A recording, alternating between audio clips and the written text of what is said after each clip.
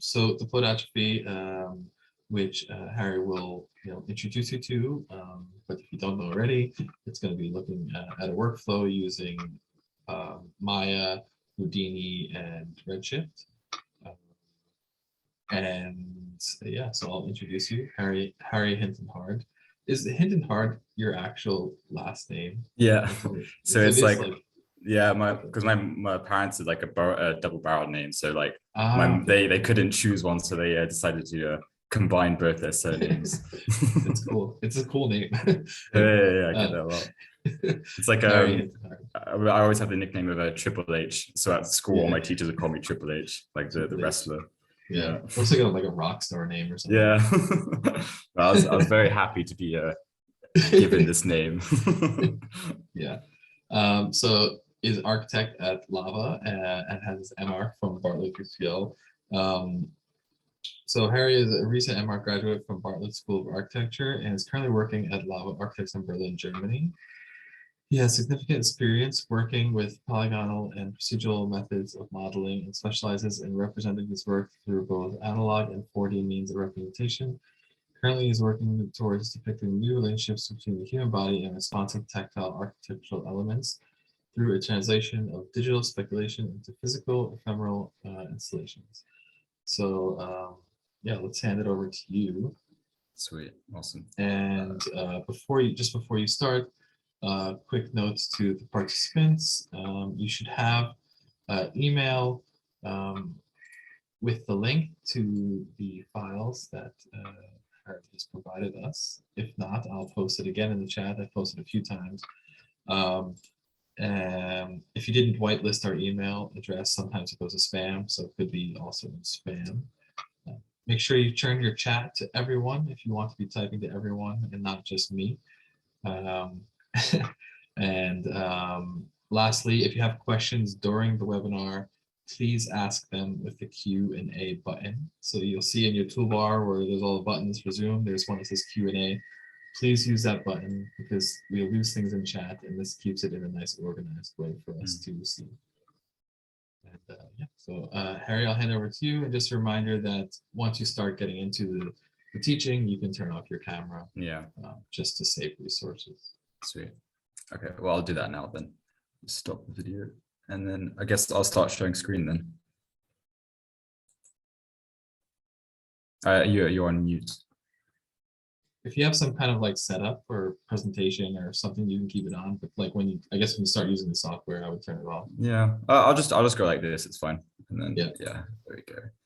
Okay, hopefully that's fine. So yeah, I made a little document that we can go through just to start it off.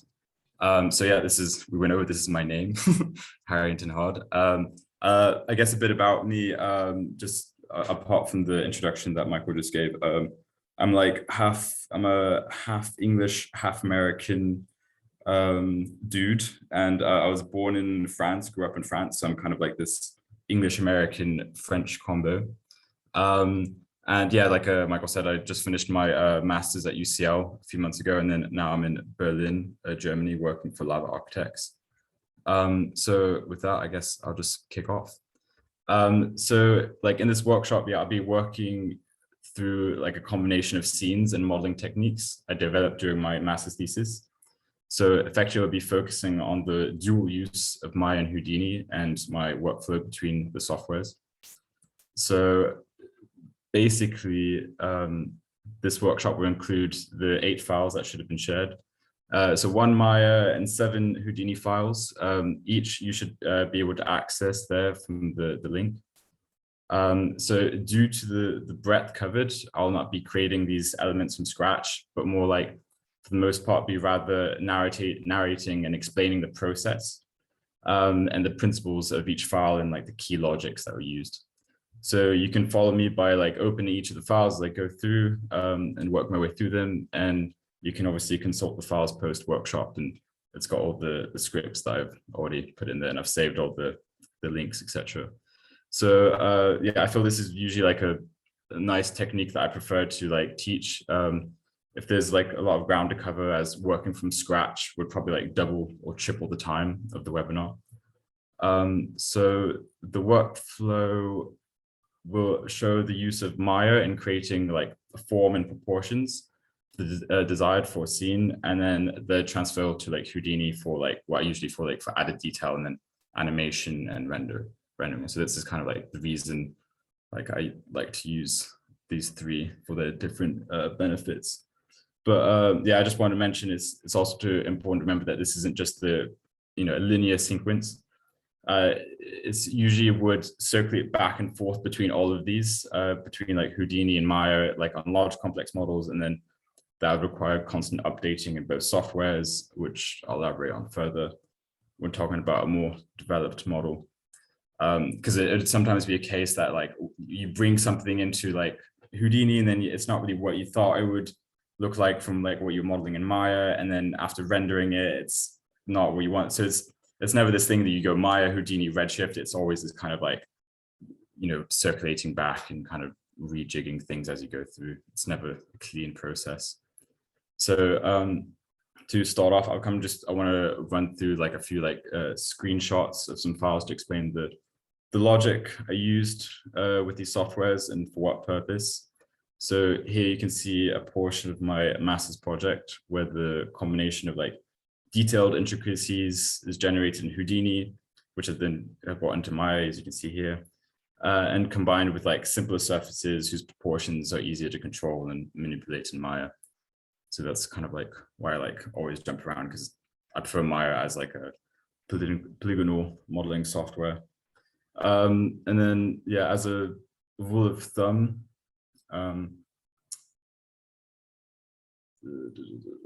sorry, I'm consulting my notes as well, so I don't forget anything. But yeah, as a rule of thumb, anything to do with like proportions, like I create in Maya, as like the ease and use, the speed and the software is much more like intuitive. Like I find that modeling Maya is less rigid than in Houdini, which allows for like mistakes and to be messy, which is actually very important for me in my workflow, as some of the most interesting things I actually do come out of mistakes. Like sometimes I find it's the only way to like break a trend or create something unexpected. Because if you just do like the same thing like every day, you obviously fall into like a style or a habit. And then I feel when you kind of let yourself be creative and be messy, then you actually start like, even if it's just like you slipping or something, you just create something that you wouldn't have expected, and that kind of gives way to like a different style.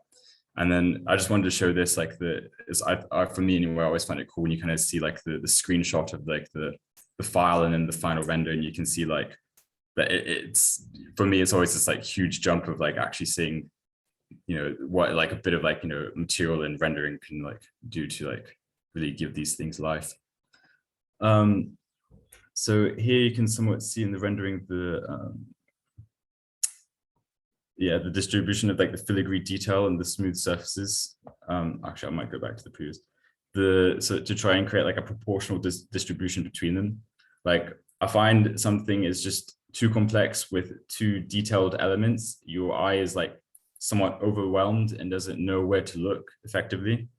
And if you lack detail, you're not stimulated effectively. So always try to find this like harmonious, like framing and proportions of a building or object, the combination of like smooth surfaces as well as detail. So this is always this like combination of the two. So for me anyway, I like to use Houdini to generate the detail, like these intricacies I was just mentioning, as well as then animating and rendering. So here you can see like in the top left what I did in the original meshes from Maya, is then combined with like the detailing capabilities of Houdini once you bring it in. So creating these more like enriching, and I would say even like sensual scenes, which is something like I would try to create. So for me, modeling in Maya follows an instinctual way of modeling, more or less, whilst Houdini I use it to finalize and enrich a project.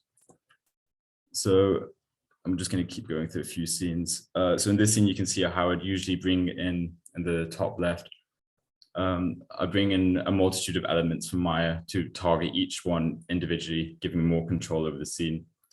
Like otherwise, once a surface I brought in, I would have to like manually break it in Houdini if it was just like one piece.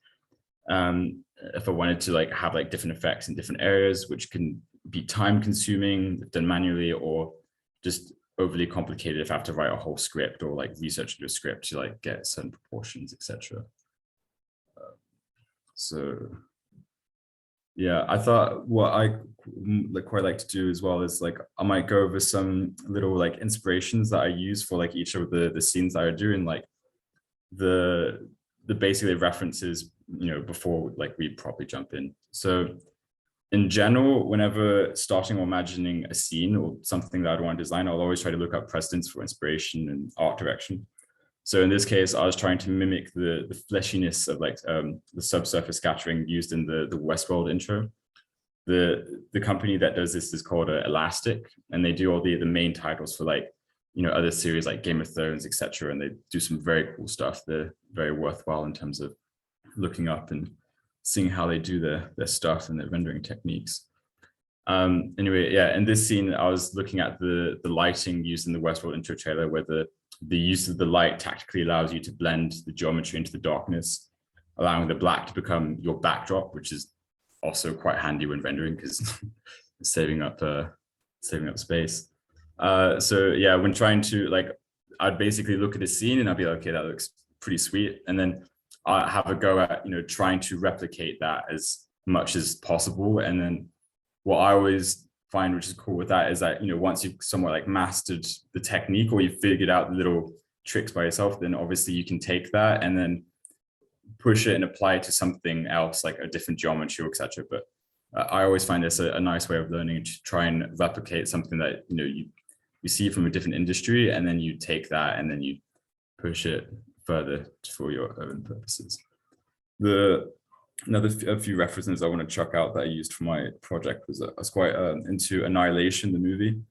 You know, this whole thing with the mutation and the growth and the nature and all that, I found that really awesome. So even in terms of geometry, sometimes I basically look at these like, you know, movies or the projects and stuff, and you kind of, I think that always helps give you some sort of like direction of what you're trying to achieve, and combining that with other things as well.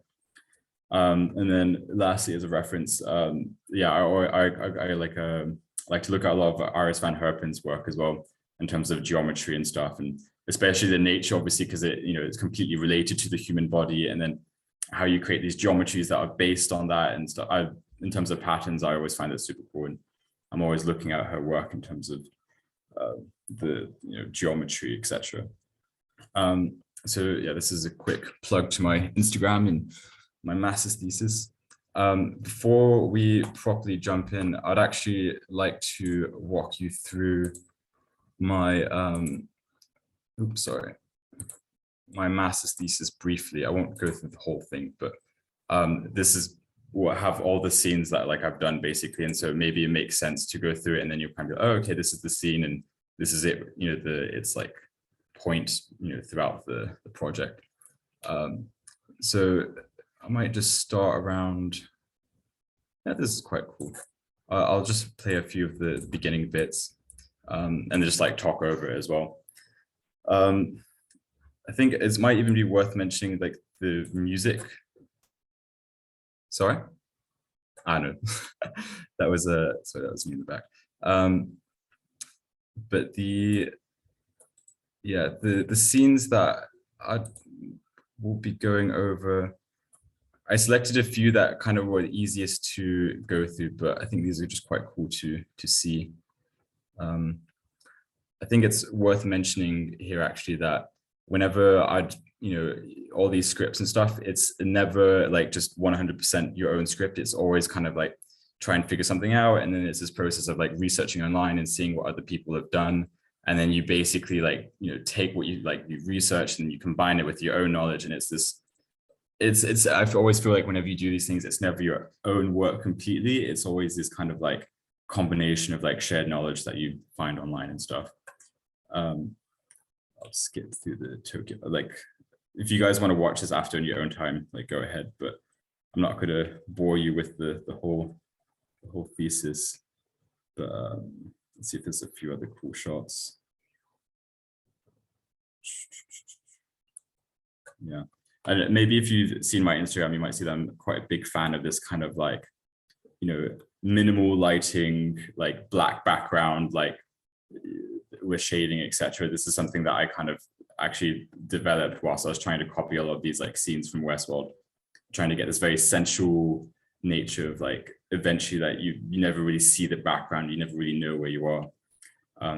And just as a side note, my whole project was to do with like natural rubber and this whole thing of like degradation and like, so tactile reaction that you have with the material and stuff. What else is going on? I might just quickly check the chat. Oh yeah, sweet.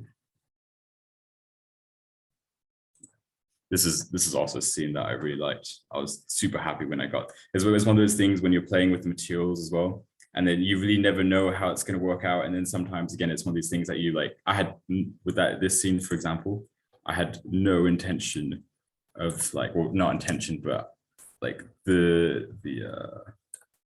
material I was aiming for was completely different. But then I actually like made the glossiness super high, and then I came up with this like super fleshy thing that I was really happy with. So I think for me, rendering also is sort of part of the design process, because like it can give a completely different effect to something that you originally wouldn't have like anticipated. So this is, again, it's like I was saying before, you have this like back and forth between like, rendering and modeling, etc. So yeah, and then with the project, the whole idea is that, it was built at the beginning, and then because with natural rubber, it basically eventually decays. The whole idea is that this building like degrades over time, and then it changes like the internal space, and then a new program takes place basically with like this like decayed thing. But yeah, I actually had a lot of fun doing this thesis, because it was like a chance to just kind of really geek out on some like little things I'd wanted to try out for a while. And I tried to really present a lot of my work in this kind of like, I feel like poetry, abstract way. And I feel like that kind of gives way to like a certain like style or like technique that you kind of want to push forward.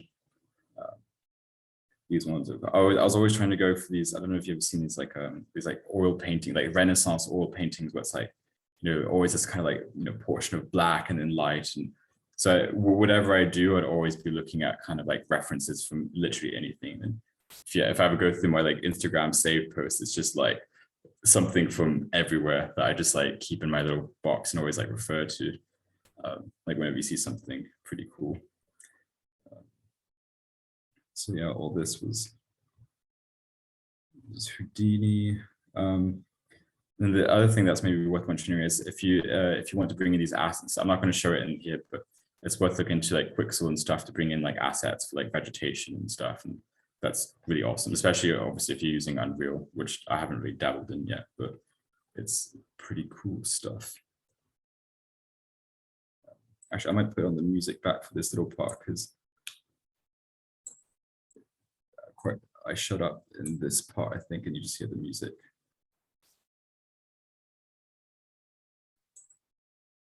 My voice is quite funny in this as well.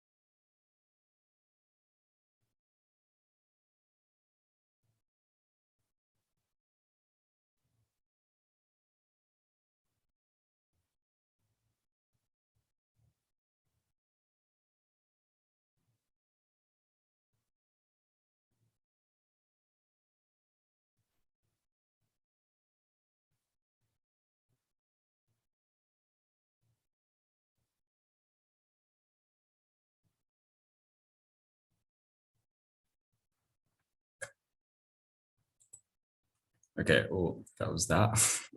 Hopefully that didn't take too long, wasn't too boring. But yeah, I just thought I'd show you guys this, because it's like basically the premise of like the scenes that I'll be showing you.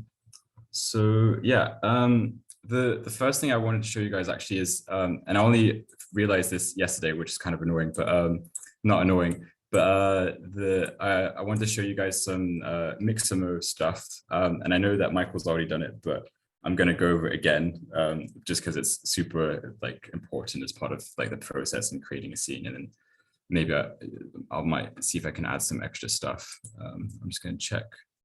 Ah, this is nice. I was really worried you guys are going to be super like mean to me and be like, what is this? But it's nice that everyone's okay, cool. Sweet, yeah. So yeah, Mixamo. This is super, super awesome. I was really happy when I discovered this. I think it was like 3 or 4 years ago. And yeah, it's literally just you type in Mixamo, you sign in with like your Adobe account. It's free. And it's super awesome because you can basically choose any of these characters, or you can upload any of your, if you have like a 3D human that you can like found online or whatever and download, and you can make them do whatever you want, which is super funny. We had a lot of fun with this at uni. And I think I might just show you in terms of upload character. So it's super simple. The only, not even drawback, but the thing you have to be wary of is you can't upload like a super heavy person into this, because then it kind of just, you know, shits itself basically, and then just doesn't work, and then, you know, starts breaking everything. But let's try and drag this dude in. This is a guy that I was using for a lot of my stuff, and I tried optimizing him so he's not too heavy, so hopefully this actually works, but we'll see. Just bear with me.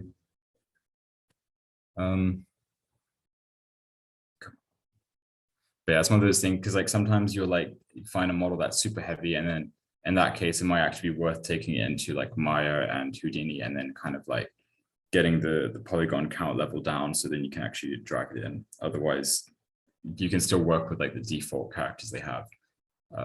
They're always still quite handy, and I'll show you a thing right after this that helps you tailor them a bit more to your needs. Come on, it was working earlier. Okay. Anyway, I won't spend too much on it. This is not loading, but yeah, the idea is that you can basically upload whatever, and then, or in this case, it's not. Ooh, okay, it's doing something. Ah, kicked me. This is what I mean. Then it starts being weird.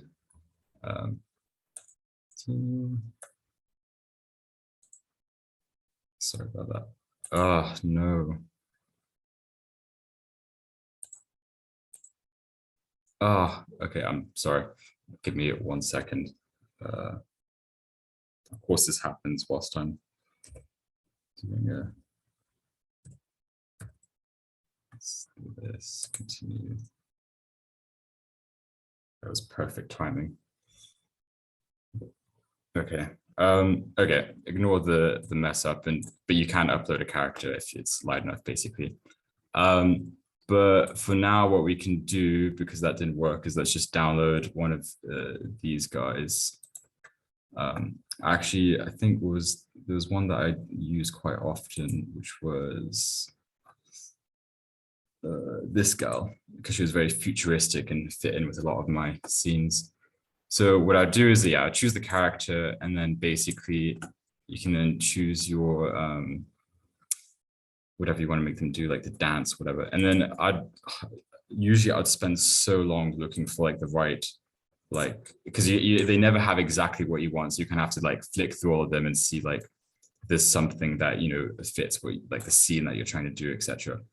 And with a lot of these people, actually, like for the close-up scenes, I wouldn't have them animated. I would have them like still, but then I'd basically like go through these things to get them in the position that I want to have them in, because it's way too much pain to actually like, well, also I don't know how to do it properly, but just like rig it yourself in Houdini and stuff. And it was always like just this super hardcore process that I wasn't a fan of. I'm just trying to think of something that's something kind of cool, and yeah, we can do taunt. Okay, so I'd go through and I'd be like, oh, actually, if there's like one thing, like maybe like yeah, I could do something with this maybe. Yeah. So you just download it. You can tweak with all these things. Like this is actually quite fun to like play with if she's going to be animated, but I won't go into that. I'll let you play with that in your own time. So let's just do download. You can play with the frames per second, etc. But I'm just going to not mess with that. So preparing download. Let's just put this on my desktop for now because I'm messy. So save. Then let's open up Maya. So yeah, I always start with Maya, and then it depends. Sometimes I'd start a scene and then I'd realize I need a person, but like a lot of the time, if I'm doing something very up close, like up close and personal, like I'd almost want to like model something around the position of the person that I have, just because it then like, I don't know, it feels more like, you know, designed. Let's say you're actually designing for like the shape of the person, or like the, you know, form that you download them and stuff. So let's do new, and then you just drag this gal in.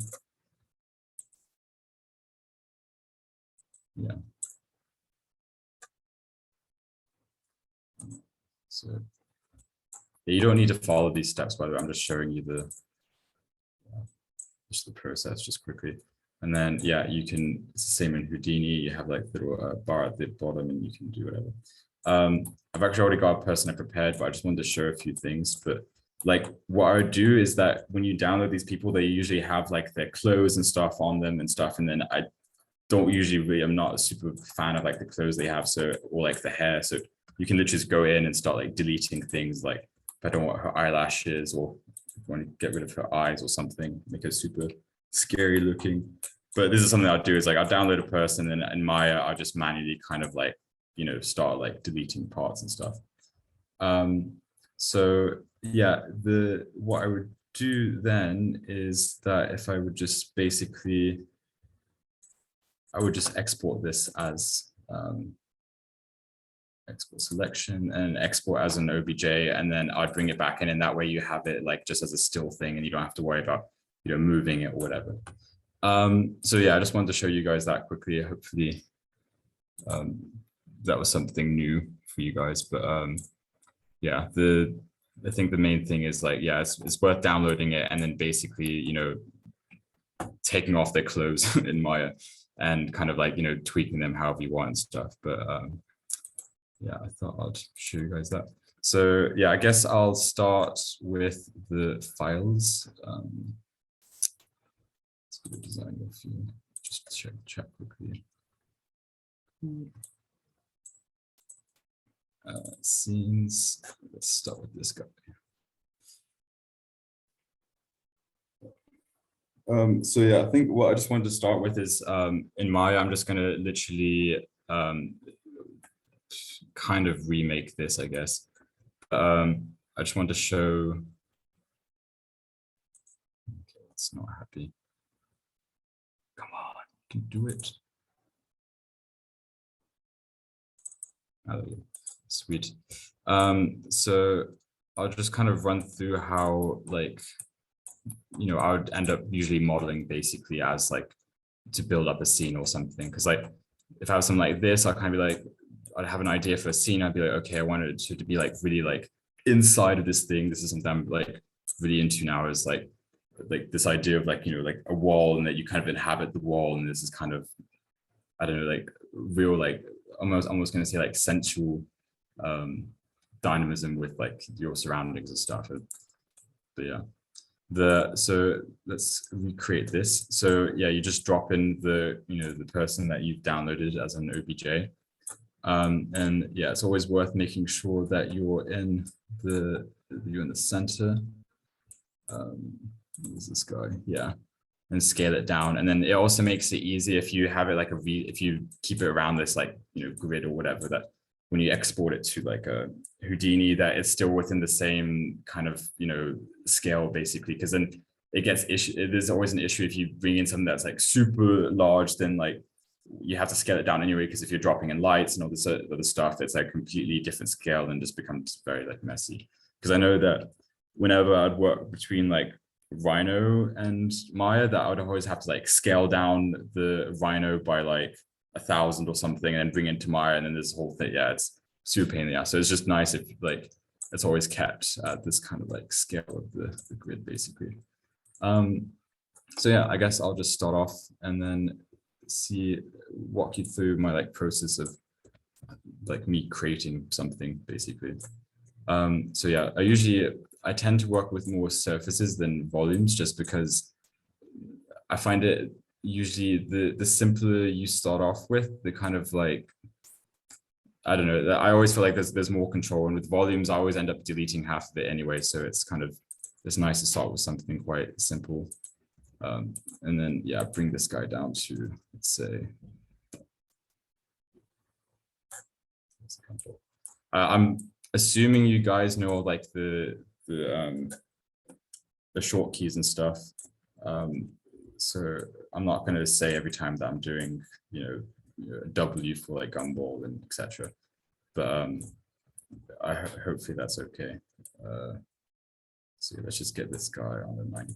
Also, I think I might have said it before, I'm not like a super massive pro at these like I know enough Houdini and Maya to get around and do what I want, but then like you might very easily see me do something in a very stupid way that's probably a lot easier to do, and that probably is the case.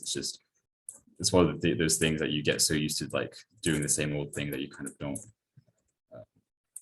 don't change your ways. So I take that as fair warning.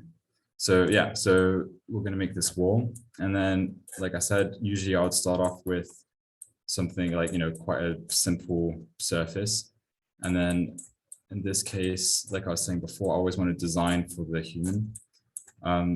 Another little key fact is I know this is very bad, and if someone from Zaha or whatever is watching, they'd kill me, but I always work with the 3 on the curve mode.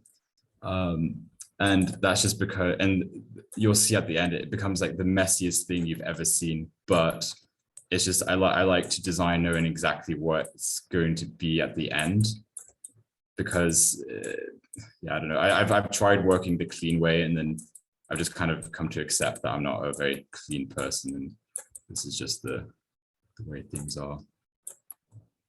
So yeah, literally you can see I don't really do anything overly crazy or complicated. It's like for me, the main thing about Maya, which I like, is the ability to get like the proportions right. And I always feel like this is it's not looking so good. So yeah, I think it's just this nice kind of workflow of being able to like try stuff out, and then I'm always looking at stuff in like all the different windows, just to see if like things look sort of correct in each view, because I think that's something that ends up kind of like, you don't really notice it when you're modeling, but then after you're kind of, oh, actually this makes sense in this viewport, and etc. etc. So let's do this little guy like this. And then I think, what did I have in the previous model? Yeah, it's one of those things also, like what I'm going to do is not going to look anything like what I did last time, because it's like when you're in the moment and you do it, and then you can never recreate the same thing twice. So we go, let's get this guy. So yeah, maybe this is worth me introducing. So go to object mode, and then you insert edge loop. This is how I usually start adding in detail, basically. I'm just going to check the chat quickly. Cool. Is that, yeah, you start adding in detail as you go, but then you'll, no, it's not okay, it's fine. But like, it would be one of those things, like I'll add in an edge loop, and then suddenly it's like the whole thing is like the messiest thing that you've ever seen, and it's just like, it's okay. I think actually what I'll do is I'll just start introducing new kind of like commands that I use, basically. So if we do the extrude, which is Control E, that's something that I use a lot, just to like add in to create new surfaces, basically. So let's kill off these guys. And then vertex. And you can see I'm not like, I literally use like the same tool on repeat. It's like, I feel like I use like 5 tools when I do these things, and then that's literally it. It's like I usually use combine and separate a lot, so I could like, let's put this guy in there. Also, I don't use the normal layering system. I use this one of my friends said this is like the worst way to use layering, but whatever. Let's unblock her. So what you can do is usually when you'd bring her in, like she would actually be like separated. So you kind of have to like see she's got all of the different things. You can let's modify center pivot. That's also handy in case you didn't know it. And then yeah, obviously you kind of want to bring her in as like one whole thing, so you can do like combine. And mostly when I'm modeling, I actually use these a lot. So it's like the multi-cut, target weld. I mean, I'll show you as I model it. Let's lock her again. So let's say usually then I'll do extrude. And then if I wanted to start like building this up, because then I was like, okay, maybe this is cool if I stop bringing for some reason. Also, it's worth noting that a lot of these things, there's very little logic behind it. I always like, when I'm in Maya, I kind of give myself a pass to just, do, gravity defying everything, it's not anything that's meant to be like particularly built. If I'm going to do something that's kind of, more, let's say, or something for work anyway, obviously I'll be working in Rhino and, everything has to be to like scale and etc. This is not looking very good so far, but I'm just trying out something different. So I'm not just doing the exact same thing that I had before. Let's see. I don't want my head to get squished.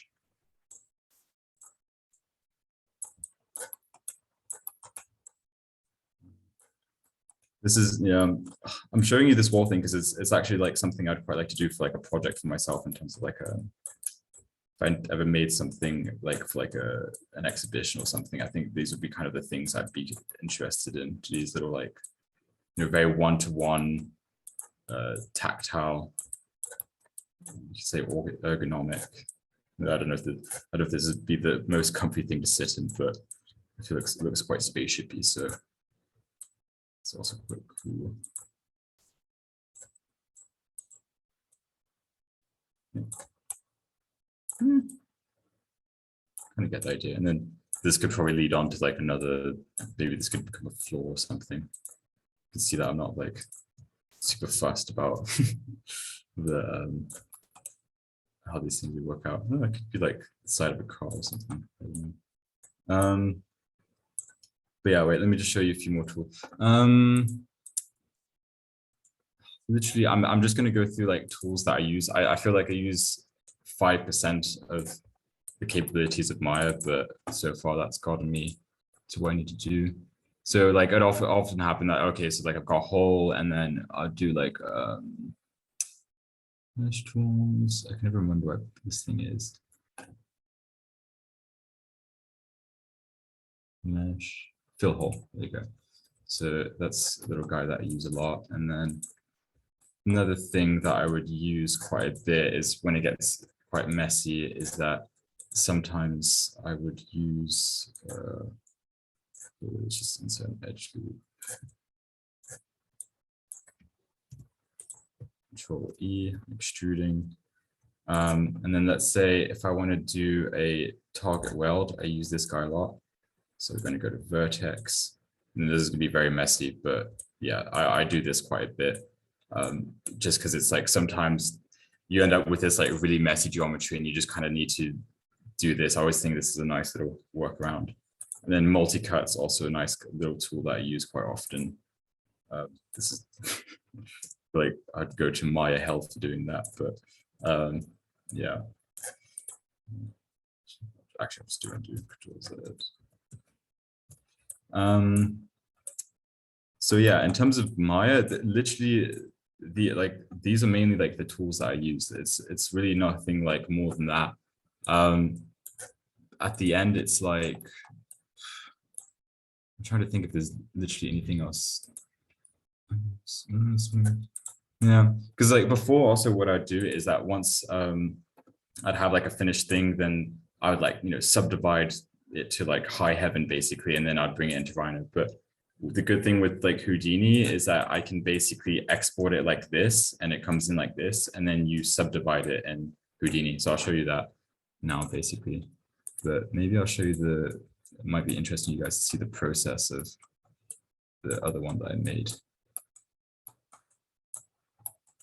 Yeah, it's similar-ish. I like my first one better, but yeah.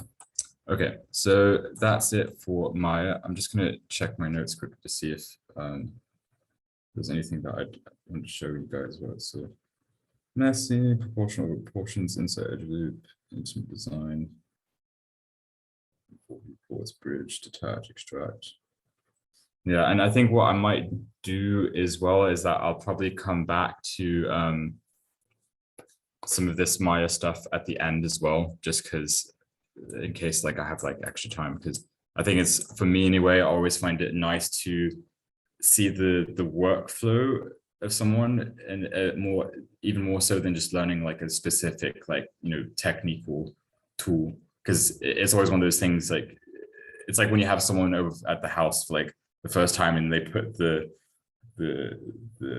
like one of your like plates or something in a different like area, and then you're like, oh, actually this is a much better area to have. I don't know, but that's a very bad analogy, but it's always useful to see how other people do stuff. And then for me it's nice to kind of like demystify the behind the scenes process, because I feel like sometimes you see like the end result and you're like, oh, this is like crazy geometry, whatever. And then when my tutors at uni would like show me their workflow, and I'm like, it's always like a case that it's always like the most complicated stuff sometimes is the easiest to do. And I love and I hate that. And it's because it's one of those things that this is what I was saying about being messy, is that you'll literally just stumble upon something as you're trying to do something completely different, and then you'll just completely take ownership of it and then be like, yes, this is a cool thing, and I'm just going to completely work with it. But yeah, this is literally, yeah, this is basically it in terms of Maya. That's all I use it for. It's always just, it's nice to use in Houdini because it's so intuitive, and you get the proportions, and it's, I don't know, it's something that's just really nice to be able to kind of like play around with. And I know something that I need to try out soon, and I haven't had time to, is the new Rhino 7 with from what I understand, you can do this like polygonal modeling and stuff as well. So if it has the same effect as the Maya, I think that would be pretty cool stuff. But yeah, I'm just going to close this file. So don't save, because what I did was terrible. So import from Maya.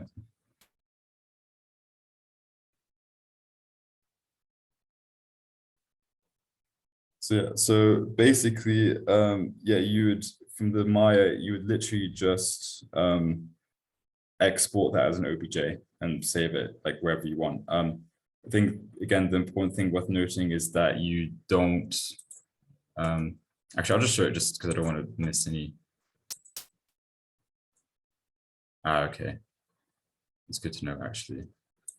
Yeah, I didn't know if I wanted to divulge my time into learning that, because if I already again, like I said before, I'm very kind of like, I'm gonna say cranky almost, that if I know something, I'm gonna just like stick with my old ways, and then but I need to, I think the next thing that I'd quite like to learn maybe like Cinema 4D and like ZBrush for like the detail, because I heard like ZBrush is very good in terms of kind of like like really getting into the detail and that artistic kind of, that next level of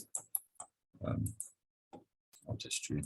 So yeah, what you do is you just do this, and you do export selection, and then save it wherever you want to save it, and then wall-ish thing.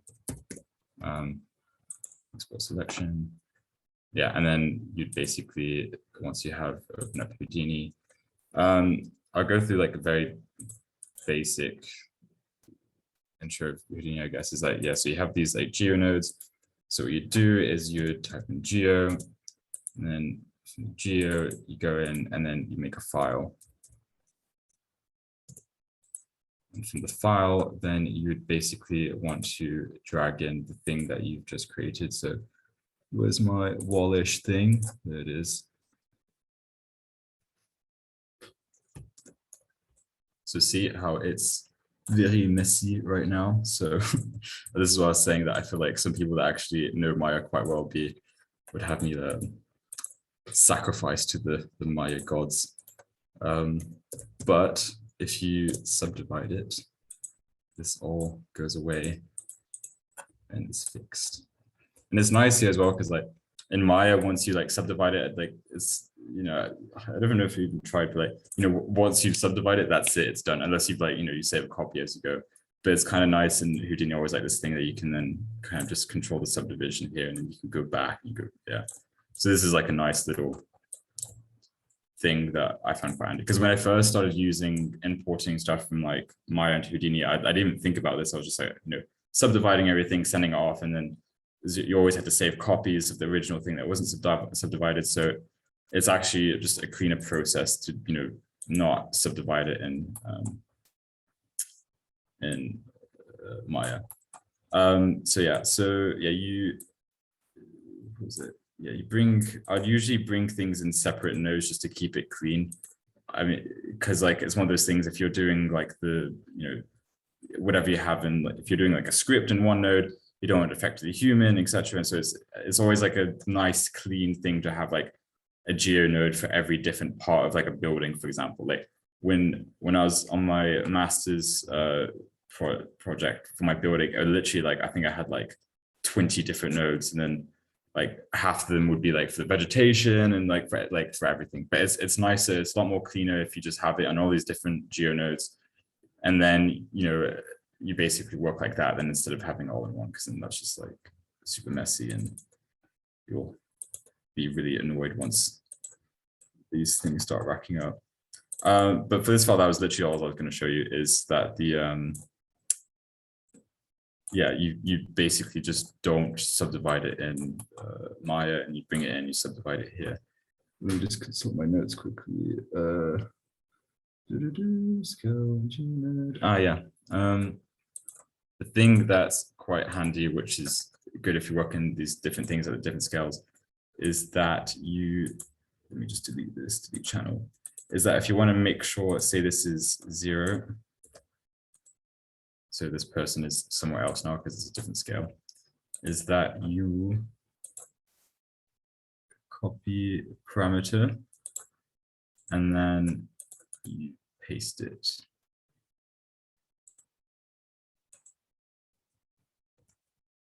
Wait. Control-Alt-V, no. Yes, that was it. Paste it relative reference. Sorry, I had a brain fart. But yeah, you paste relative reference, this guy. And then basically, so now the whole thing scaled proportionally. Because otherwise, you know, if you like, especially when you're kind of like on a deadline and stuff, and you like, you know, put something on one scale and then you have this thing here, and you know it's there, but you know it's on a different scale. It's easy to like lose track of different things that scaled, etc. So ideally, I mean, I did this messy, but ideally you would just kind of not even do that. You would just make, if you knew what you're doing from the beginning, you'll just try and make sure like your Maya scale and your Houdini scale match up. So that's all kind of, you don't have to do these like extra little things basically. Okay, but that was just, I mean, that was very, I just wanted to have a separate file just for that, so it doesn't go into anything else. Let's go on to the next file. Reconstructing surfaces. Change OBJ. Now I remember what I want to do in this file again. Well, I'll wait for this to open. I realized there's something else I want to show in the other file. Do this so I just don't mess up the other one.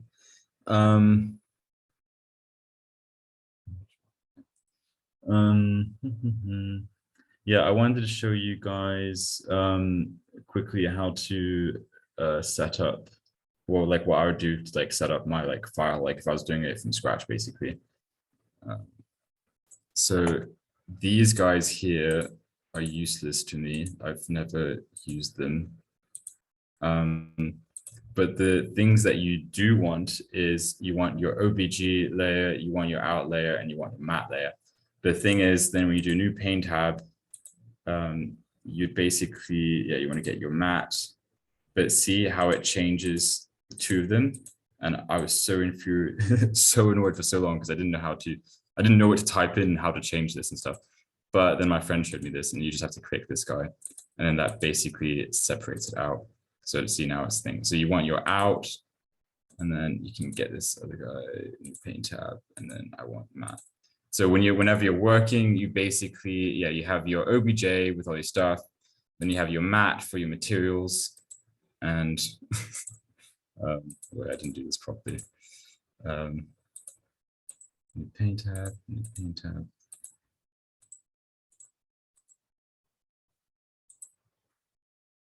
Oh, there you go. And then you have your like Redshift. I'll go into this in like the last file, basically.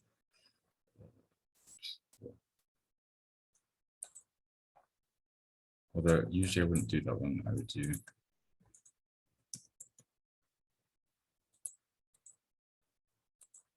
Yeah. But and then you make your map. I'm not really going to go into making materials in this webinar just because it's not something that I'm super hot on anyway. Like whenever I'd want to create material, I'd usually look online and then I'd spend like half a day like watching tutorials to get the material I want. So there wouldn't be any point on me showing you that. I think it's just worth that when you do make a scene, like I said before, that you kind of have this idea in head of scene you want to create, the atmosphere, and then like the material and so on. Because like things like subsurface scattering and stuff, like the lighting completely changes when you have a certain material. So it's really worth noting that when you're modeling that you consider all these factors of like, the geometry and then what kind of lighting that's going to create and what scene you want to make and what material is going to be in. It's always something that you need to juggle everything at the same time. Otherwise, you kind of get to the end and you're like, oh, okay, this isn't exactly how I want it to look and so on. Yes, the other thing that I want to show you is very important. Split pane, top and bottom. So usually, let's see if I remember how to do this.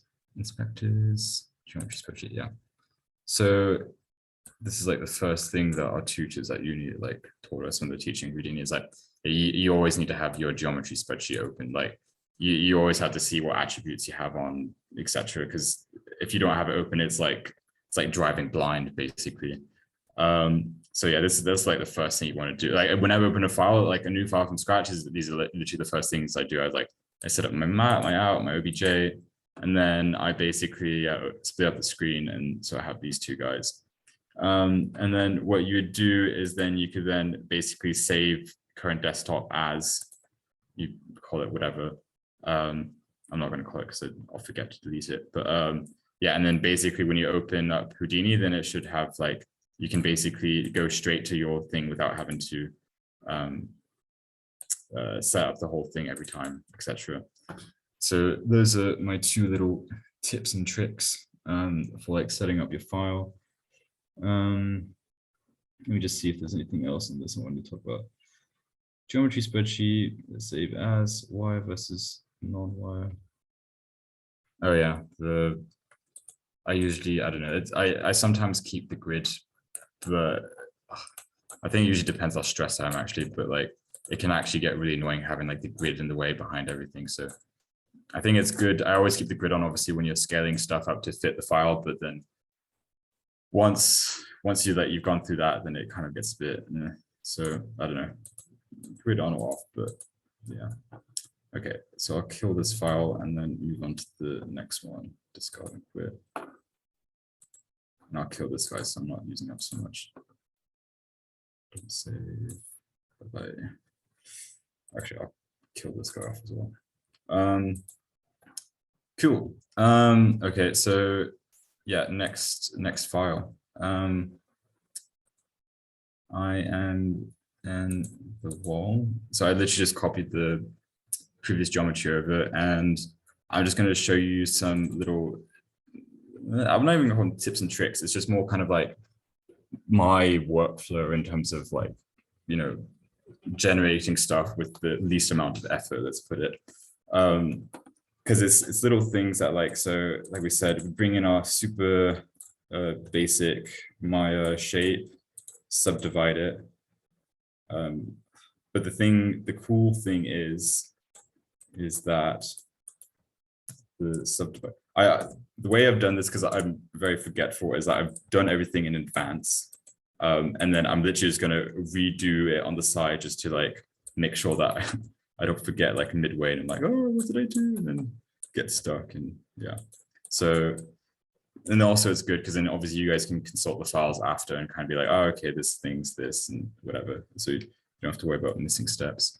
So yeah, by default, it's got it on this open subdiv catmull. And then to be honest, like with most of them, I wouldn't actually notice much of a difference, but the main one that I like to change it to sometimes is this guy, the open subdiv loop. And I actually just like it because it already creates like, you know, a sort of interesting pattern. And then if you want something like in terms of intricacy, it actually kind of, well, it gives you that. So it's one of those things I like, instead of having to like take the surface and then figure out like, you know, for however long just to get how to get like diagonal lines, that you just, if you just change it from the beginning to like stuff like that, then if it gets you as close enough to where you want to be, I mean, for me, that's like a, you know, a win-win. So yeah, that's what I just want to show you with this guy. And then, yeah, you can increase and decrease this dude. Okay, what was else? Let's go to the next one. Yeah, so just console patterns. What I might do before I jump, I'm going to show you, because it'll make more sense if I show this, if I show where the reason I originally was doing this. So on my Instagram, this is what I'm showing you is what I did. I think I literally did this in my like first month at Bartlett. It was when I was first playing around with Houdini properly. I'll show you a few of these. I had this very odd obsession with flowers and growth. And again, it was like this annihilation thing that I wanted this thing to like mutate and grow.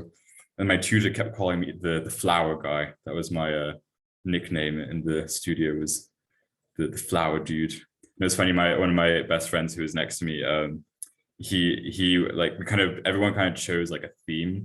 And then I was like, okay, like I'm quite into flowers, I'm into flowers, and kind of like mess stuff up with flowers. And then my friends like, oh yeah, I'm into coral. And then everyone had a little thing. One of my other friends was really into like mushrooms and mycelium.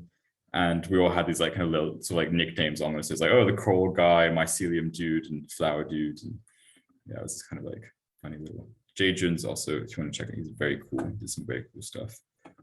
Very good at model making. But yeah, so what I'm showing you now is basically I'll start with like these very basic geometries. And then it's literally from this that then I'll start kind of like, you know, working through. And then 1 second.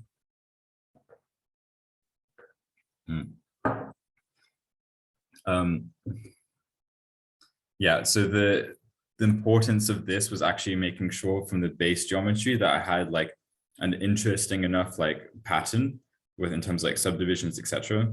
And then I wanted to do something that I could change easily, so I could then keyframe it and then generate, you know, exponential iterations of this.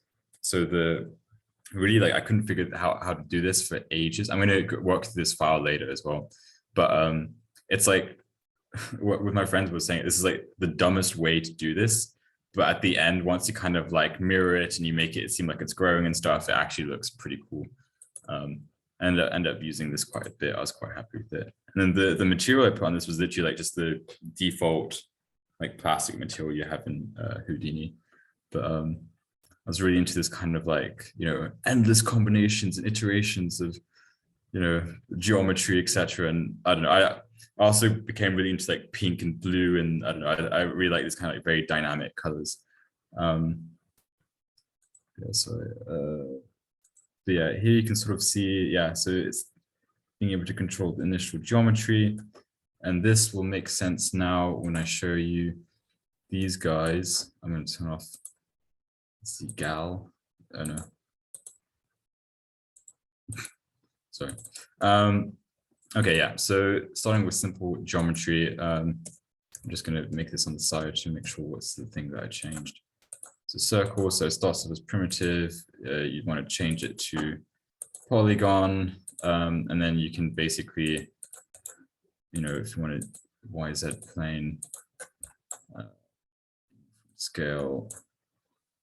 Yeah, I mean, it's pretty self-explanatory.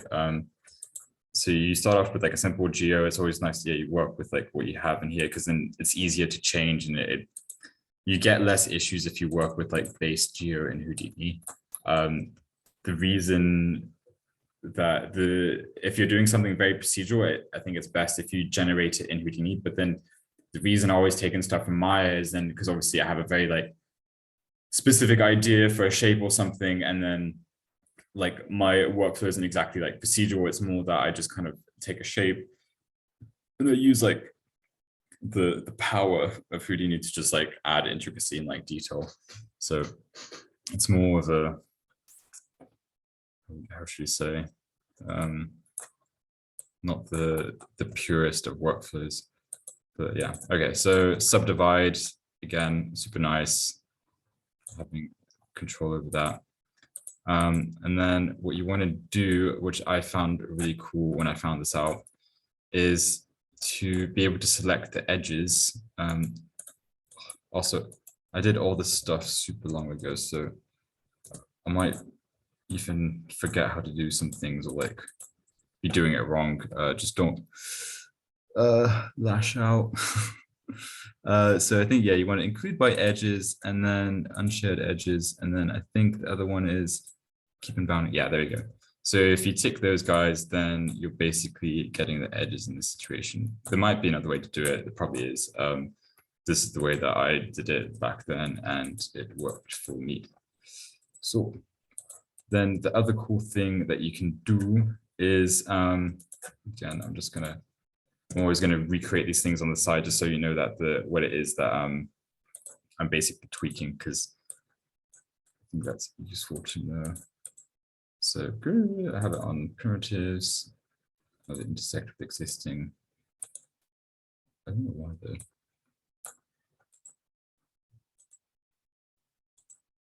Yeah, and so I want to take, because I want to reference these guys, obviously, that I've already selected. And yeah, you give it a name, etc. So subdivide one. Then I'm referencing it here, the group name, so that it knows I'm only calling on those ones that I grouped, basically. I'm just curious what happens when I see, like, this is what I always like fiddling with these little buttons and seeing what they do, because it's like, even if it's like not something you were like expecting to do, like I could imagine like exactly like this, basically. Like I could imagine myself spending literally like a whole afternoon trying to think of some dumb way to select these polygons or something. And then if you just end up like flicking through the these little tags, then you can kind of find something that does the work for you. Because I think that the basis of the idea is that with Houdini is like, because I'm not like super hot on Grasshopper because I've never had time to like really jump into it. But I remember when I was trying to learn, I always struggled with it. But with Houdini, I found it quite cool because I always felt like you had like, because you have all these, you know, things to tweak with. So it's like you have like, you know, multiple nodes in one, and then you can kind of just filter through the thing. And then for me, like Houdini is like more intuitive to work in that way. But it's definitely like Grasshopper is the next thing that I need to jump onto. Just I haven't really had time. But yeah, so yeah, you can basically, with the group by range, you just flick through these guys, and then yeah, it's kind of cool if you want to say later on the thing, if you want to keyframe this, then you could get some like random like jittery motion. And yeah, so this is kind of like a cool thing to keep in mind.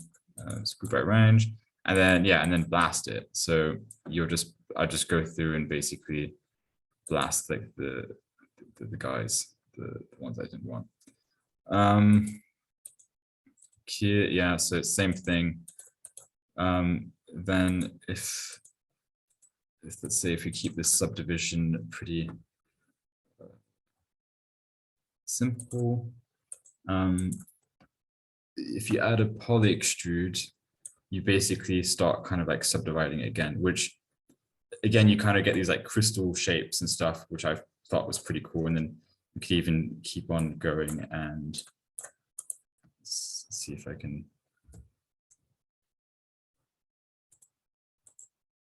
It's kind of like a, Michael Hansmeyer. I'm a huge fan of his columns. Hansmeyer, I always butcher his name, but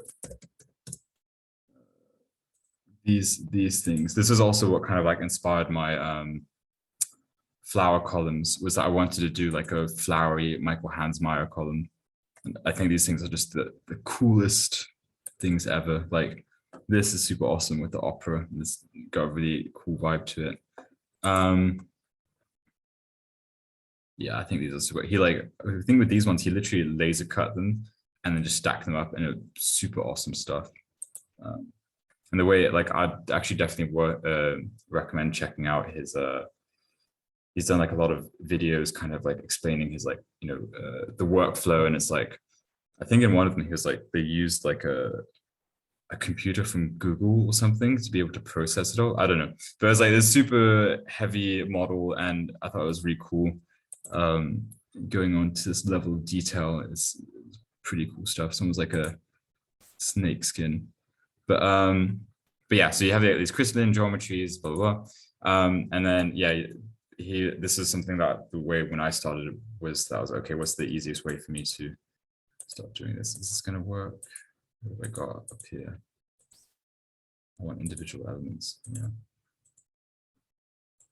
Yeah, and then seeing you're already like starting to get something kind of like interesting in terms of like the detailing and so you got your poly extrude, and then you got your poly bevel. So this is another cool. Let's see, what did I change to get these things? Because it'd be really annoying sometimes. Like I'd be working on this thing and I'd be okay, maybe a poly bevel would help, and then I'd plug it in and nothing would happen, and then I have to go through every single tag until like something like eventually works. So it's like this.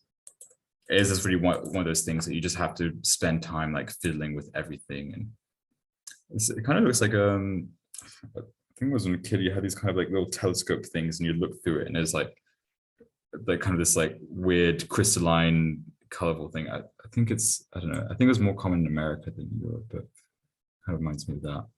But yeah, so yeah, literally with like just poly extrude and poly bevel, you're already kind of getting these kind of like fairly complicated shapes that, again, it's not something that I like imagined it turning out like this, but then it's kind of cool that you, again, when I was talking about mistakes, that you don't actually know what's going to come out, and then it kind of influences your design. Next, what happens if I do this? See, yeah, it's kind of cool.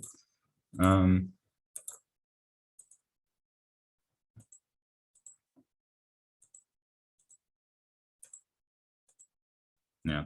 Anyway, so let me just check. There's the. Okay, let's kill off this guy. Okay, and then yeah, I think this one was just showing what I should show you now, just the poly beveling, and can mess around with that stuff. So yeah, this kind of, with this little thing, I just wanted to like basically say how, yeah, with like simple surfaces, like especially within, if you generate them in Houdini, you can basically start like reconstructing them to get something, quite interesting with like minimal effort. So yeah. Okay, I think now we're jumping over to, yeah, this is I actually did this. I wanted to show you guys this. It's a chair I actually did in Rhino, and you can tell that it's in Rhino because it's got this messy remesh thing that happen when you export it. If it's in Maya, obviously it'd be like super clean.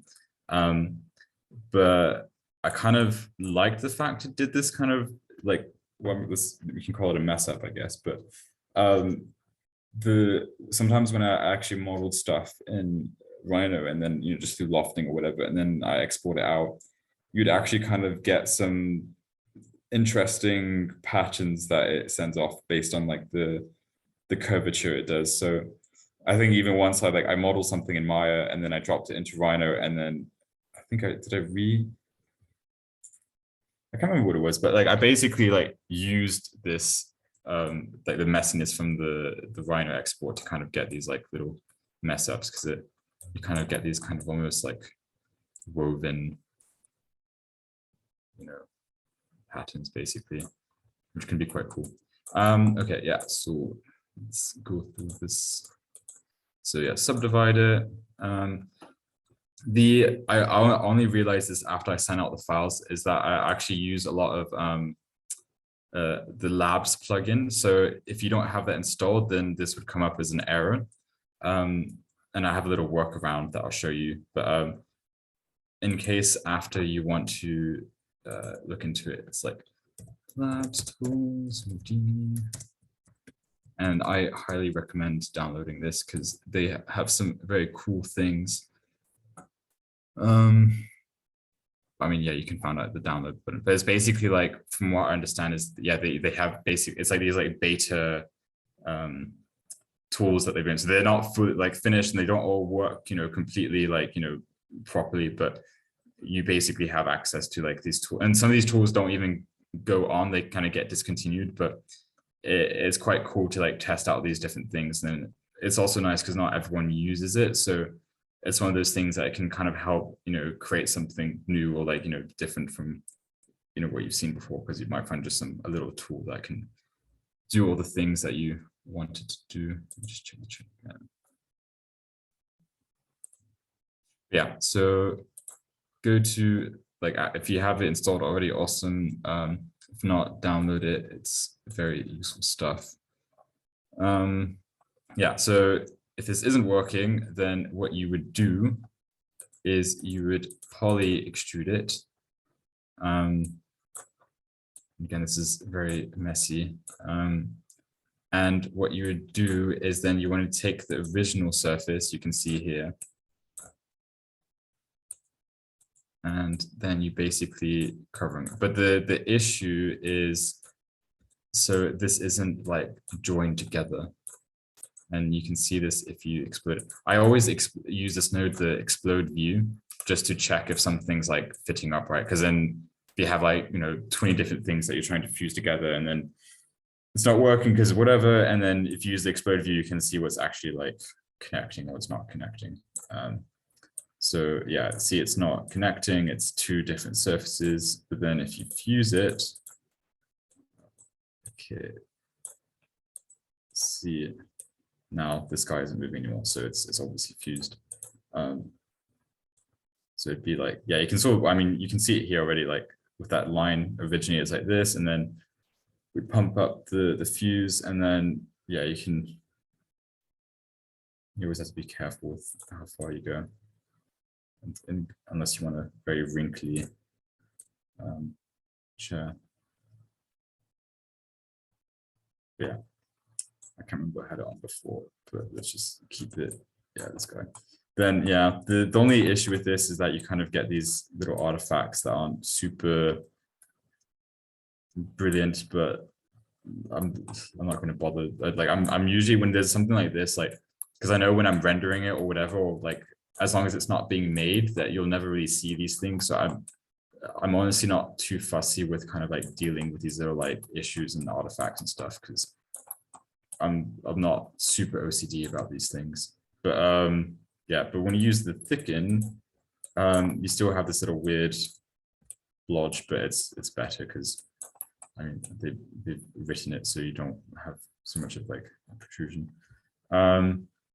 Okay, I've also I think on this file, but with the other file, like the other files that we'll go through, I always put these little notes and stuff, and it's mainly to remind me, but I guess it's also for you guys, because I mainly put it when there's Vex. I'm just going to do a little disclosure on Vex that I'm really not that good at it, and all the Vex that you do see is like I know I've done it, like I've researched enough Vex to kind of be able to understand like basics and maybe even like write 1 or 2 lines, but then most of the time it's like there's a node that I don't know in Houdini that exists or not, whatever. And so I'll spend like literally days researching online, like trying to find like someone else that's basically done the job for me. And then I'll kind of like download these and then like rehash them and stuff. So it's one of those things, like I'll download something and then I'll, I might be able to understand like half of it, and then I'll read the rest of the forum to understand what it does.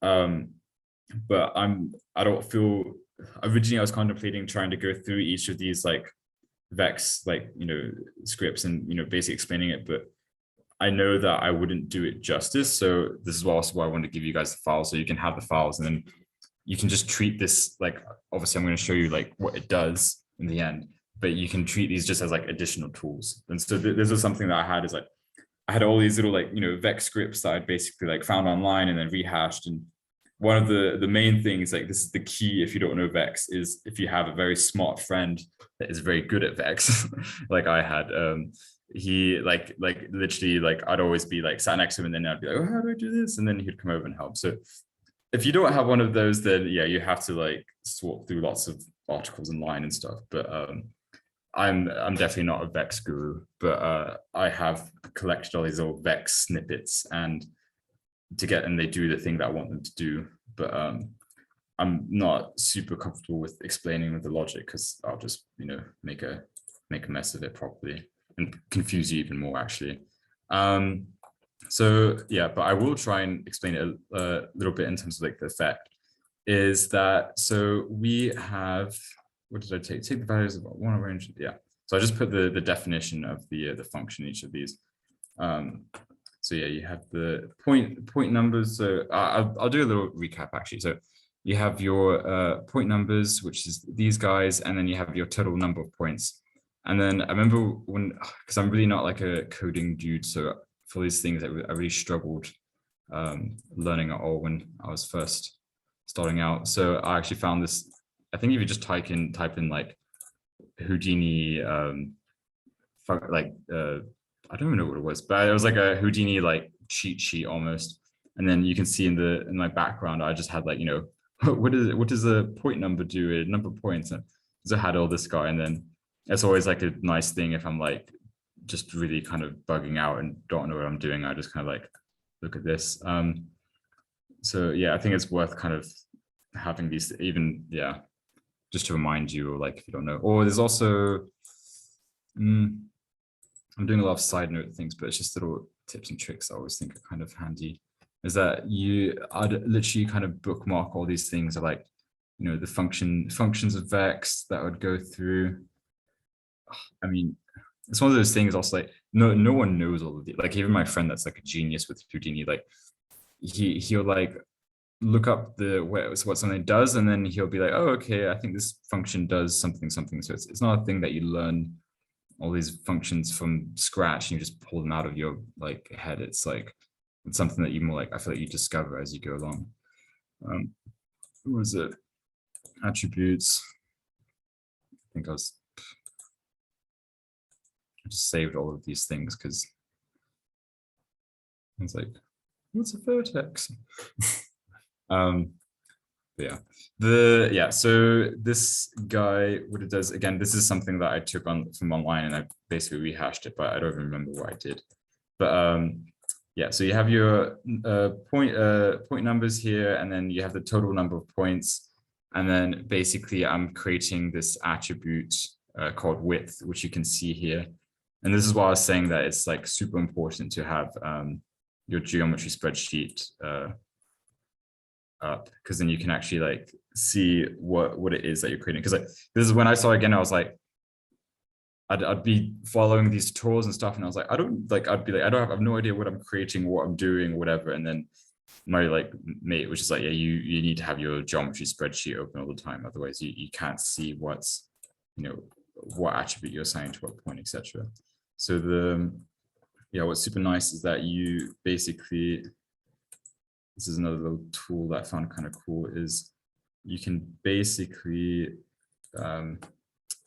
make a marker to see the attribute and where it is. And for me, this was something like just visually, it's super nice to be able to actually like see what it is you're creating and where the, what value assigned to what point and stuff. So you can see here, these are all the attribute values that we created here, and they're all assigned here. And I think a nice way to show it is I made this little thing on the side. Let's turn on the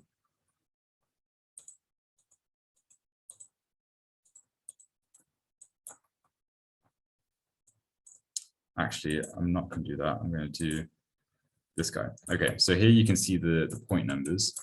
So you've got 0, 1, 2, and what this guy does, it's called the sort node, and it's quite handy, is that you basically can very easily just change the ordering, like of the point numbers in the Y direction and Z direction. And then I don't really play with the other ones because they always kind of do something I'm not expecting, but yeah, you can play with these guys to get them in the rearrange your points quite quickly and effectively.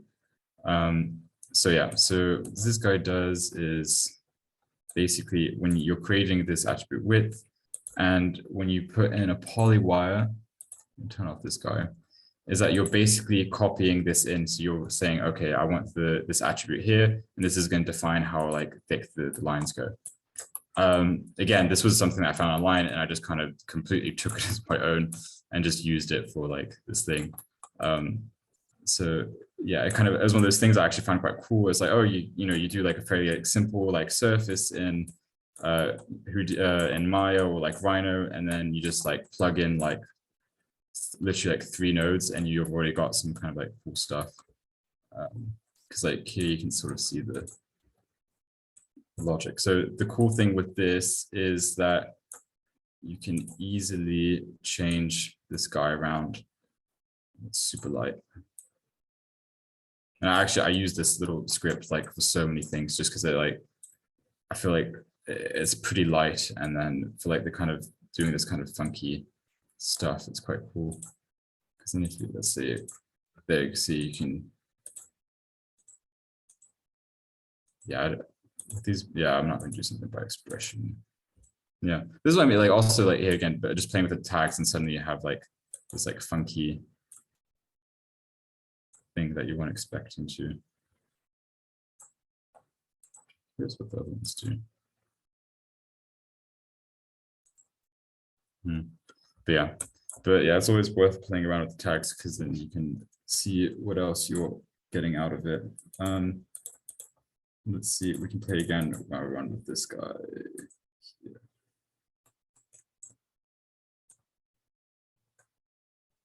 Okay, bad idea. It's very heavy. Sorry. Okay, let's just leave that. But yeah, you can change around the thing, and if you have like a lighter file, then it's probably easier. Yeah, and then basically, yeah, the issue is then if you're doing something super heavy and you want to export it out after this poly reduce dude is quite nice. The issue is that you can see I just clicked it, it's very slow. So usually you should always, like, before you ever touch poly reduce, like save, because like I remember with my building, like whenever I'd like click on this, there's always like a 50% chance that it would just kill my computer. So if you approach the poly reduce with caution. But let's see what is. So yeah, the idea of the poly reduce is obviously just to like reduce your poly count. So you see here we've got 218, and we've like nearly like halved it basically, and it looks basically more or less the same. So it's always something where like I'd only ever use this if it's a static thing, because then if you're animating this and it's moving, and you're poly reducing it at the same time, it would literally take an absolute eternity. So you only want to use a poly reduce if it's like a static thing, basically. Okay, so just checking my notes copy with, yeah, yeah, and then at the end you want to put a normal on it, because sometimes it isn't happy with the normals. But yeah, this is a cool little I don't know, I was really happy when I did this because I was like, oh, this is actually kind of a cool chair that could must be 3D printed. It's a bit like, so I'm just going to keep throwing out references because me personally, I always like it when other people show me references and stuff. Here's Manu Money.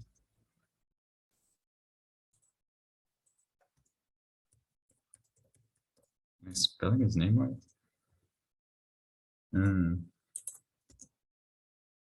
Mamu. Okay. One of my friends, side note, one of my friends actually, I went to visit him in Canada, and then he got a call from Mamu Mani to like come over to what's this place called, the what's it called, Burning Man. Yeah, and he got a call from Mamu Mani to come help like make this like thing.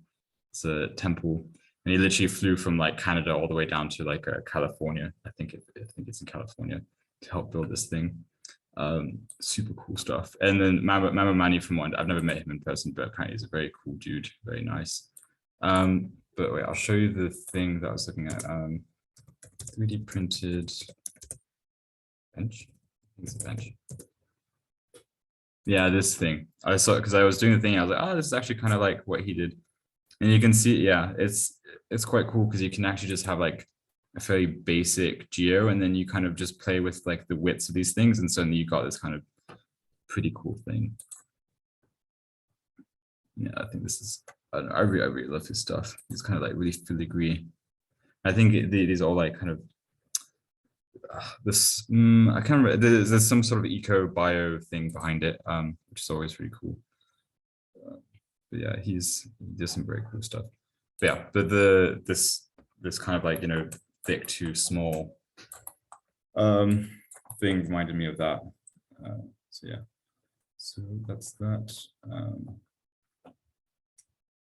Okay, then let's go on to the next one. Oh yeah, so I'm basically jumping back onto this wall thing. And this is super cool, is the remesh function. So again, I think this is kind of a similar warning goes as with the poly reduce, is that when you put like a remesh on, there's always a chance, if it's something complicated, it will kill your computer. So also, I apologize if this seems like very basic. I'm just starting with like very like simple stuff, and then obviously I'll jump on to like more complicated things. It's just, these are more like tips and tricks that I thought were quite helpful. Well, like there's more things like it's things that like I kind of like even discovered like in my later stages of using Houdini, and then I was like, oh, okay, these are kind of like cool things that you can use to improve your workflow, etc. So I think remesh, firstly, like I think everyone uses remesh, but it's like I quite like using it, especially when it's kind of like, if you say you've got like messy geometry, and then you're kind of like, okay, this is just absolutely trash, I don't know how to like, you know, refix the surface, and you just remesh it, and then like it does like a decent job of kind of like, you know, resorting everything out. So it's definitely like something that's quite handy in terms of fixing stuff. But the reason I'm showing you this is because you can play with the tags again. So with the uniform, it was just like even spread. Then a very easy way to concentrate around the curvature is with adaptive. And this is something that I use like a lot, is that I always try and anything that I'm like distributing or arraying or whatever, like I always want to give it some sort of like logic of where it's like arrayed or like, you know, more dense or something. And I always find that like using curvature as like the predominant factor of kind of like how something's arrayed is quite cool, because you get like I think it always makes sense visually, basically, because it's like you can read the curvature just from looking at it, and then if like the rule set of your eye of like, you know, is following the same thing as like the arraying of like the elements, I think that's quite cool. So I was really happy when I found this little thing because it's just super easy to do. To like, I think just visually it's nice that you have like the steeper the curvature, the more dense it is. So that's a cool little thing. This guy, it's the same thing. You don't mess around with anything. You just put on adaptive, and then you bring the old sort node back again, and then yeah, you literally this little guy here you can just plug into anything, and then you get the you get plug in normal, so we can see better.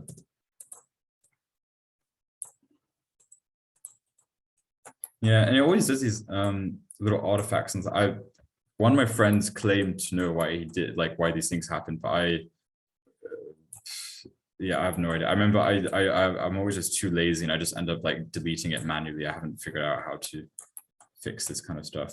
But yeah, I'm sure there's a very simple explanation where it does these little things, but whatever. I'm not too bothered about them.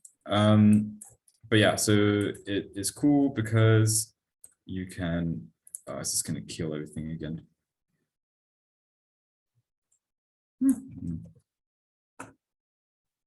Let's see what happens if I do. Yeah, see, I think with this thing is like whenever you go over a certain amount, it kind of starts like protruding and stuff. But yeah, basically the thing is you can control the thickness through like the graph and stuff, and I always thought it was like a super cool way. And the thing that's even cooler is that then when you start messing around with the sort node, it's like just a super intuitive way of just changing it up, which I think is super cool. Because again, it's this thing that you have an idea in your mind, and then now suddenly it's kind of like organic shape thingy, which it's a bit messy, but by Y, by Z. Yeah, I think I prefer this almost actually, having this kind of on the central node. But actually, yeah, it's I didn't kind of skip this, but the reason why it's worth having these like the denser around the curvature is then obviously when you plug this guy in, is that it's always going to be more solid because you have more of these like these things around those edges, so you're always going to get like a solid around the areas of highest curvature. It's getting a bit messy.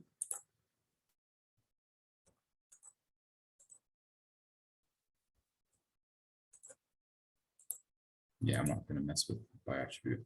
What did I have it on? I think I had it on Y. Yeah, but yeah, so you can. It's always just worth like playing around with the sort. Like even if you like think you know what it's going to do, whatever. I kind of like the fact that I'm sometimes flying in the dark, so to speak, because it means that like I never know exactly what I'm trying to do from the get-go. I kind of just go along, and then I like, you know, fiddle with some things, then I stumble upon something by accident that's kind of cool, and then yeah, so just okay, cool, sweet. Okay, I mean, I'll look into that later, but thanks for that. So yeah, remesh, get this guy. Yeah, and so the thing is then, if you then want to make it more seem like a smoother surface, and you can obviously just throw VDB in there. And then usually, I mean, I've already set it up because it like, when I usually plug it in, it kind of just does something crazy big. Yeah, and I feel like with VDB, I'm always like, always have this kind of joke with my friends that I'm an avid anti-fan of VDB usually, because it would give a very specific type of like effect or like shape. Like I feel like when, like myself included, when you first start using Houdini, I think everyone's like, oh yeah, VDB, and then there's a very specific look that VDB gives. you know, like with all these like floating things, and it's kind of like, you know, this disintegrated look. So it is cool, but then I think it's very like, you know, say like previously seen, like everyone ends up doing the same thing. So I'll actually like try and avoid using VDB as much as possible if it's in terms of like an effect or like an aesthetic effect, because it's, yeah, it can get a bit repetitive. But then what you do is, if you take the VDB, and then obviously this is super heavy, is that if you then poly reduce it, we can get, yeah, I think this is going to like take off like a third or something. How much? 61%. 145. Yeah, so I've like, yeah, significantly decreased it. So yeah, again, poly reduce is, I only found out about it like later on, but super cool. Okay, yeah, and then I think if you wanted to do something, because this obviously is cool if you just like a standalone, you know, floating whatever, but I would often combine, I'm flicking through these because this is just that same thing that I went through earlier, and I guess this kind of shows my workflow is that I'll literally have like 3 nodes, and then I'll use that as like a tool, and I just literally copy and paste it and like reuse it and stuff. So like I feel like 80% of my scripts are like literally just like copy and pasted kind of little things that I reuse, and really like, because it takes so much time to like do something from scratch that it's literally like, once you have like your set of tools that you're familiar with and you're happy with like working, I literally just copy and paste them, and then when it gets to the case that you really want to, you know, find something new, then yeah, I'll spend like literally like a week researching, like trying to see if I can find something online, or if I have to eventually learn more like Vex, and then it's this kind of like long process if you're trying to do something from scratch. So it's usually a case of just copy and paste. Again, yeah, like again, sorry, but if you don't have the labs installed, you can just do the little trick I told you about earlier. But yeah, if you combine these dudes, it's one thing. So you just put them in a merge, and then VDB for polygons. And now you've got this kind of, you know, this wall with this kind of like veiny, just smooth shade. Yeah, that is cool. Actually, let's put on the human in as well. Actually, let's go. Yeah, so now she's in her little like wall bunker thing. Let me just check if on my phone if I have any notes on this. I think I'm missing. VDB patterns, remove mesh. Yeah. I think if it's all right with you guys, I'm going to take a quick 10-minute break. Or like, let's say 5-10 minute break, because I just need to get some water because I'm thirsty and something to eat. So I'll be back in, let's say 5-6 minutes actually. Yeah. And I'll just leave this open and I'll be back in 5. Yeah. Okay. So if everyone, if you guys want to take a break, whatever, just, yeah, I'll be back in 5 minutes. Okay.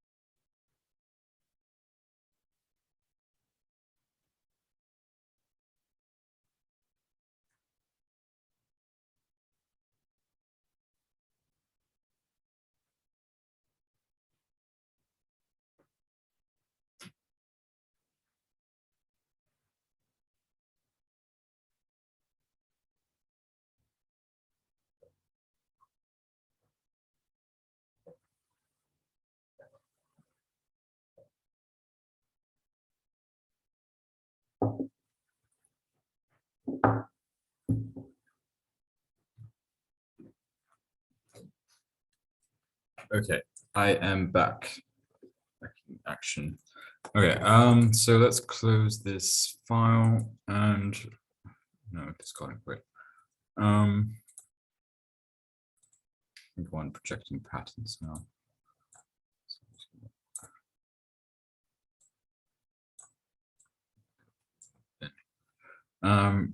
Projecting patterns.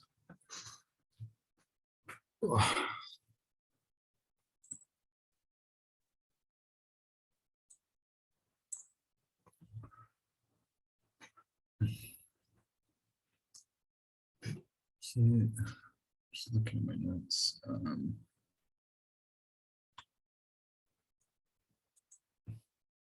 Okay, let's start with this guy. So this is, I'm going to turn off this grid, it's super annoying. So okay, so in case you don't know, space F kind of centers the object, just in case you didn't know.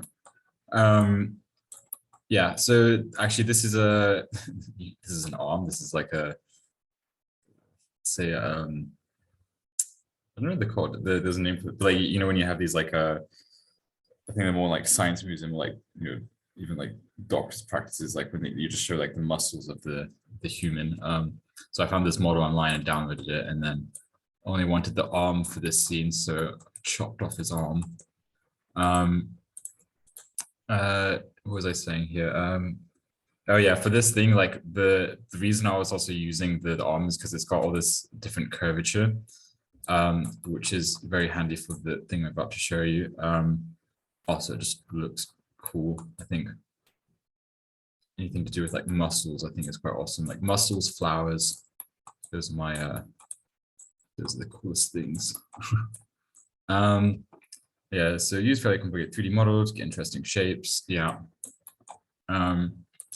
Then also, I don't know, maybe, I don't know if you guys know this, but I always use the move to centroid whenever I bring something in. So I'll just show you quickly.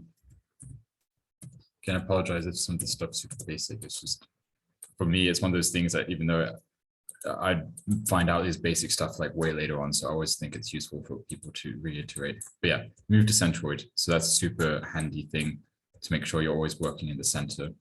So yeah, that does that. So yeah, I've got this guy in the center, and now what I'm going to do is I'm going to project some curves onto the arm to make it seem like this kind of like, I don't even know what it's like fabric veiny thing. I'll show you in a sec. So what I did is I took a tube, I just took from over here, and then I'll just take out the tube and see if I did anything different as well. Yeah, so you want to change the primitive to polygon, and then I'm just curious. Wait.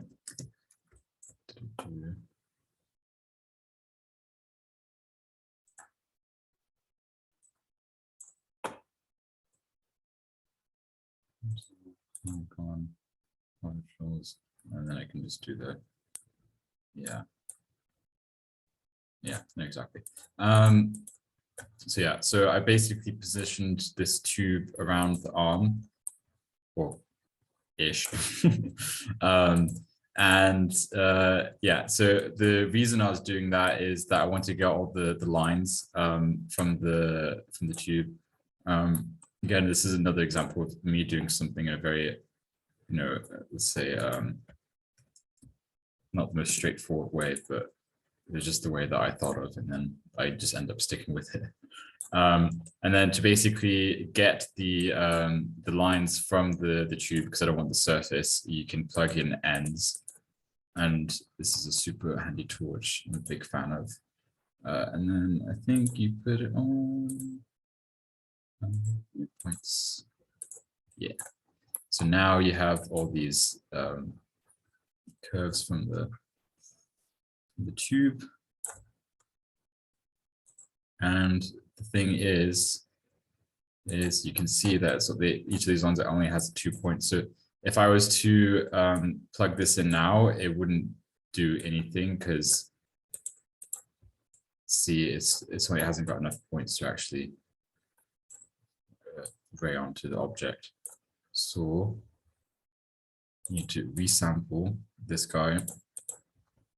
And then, I mean, obviously it's just, you always have to make sure you don't go too hardcore with the resampling. Otherwise, yeah, I mean, it's just gonna be super heavy. So yeah, you want to ray that. This is also one of my favorite tools ever. What do you want to do? You want to change it to minimum distance. Okay, yeah. So you just want to change this guy to minimum distance, and then voila. You have projected all of the lines onto this like super curvy, muscly thing. And then the reason I kind of end up, oh yeah, and you just smooth it because you want to get these like nice lines. But the reason I like using the rays that is it was very unpredictable in a way. I remember I had another method for doing this before, but it was like, it was basically just, I don't know, it didn't look organic enough. Whereas in this case, like it's actually kind of hard to predict sometimes how it's gonna ray, because like if you change the this doesn't kill my computer, but if we swap this guy around, you see we're already getting these kind of interesting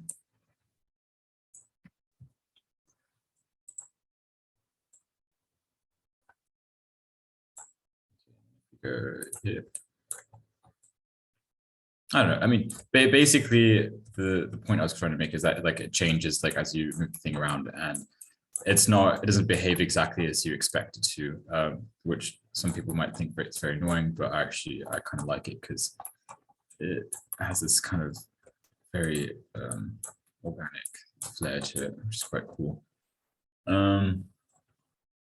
Okay, that was the basic one that I made.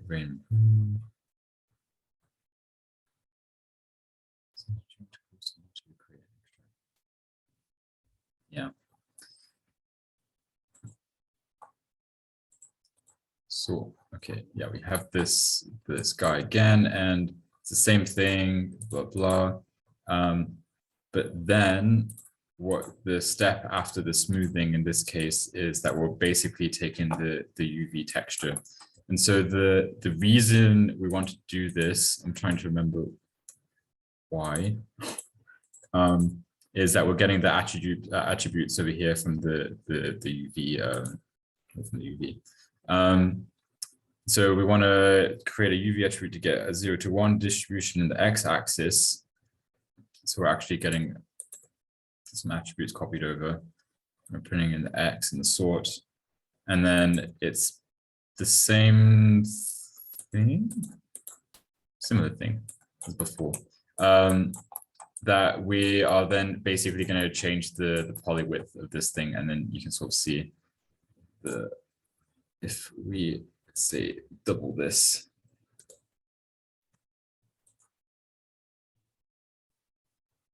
Come on, don't die. Oh, no? Wait, let me. It's because I wasn't on the. So yeah, see how it's super thick here, and then if I change it back to 0.01. Super thin. So that's actually, yeah, I mean, you can just control it however based on like the effect you want. But it's also kind of like a handy thing when you're VDBing stuff that like, obviously if you're going to VDB something, you want things to be like quite thick and like close together. Otherwise, like the line just ceases to exist after you VDB'd it. So this is also something that was quite cool to play around with. Let's see if I.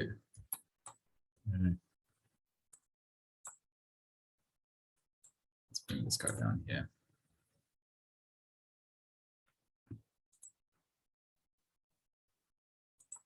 Sure.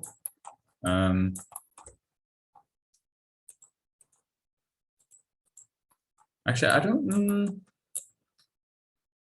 To be honest, I've never actually tried to export curves from Houdini, so I don't know. Maybe if you have time at the end, I'll try. But I feel like you can. I feel like I have done it, but I don't think I've ever had the need to. So I'm assuming you mean taking it out of Houdini, but yeah, I don't know. If we have time at the end, I'll have a look. Yeah, polywire, color, and then yeah. So this was, I think you can sort of see this effect in a few. Let me go to my Insta. Is this off? Oh, she's in. Sorry. Where do I have this effect? Yeah, I used that. I used the script for this guy here. You can see the lines. And then I also used it. Oh yeah, I used it on this guy here. You can sort of see, I think you can probably recognize the, the pattern. And then where is it? The main, yeah, I mean, this is the same arm that I'm using now. So this is the scene that I used as for to create this. So you can sort of see, which is cool, like around here, is that you have this like thick to thin, and it gives this very kind of organic-y shape. So I was quite happy when I did this. It was completely by accident, so even better. Okay, let's get back to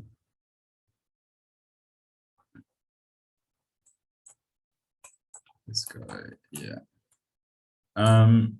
Yeah, I think in terms of the script, yeah, that's basically it. I mean, you guys have the file, so you can literally just plug in whatever you want to plug in and copy the stuff on. So it was quite a fun tool to play with. So I think that way, let me just check if there's something else I wanted to say with on this file. Project patterns. Okay, no, I think that was it. But yeah, super simple. Yeah, it's quite a fun little technique. Discarding quick. Okay, simulating growth.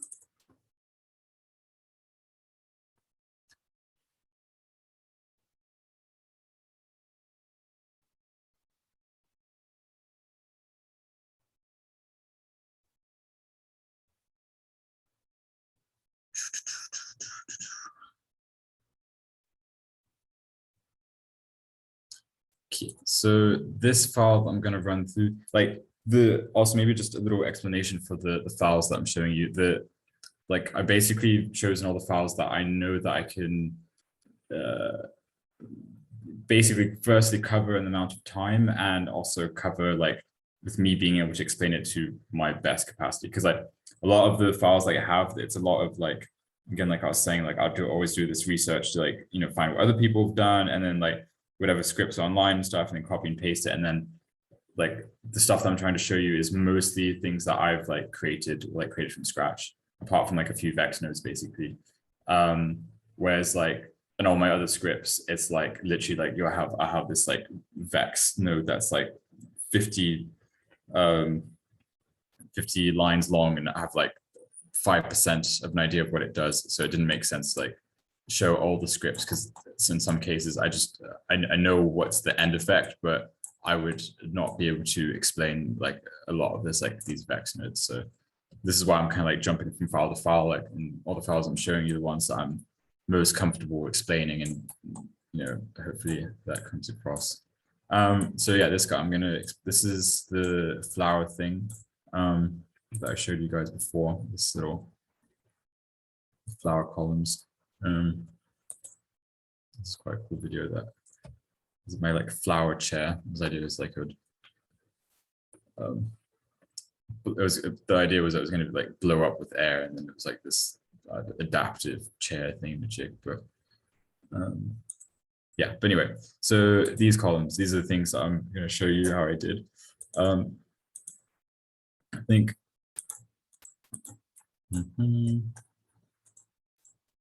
Yeah, so this is something that I basically covered in the beginning. You just subdivide it so you get like the shape you want. Let's turn off this guy here.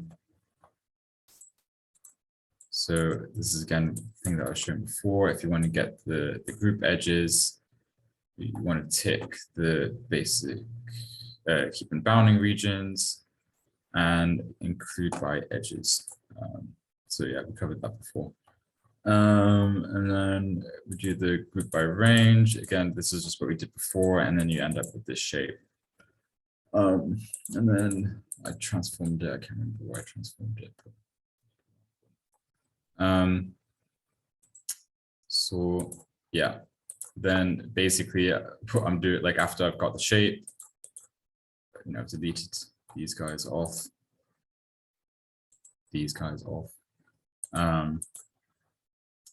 then yeah, I literally just run this again because I want to get the edges again, basically. And then the reason I was doing this is then I basically subdivide these guys. So you can see that I'm basically calling on the group that I just created.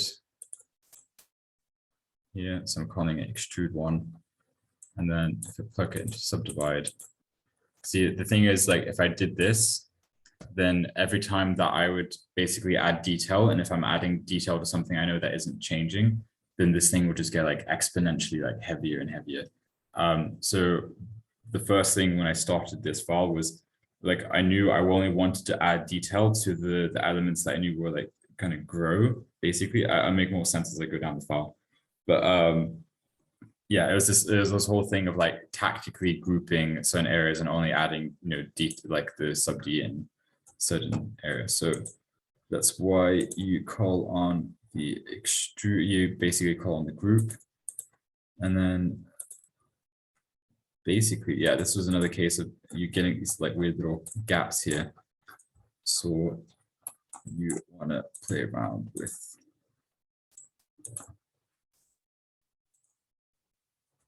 it's maybe a bit more flowery, so next time. But yeah, so you can just change this around. And then I went with Houdini cut more.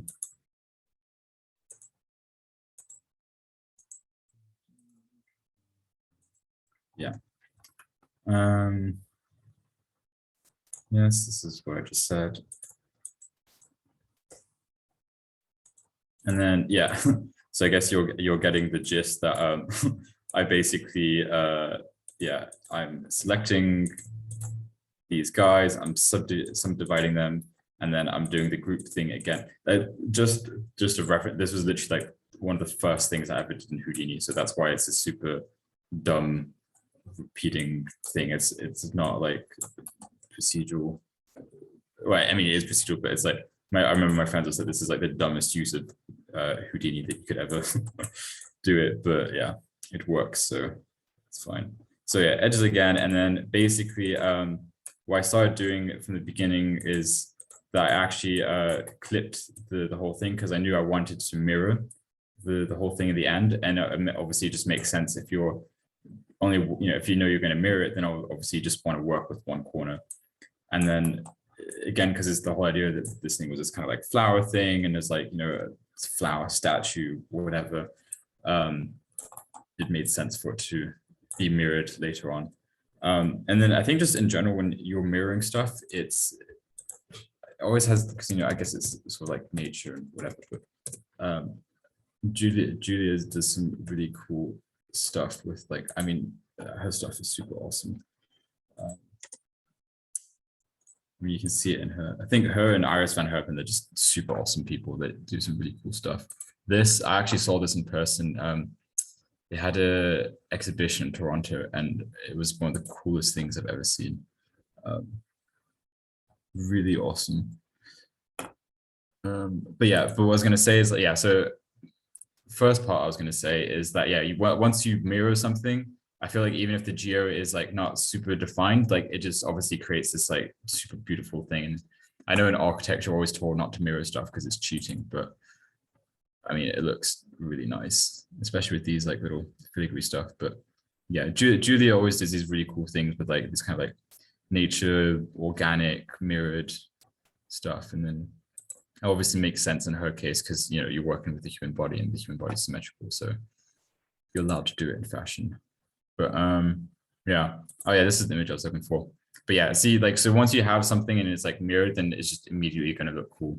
So this is me, my logic of thinking my first like few weeks of masters. I was like, yeah, I'm just going to mirror everything and it's going to look awesome. And then in that presentation for that project, I got that this was like the one comment. I was like, yeah, it looks super cool, but you just mirrored everything, so you're kind of cheating. I was like, yeah, but whatever. Okay, so yeah, polybevel. Yeah, this is kind of what I was saying before, that if you want to start increasing the complexity as you go of like the shape, that we can start like polybeveling stuff basically, and we start getting these kind of more interesting shapes. And it's just something that will help us later on. So it's because if you just work with this thing, then like I don't think you'd get very far if you didn't start creating these patterns like very early on. And what was I doing? Yeah, I was calling on, let's just create this polybevel.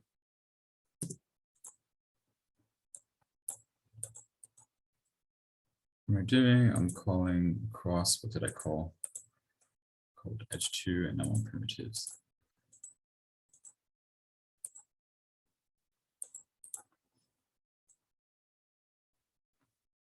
Yeah.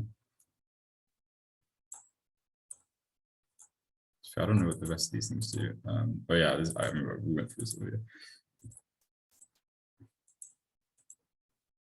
But yeah, it's always worth like just checking as you go to see if there's anything cool that you can make as you go. Again, this is Vex, so I don't really want to go into how this works, but I've written down the functions of the thing. I think I remember the reason that one of my friends helped me make this actually is like I wanted to get the vertices on the corners.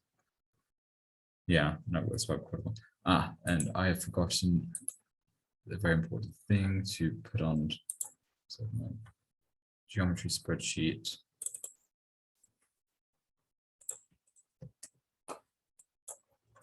There you go. Yeah. So what I wanted to do is I wanted to get these corner points, and then basically if we turn on points, you can see them here. And if we look at the geometry spreadsheet, 1, this guy here, 1, basically assigned an attribute to each of these corners. So let's turn on this guy. Marker corners.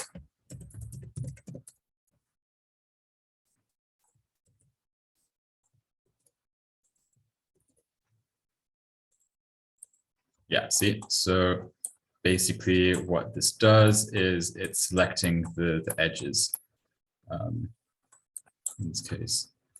And this is why I was doing this, because basically what the way that I wanted this thing to grow is that each time you take like the edge and then you'd subdivide it, and then you take a little part again and you grow it. But we'll see, I'll show you that as we move on. But yeah, so take that, and then what I did is I took it because it was points and I wanted to get the actual surface. So what I did is I promoted it, promote. Why not coming up?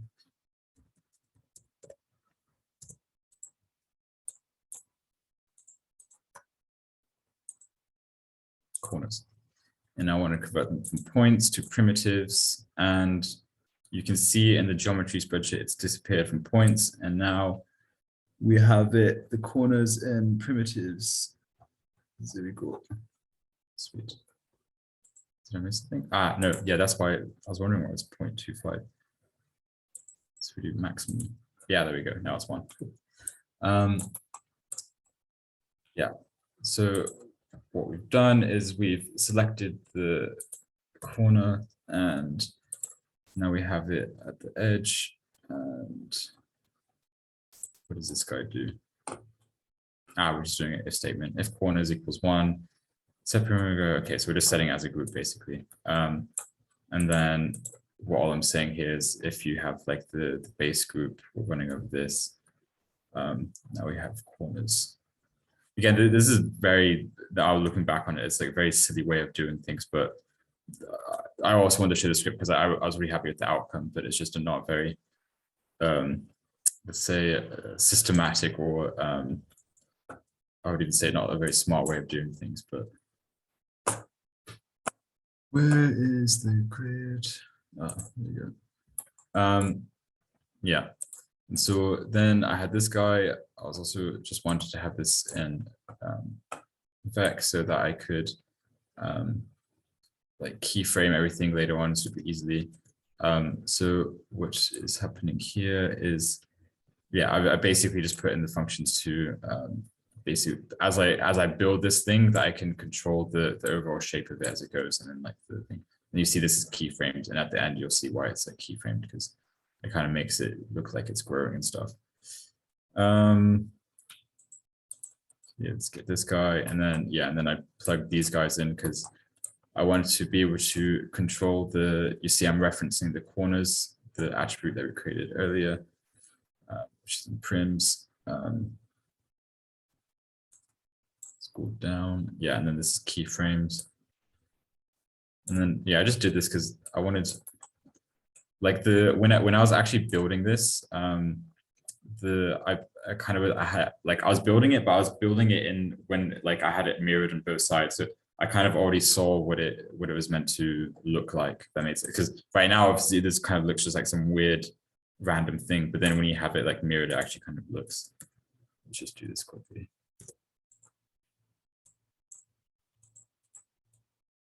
I mean, it still looks terrible actually, but I mean, the further down the line, it made more sense.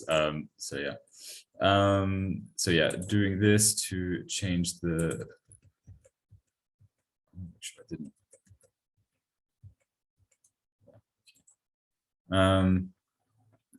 Doing that to move the thing around, then I am subdividing again.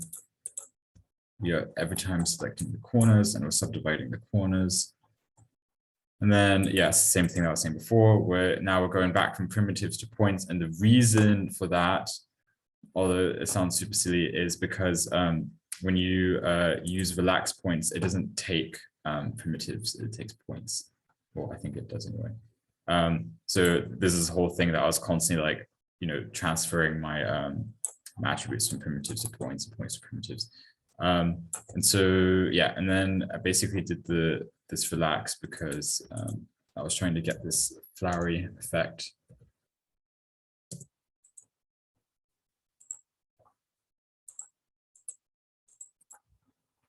I always quite like relax. It gives this kind of almost like a kind of coral. But you see see if I did the whole thing, it's kind of super uncontrolled. That's why I'm calling on.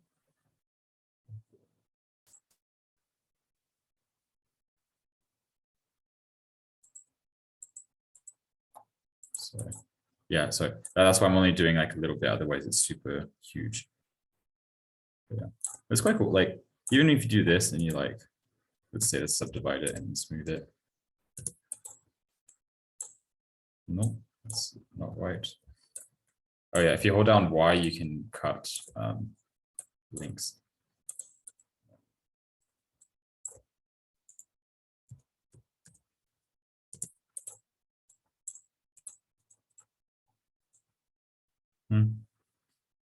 Maybe it's a weird abstract. Yeah, anyway.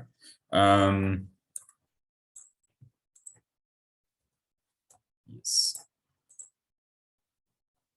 Okay. So on to the next step. Again, is to get plugging that again to, because I want to get the vertice corners. And then it's just promoting it.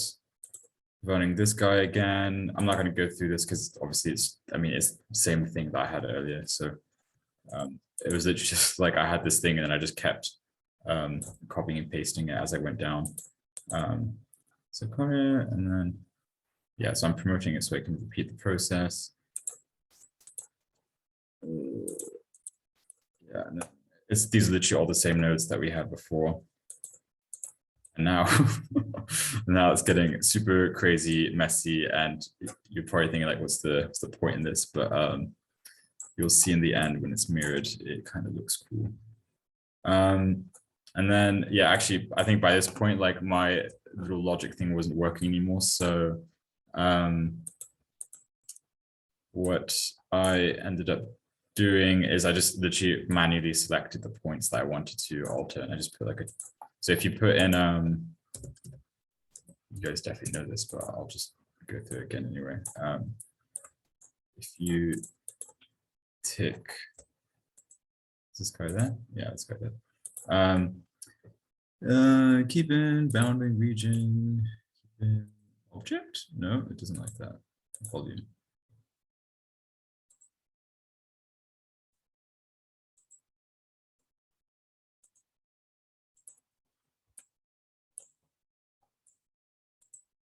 Ah, okay. Yeah, sorry. This is such an old script that I don't even remember the.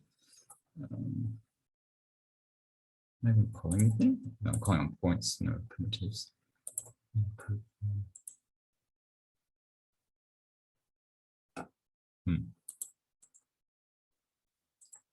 I don't know if that's doing that, but whatever. Okay, but yeah, I basically wanted to manually select these points and then basically repeat this whole thing. I'm just going to run through this because I haven't introduced anything new when I went through these, and then repeat. You can see like it looks super complicated from a distance, but it's literally I just took the same thing and started repeating it, and then hopefully we will see that it looks kind of cool at the end. Yeah, so and then yeah, basically we are then mirroring it, and I think you sort of now get like an idea of the shape, although it looks very messy. You want to smooth it, and then we want to subdivide it. And then what we want to do is we want to remesh it. Now this is they don't have this. It's annoying because this is an old remesh. I think it's like Houdini 16 or something. And they had this thing called visualize size function, and they don't have it anymore. And I'm sure there's a different way to do this, but like I couldn't find the. So basically, you see in the old one, you have this adaptive fixed length thing, and the new one, you don't have that anymore. I didn't know what I tried looking up how to. You guys might actually know, but like I couldn't find how to get the equivalent of the old remesh adaptive. So you can see it's basically just give me this color, and that's why I got all this was like literally the default color they had for this thing, I think, and this is just the colors that I ran with for for my kind of like flower column expo. Yeah, I thought these were quite cool. I was really happy with these. Yeah, so then the thing is, then you for CD, you can see that if we promote it to from points to primitive, you can see now that it's not as the color doesn't blend as well, because obviously you're just assigning like a color to a primitive, whereas if you have it, you know, just as the points, then you get this like nice kind of blend, and you can see where is it. We should be able to see the color. Yeah, CDB. And then once we go here, we no longer get that because the colors are now in the primitive group. I was just doing that just to show the to make sure that you stay on the right side. You can see the difference between yeah, that's why I put that there. I went over that. Now so we can keyframe simulate growth. Yes. So you can see that very long-winded and tiresome process that I apologize for putting you through is basically so that I would get this effect. And then I'll show you in a sec the keyframing that I did. But it was basically like all those steps that I did is then I'd basically go through all of them and then I'd like keyframe them. So I'll just show you the thing quickly. I think what's a cool thing to see is if, what was I saying? Now, so keyframes and growth. Yeah, I'll show that. So go first for keyframe. Yeah, so if I go here, we have this on scene, and then let's go here. No, actually, let's go to the top one. Nope, that's too far down. Let's go. But yeah, you can see, like, I was saying it doesn't really make sense when you're at this process, but that, like, if you run through it, you can literally see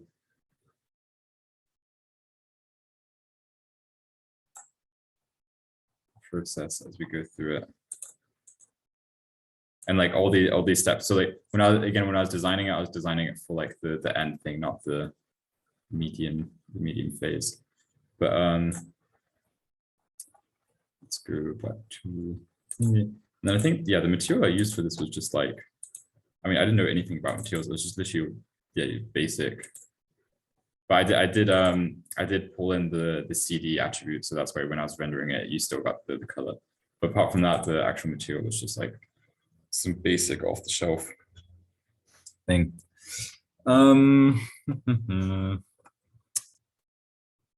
was I going to say? Oh yeah, the keyframing. So what was keyframes? Yeah, I even highlighted where keyframe. But yeah, you can see that like I literally went through all these things and then I basically like keyframed them so you can see as it would go through. And then I basically I only keyframed the things that were producing like an interesting effect, and then I can go 0 and then you go and then yeah, it was the thing to drive the whole movement of it. In case you don't know keyframing, I think it's like, what was the key? It's Alt, yeah. If you want to keyframe something, you just do Alt and click, yeah. Okay. Yeah, I think this, I might actually just also show you some of the, don't die.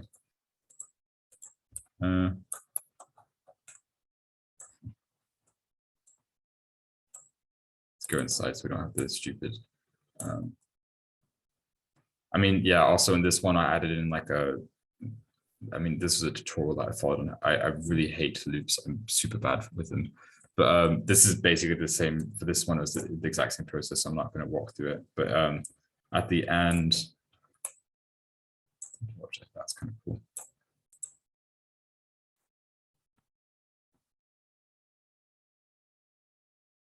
I kind of like this because it was like, it felt like it was like this mutating, growing thing. And it was just the only thing that made it seem like that was just that I'd keyframed it so that like the whole thing was like moving upwards as it was doing it, and then the whole thing was kind of like blending from this like original shape. It's like, it's almost like if you design something like a final building and then you kind of like squished it and then reverted it back to its base geometry, then it kind of makes it look like it's growing, which I thought was quite cool.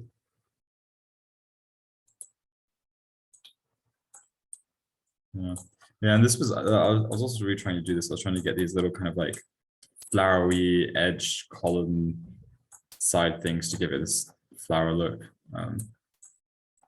Although I probably shouldn't call it column because it's the least structural thing that I think anyone's ever done. But yeah, what are the other ones I did? We can just look through them.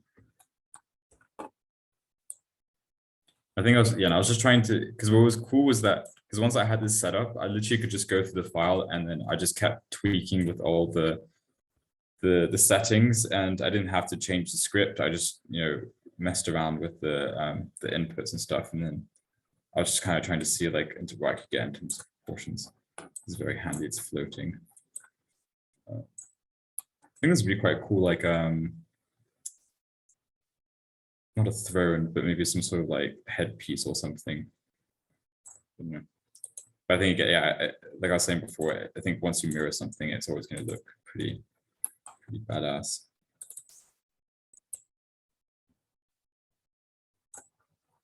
Because if you just take it by itself, it's literally the messiest thing ever. Here. And then you have these guys, and then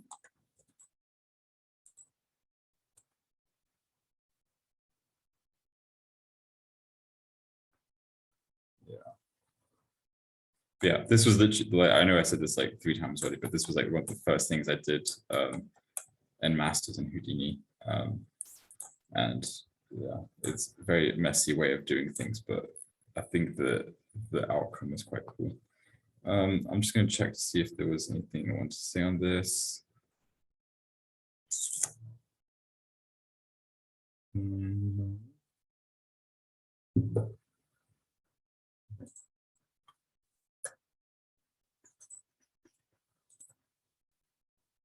just trying to see if there's the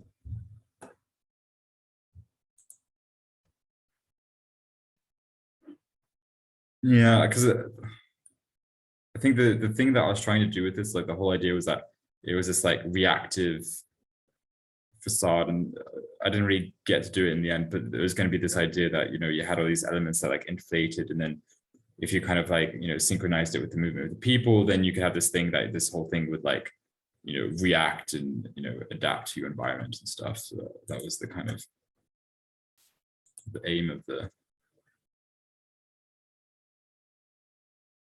reacting to it. So it becomes this like fancy, why it turns into a wall.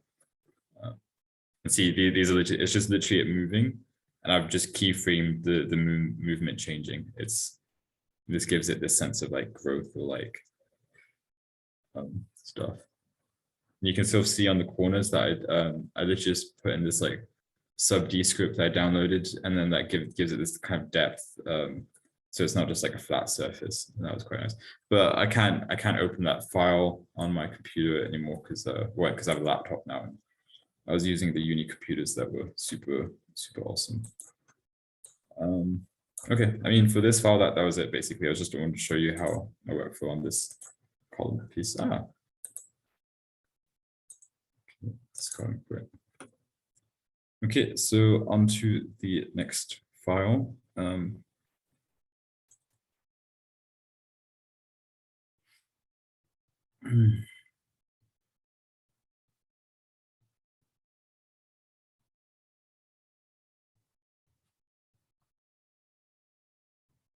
Just open this guy up.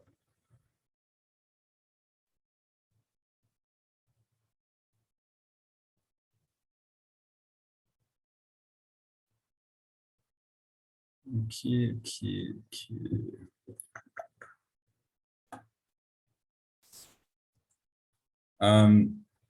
So for this file, what I'm basically going to show you is how I constructed a lot of the back elements for my building. So these, what I'm showing you is basically how I did this.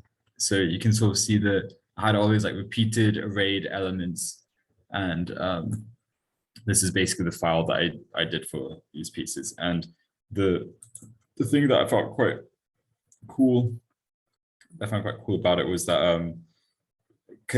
I mean, I think this whole thing came out of the fact that I'm not super hot with Grasshopper, that I had to find my own like way of kind of getting around these things. So let me just show you. Yeah, this is like, I mean, this is what I was saying as well. Like in my original file, that I'd have like 20 of these geonodes, and each of these would have like be responsible for a certain part, and then this is basically like my core. It's just like the reason it looks super messy is because like it's basically like a lot of these things, it's like the same thing that I've run through it, and I've just got like I've just taken in my like Maya shape and stuff. I'm going to show you this first, but I'll just, so you guys aren't like, what the hell is this? I'm going to go through it in like the simple manner and go through the logic, but I thought it'd actually be kind of cool to walk you through the the insanity of all the pieces and stuff. So it's like, I think whenever I'm zooming in, I'm doing Control F, by the way, just to get you know. So yeah, like the main thing that I was trying to do with this like core is that, because obviously you have all like these floors and stuff, and I was like, okay, like I want to, this is always like I guess it's always like a really hard thing with it whenever you do like a tower or skyscrapers. It's like you don't want it to just be this kind of like floor after floor after floor, whatever. But if you are going to do that, then I think it's kind of cool if you kind of like disguise it a bit, or kind of like hide the fact that it's, well, not hide the fact, but make it a bit more interesting than just, if you're going to erase something, do it in a cool way, basically. So with all these, I think these are all my like balconies, basically. Yeah, this is my balcony section.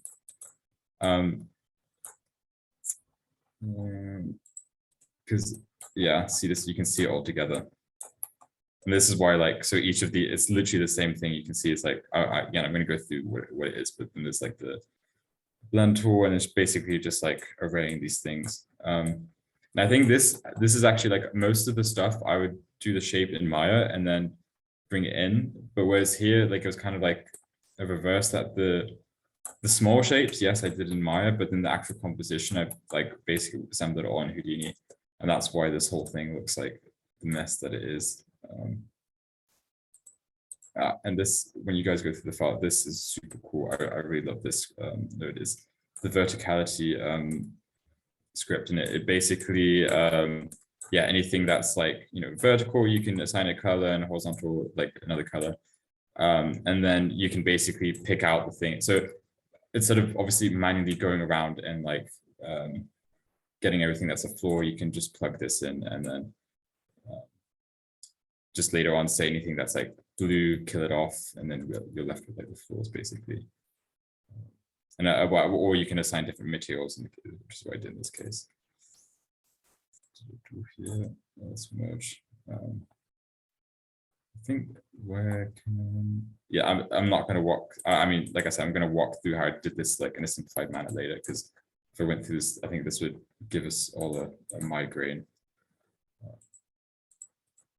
I'm looking for specific. This is also the issue, is like when you do these things super messy, is that you have no idea where you saved certain things. And yeah, but so basically I think the inspiration for like this back was the like, I'm super into like HR Geiger's work. He's like really awesome with his like alien stuff. They actually had here in Berlin, they have his exhibition on. I don't know if any of you are in Berlin or Germany, but this was the exhibition. Super cool to see. But you can sort of see basically that with all. Well, also just side note, what was cool about his exhibition is that it showed his like the process of his work. So like how he started off with like drawing, and then it went into this like I can't remember what it's called, but it's this like spray painting thing, and then his model making and stuff. But like what's super cool with all these kind of images is like the arraying, and then you see how you kind of like you reveal parts of the skeleton, and then I don't know. For me, this stuff is just super awesome. So this is something of an aesthetic that I also wanted to bring in for my in parts of my building anyway. This was like the basic inspo for the core of my building, because you just have all these like I mean, these aren't the best images to refer to it, but yeah, whenever you have these like arrayed things, it really just looks like this kind of like skeleton-ish thing. So awesome. I'll just quickly, yeah, Geiger is super awesome. Yeah, it's very cool stuff. But yeah, let's see what so basically, yeah, I was trying to do something like this kind of like skeleton back, basically, and then mix this in like these guys here. They are these guys here. And it was this like, I don't know, the visual idea behind it was that it was going to be some like adaptive kind of like thing that if they opened up, like the wind could come in and you could like ventilate it, basically. But it's like that was the excuse I gave, but the main reason I just wanted this thing to look, have a like cool back to it, basically. But yeah, and then the cool thing you can do is the measure tool, which I'm super in love with, because I was saying that if you want to get curvature, you just use the measure tool, and then you basically, this always brings me to the wrong. Control F. Yeah, so you have your curvature attributes and stuff that you can then use later on to, I think I color this thing in a sec. Again, I'm going to go through this in a, yeah. So I basically just started coloring it based on the curvature. This wasn't, I wasn't super fan of this coloring. I think it looks like I put really bad lipstick on. But yeah, the overall color scheme was, you can see in the renders, like what was it? I never actually really showed the back in any of the renders apart from these close-ups, because I think in the end it didn't really work too well. But this was like the color scheme I was trying to go for. It was just like red and yellow. Well, this part of it's decay anyway. But yes. I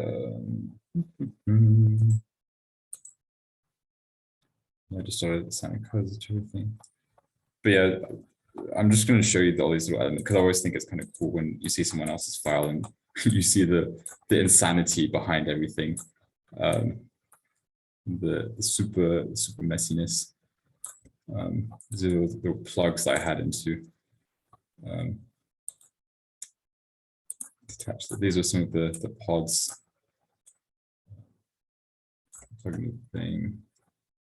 It was annoying because like I wasn't, with this model, I wasn't able to detail it as much as like I want in terms of like the actual, like I didn't end up actually modeling any of the actual like occupied, like any of like the pods or anything on the internals. Like I just actually ended up doing separate files because like at the end my computer like was dying that I couldn't take any more things. So like this whole model was just more for like the overall like after shots, let's say.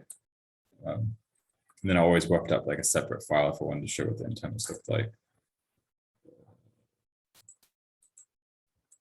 Yeah, so it's always like array things. But yeah, I'm just gonna show it all together because I think that's cool.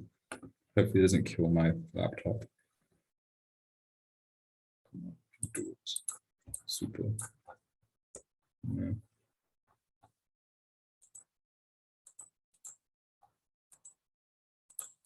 Oh my dude. Yeah. Yeah, so this was all it, like again, this was just the core basically. It doesn't have any of like the surface conditions. So like the idea was at the end, once like all the outer skin is like degraded and stuff, because like natural rubber like degrades over time, you're just left with the skeleton, and then basically like a veg would grow in these like filigree things and turns into like vertical form. There's this whole thing. But yeah, I think I was in the end, I was actually kind of, because I was trying to, I'm just going to talk about proportions quickly. The thing that I was trying to get away with, what's the word? Whenever you have like a skyscraper tower, that if it just ends, like if it's just literally an extrusion, obviously it's the most boring thing ever. So this was actually something that I kind of like struggled with a lot with this, is to give it some sort of shape that makes it feel like it's really is a spine. I think when I was doing this, I was actually looking at a lot of like spines and like Geiger stuff. I wanted to get this kind of like literally like a mix between something that looked like a spine and then turn it into floor plates, and you can even see up the little balustrades and stuff in it. And then I was trying to basically give it this impression of like, it's super messy, but that's kind of cool. I was trying to give it this like atrium vibe, although everything's sticking out. This is this scene here. You can see so like the platforms, and then you have like the pods on the side and stuff. And yeah, the little dude walking across. Yeah. Yeah, I think in the end this was kind of cool as a back. And then I had to have my my one straight thing in the whole project, which was the core going through it. Yeah, okay, let's go on to the next thing.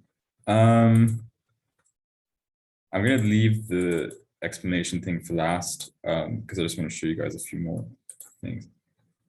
The skin. That's what I called the second skin. I'm not going to go through this in detail, this one, because I mean, mainly because again, it's one of those cases that I had someone help me with this, and I honestly cannot remember like the logic behind. Like at the time, I was like, oh yeah, I remember this, and then like to be honest, like yeah, I've no idea how the script works. But then I mean not the script, but this like Vex thing. It was just to literally get these lines out. But now you have access to the script. You can just copy and paste these nodes and use it. Because I remember in Houdini, it was always like, I remember with me and my friends, we always had this like issue of like just extracting ISO curves was like the biggest pain in the ass ever. And then we had like one of the assistants come in and I was like, can you just help me extract ISO curves from Houdini? And then that was literally what we spent like an hour trying to do. So yeah, this basically, if you go to the file, you'll find this, that you can extract your ISO curves and your like vertical and your horizontal. Like this. So I don't know, it seems like the most basic thing ever, but it was like, I remember in this guy that helped me with it, it was like absolute Houdini pro. And then even he was like, okay, this is, I mean, you have to see the amount of Vex that had to be written just to like get through this, but yeah. I feel like Houdini needs to come up with a node to just give you the curves. Yeah, so I mean, you can see I end up using the same. If anything, if I open up the node thing and I go through the nodes, it's the same as Maya. I use like the same like 5 nodes on repeat, and then it's just the occasional Vex that I like grapple my head around. Attribute transfer, tips and routes. This is quite cool. Yeah, it basically picks out the points at the end of the curve, which is quite handy if you want to manipulate it that way.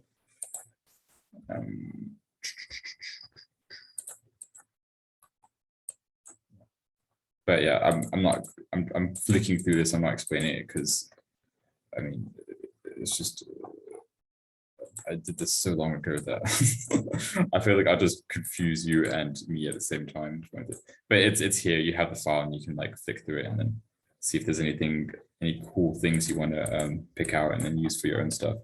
But yeah, this was like the idea was that this was the second skin, so this was like the second barrier that like degraded, and the idea would be that it kind of like pull to the side and eventually like fall off and give way to like vegetation. But you can sort of see it with the, I mean, it's like pushing through the thing. It's not exactly the cleanest thing ever, but whatever.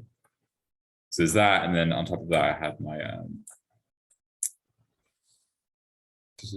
my Maya surfaces and stuff. Okay, I'm gonna turn this guy off. This. What I'm going to do is go through this guy here. Okay, so for the skeleton part, I'm just gonna run through the like I think what you saw like the insanity of all this, but most of this was like the same few things because it was just an array basically. So I'll just show you how I did that. So what am I saying? I always bring in low poly subdiv. Yeah, I mean yeah, so like I'd model the thing in Maya just because I have like a fear of polygonal modeling in Houdini, just because I still haven't. I'm sure there's a tutorial out there I should watch to like do it properly, but yeah. So you do the thing, you bring it in. You want to make sure you move to centroid object.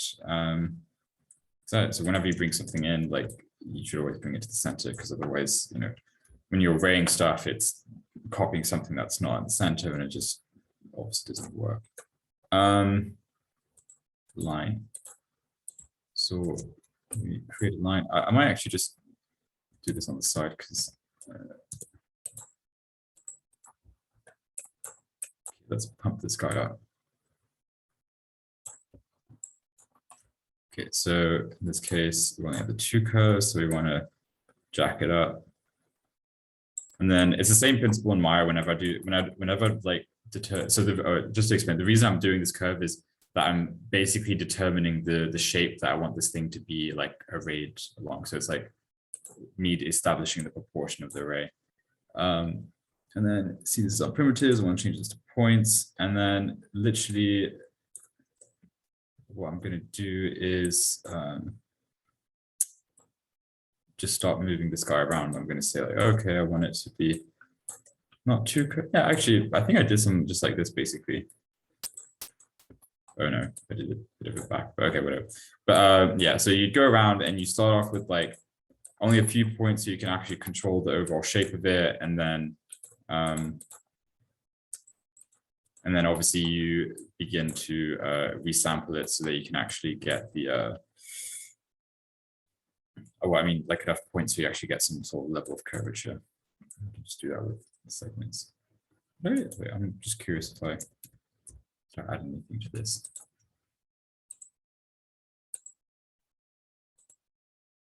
Okay. Looks like I unchecked maximum segment length. Okay. Yeah. You would put the note. I can't remember the logic of this vex. I'm very honest with myself. Yeah, this is like a. Yeah, I think I remembered it. Like this is something I got off online, and then it was quite cool. So basically, what this does is, so you see how the points here are all evenly distributed. Yeah. Here, what it's doing is it's basically, it's giving you the graph that you can control the density of where the points are. And I think this was something that I really wanted to do to create, again, this kind of like sense of it being more organic. Because if it's like, if it's the case that it's just simply like, obviously if you have like a floor, then, all the floors should be the same height. But if you're doing something on the exterior, then you obviously have the option to try and make it a bit more kind of, play around with like the density and stuff and kind of, be like a snake tail or something that's kind of like, it's not just like gradual, but maybe you have something like at the very tip that obviously the scales get smaller and stuff. Yeah, so this is what this does. Sorry that I can't explain the actual vexiness of it, but I wrote down what the functions do and stuff. But yeah, so you then kill off the line and you'll just have to put the points. And then how you do that is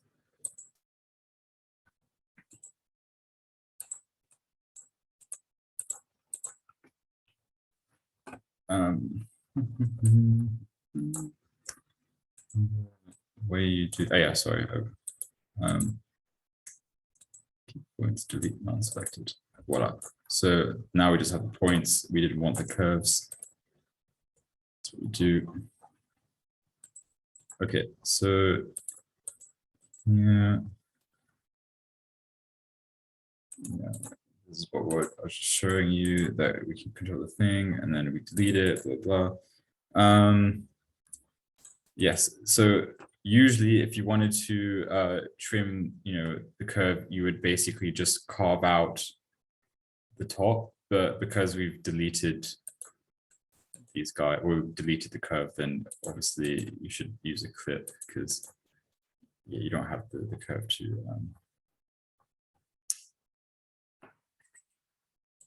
to carve. Yeah.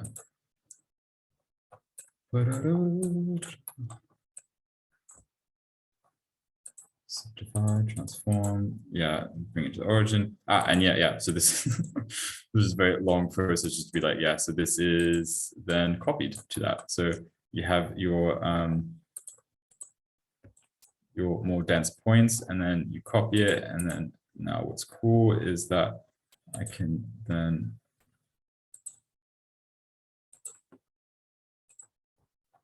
did I put this in wireframe?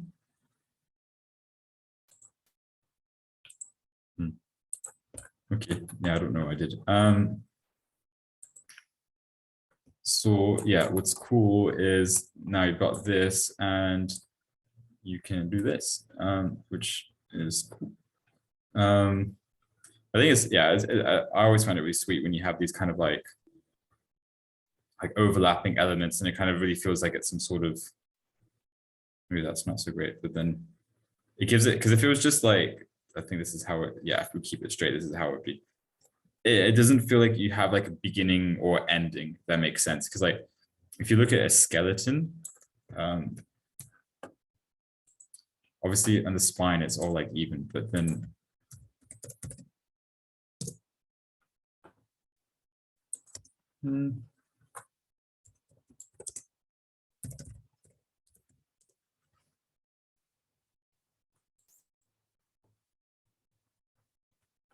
yeah, see, these are all fairly even, but it comes to some sort of like ending.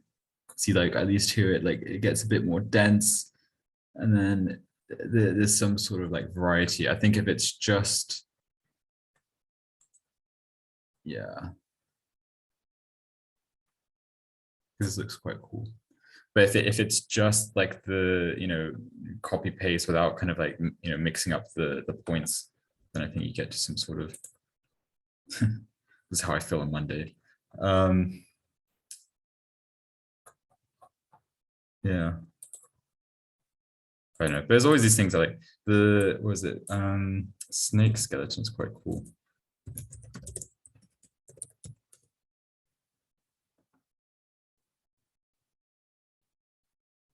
See, I think I prefer the human skeleton because this is like too repetitive. It doesn't really have this like, it kind of looks like a jumble of a mess. But if you look at the tail tip, it's kind of cool.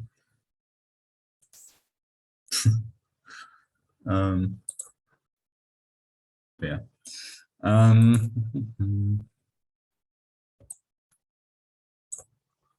So yeah, that's that. Yeah, so you can just copy, paste it, blah, blah. But then what I'm going to show you is, if you want to actually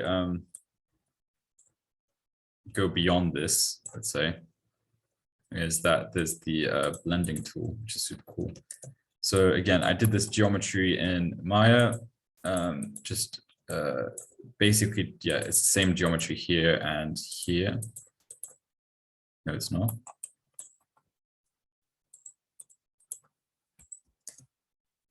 Oh, sorry, I did different ones, yeah. Okay, so I did the same thing, but I just, in Maya, I made one longer and one shorter. And then it looks like I just edited it a bit here, but yeah. So you do this, so you have one object, and then you have your second object. And what you need to remember is you need to have the same amount of points. So 96. So it has to basically be the same geometry that you start off with, and then you kind of like just edit it in two different shapes. And then what's cool is that you can do this. So I guess, I mean, that's not super crazy, but I thought it was quite cool. But then basically the idea is then if you can do this over multiple pieces, that's what the idea was, which I'm going to show you in a sec. Because obviously you just do this and it's just useful to animate it. But on that note, the blend shape is actually like one of the, let's say, the cheat nodes that I use quite a lot. If I want to make something look like it's growing, but it's not actually growing. Because then I would basically just do like a shape in Maya, and then I'd make it do some like funky form, and then I'd basically, with the same, without adding any extra like, like points or what surfaces or whatever, I would just like move it so it takes on the other shape. So actually a good reference for this is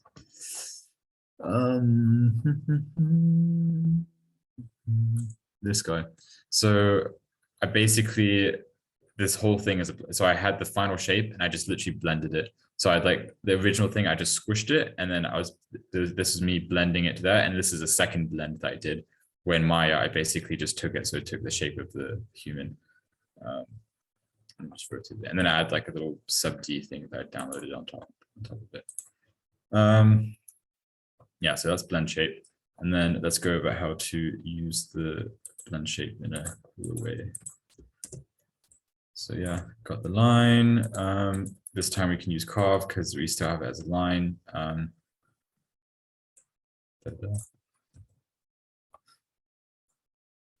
Yeah, I've even put this in all caps because it will change your life. I found about this way too late, and I was super annoyed that I only found about it. But if you when you get a resample, if you click curve U, you see this is created curve U attribute. And you might think this is very basic, which it is, but believe me, it's an absolute pain in the ass to. I just remember me and my friends were like trying to figure out for ages a way to like get an attribute from like just from 0 to 1 that is split between the points and stuff. But there probably is a very simple way to do it, but we were struggling. And then it turns out with this, you can literally just do this and it gives it to you. And this is super useful if you're doing anything arrayed, basically, because then you can just like yeah, because then you have control of like the attributes as you go up. What did I say? Resample for more points, change your life. Tick, it will create an attribute. Yeah, so that's what it said. Okay, yeah, so then the delete node to kill off the curves. We're just left with the points. What's this vex? Oh yeah, so literally just taking the attributes, the curve view attributes, and then just putting a cramp on it. So that's basically just putting, so you can control it via this curve. So you can see, okay, so here we have 1, up here we have close to 0.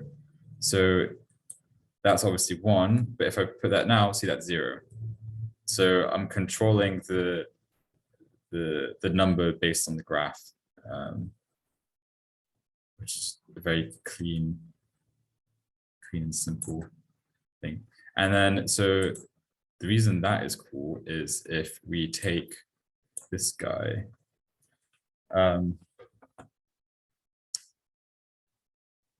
yeah, if we take this guy from what we did earlier up here, is it up here? Yeah.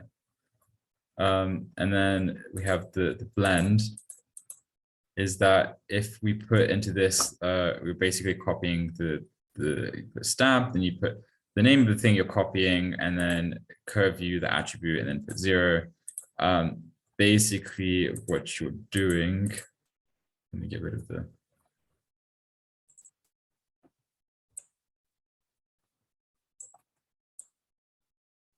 is, wait for it. Why is this not? Come on. Oh yeah, there we go. Yeah, so now you basically can blend it over multiple points and pieces. And that file that I showed you over here, it's literally all that basically. It's like the same thing on repeat, and then I was just kind of going through and like, I mean, you can see it. How can you see it best? Do I not have it in this? Surely. There it is, there I can see it.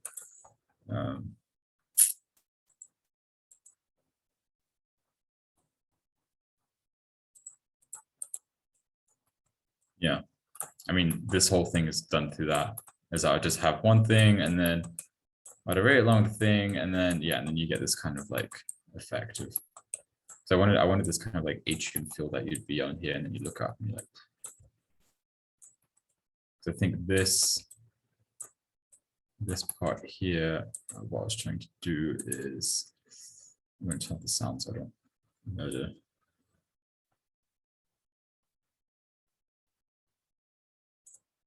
Yeah, this was for this. So you can sort of see like, yeah, you can see these like balcony things, and I just applied like a little like array of all these little node things on top of it and sprinkled some veg in between.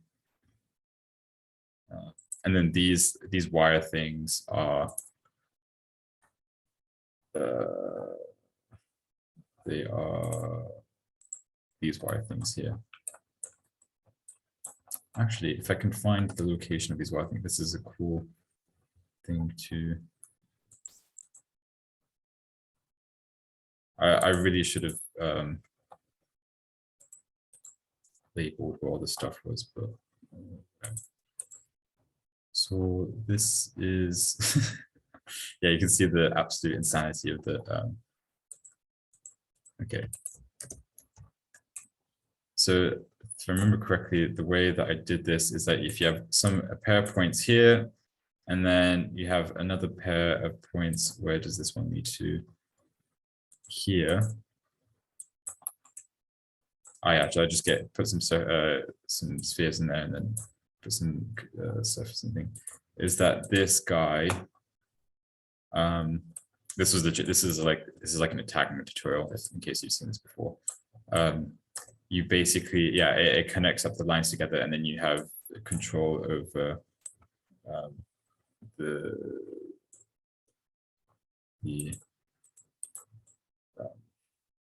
degree of the curvature. I mean, just the general shape, I guess. But this is something cool because you can see that I basically keyframed it.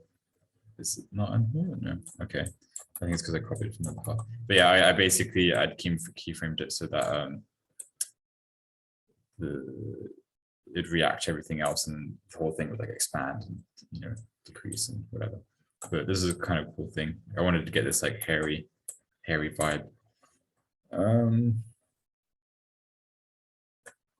Yeah. Okay. I guess that's it from this file.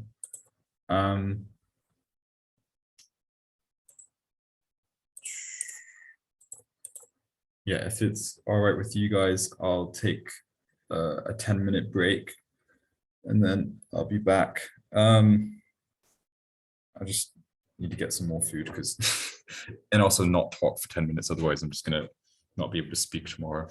Okay, so I'll see you guys in 10. What I'll do is I'll answer the questions at the end, if that's right. Ah, cool. This is exactly what I do. Yeah, cool. Scale factor as well. Sorry, I should have looked at this as I was going through it. If you want as well, like what might be easier. Oh, okay, sweet. If you have any questions, you can also just message me on Instagram, and it'd be better for me. So there's like, it's after the thing, and then I can just send you screenshots or something. So that's no worries as well. Yeah, okay, I'll be back in 10 minutes. See you guys in a sec.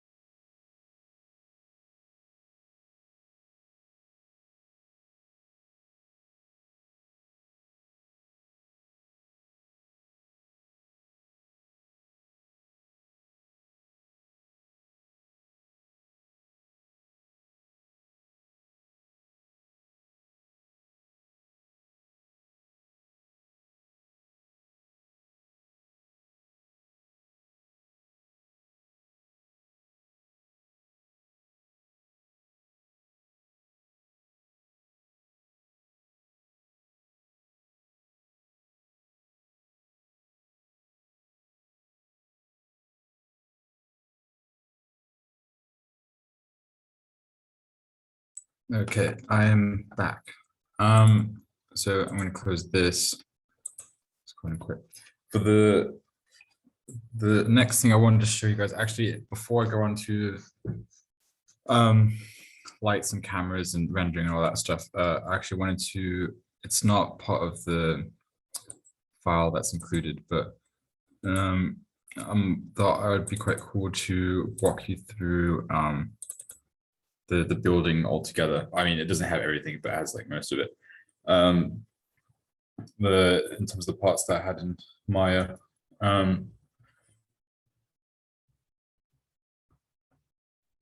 So I'll just show you.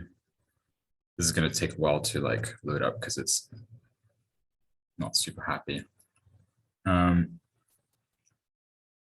I just thought it's always kind of cool to like show behind the scenes of the project and stuff altogether. There's actually the project had 2 buildings, but with Maya, you can see it's already struggling just to open this. It couldn't handle the second one.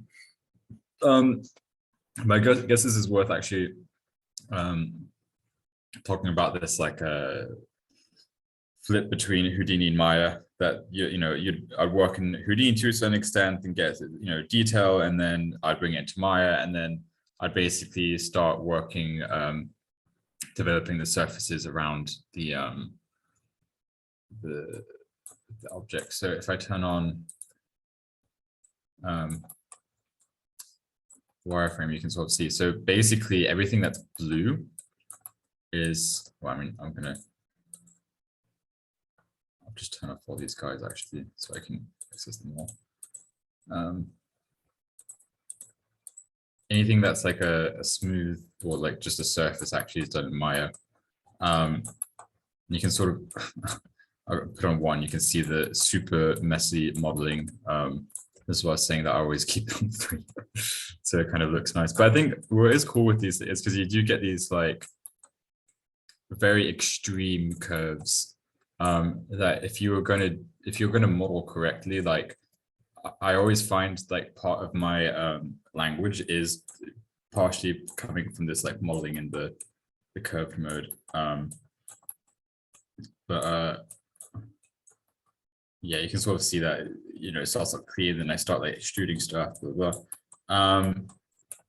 But yeah, so it'd be this combination of like most of this stuff would be, you can see all this detailing is done in Houdini, but then before even doing this, I might even like sketch up like a general shape in Maya, and then I'd like bring it back in and go back and forth. Like these surfaces, I remember I swear I spent like 2 weeks going back and forth, like trying to get these to like fit right. Because it'd be like one thing you do in Houdini, then it starts like, pushing through and whatnot. So it was always this combination of jumping back and forth. I think it might be even worth mentioning, like in terms of proportions, like this is something that I spend, if not like too much time, that I'll always be going through kind of like, especially when you have like, multiple surfaces, is trying to get proportions right. It's really something that I remember when I first started modeling in Maya, like I had such bad eye, like I didn't have a good sense of proportion. And it was only ever when I started really looking at projects like online, like I really liked, especially this is the unit that I ended up going to, Unit 20, Bartlett. Like Marion Coletti and Marcus Cruz, they do some really cool stuff, and Javier. And like it's just actually looking online to find like references, and like I think the more projects you see, the more you kind of end up building up an eye for like different techniques and different like forms and just general like sense of proportion. So I think what I might actually do is I'll just kind of bring some of these out so I can kind of show you the different elements of the project. And then I'll go back into Houdini in a bit, and we can like keep going through stuff. But for me anyway, I always think it's like a cool thing when you can sort of see the behind the scenes of the different elements. It's like these little pod things. So yeah, and then you can sort of tell that these were just like these arrays that I was doing in Houdini. And then I don't know, did I apply? Yeah, you can sort of see the change. So there's a slight like branches out, and then it comes out a lot more here. So that was something I wanted to do. When I do that again here, blah, blah.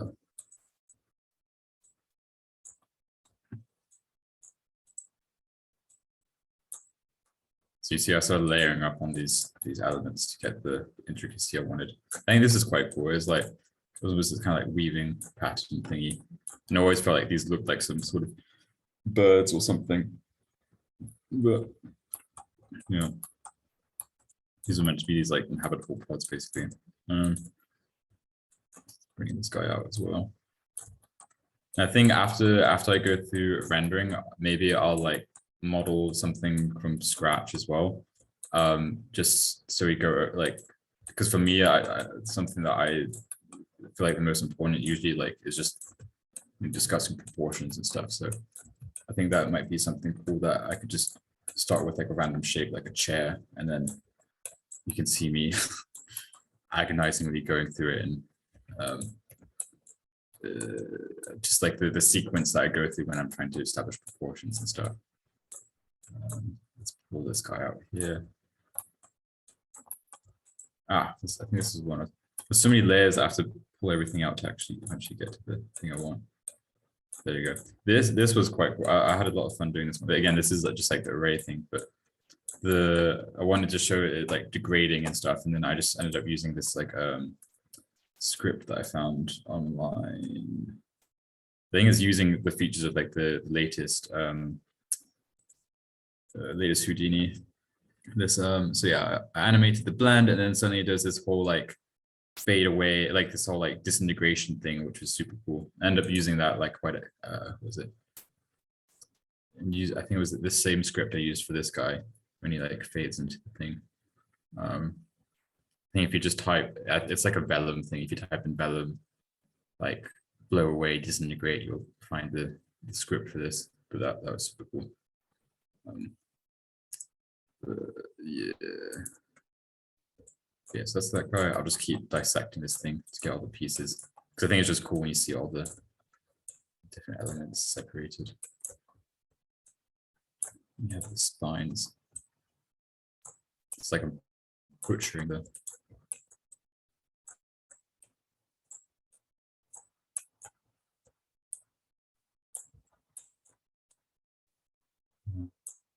What I might do is maybe it's just worth seeing. I'll export one of these guys, and then I think just so it's nice to show like what like the process of like Maya to Houdini, etc. I'll export selection. I'm just going to do desktop because I'm going to leave this out anyway.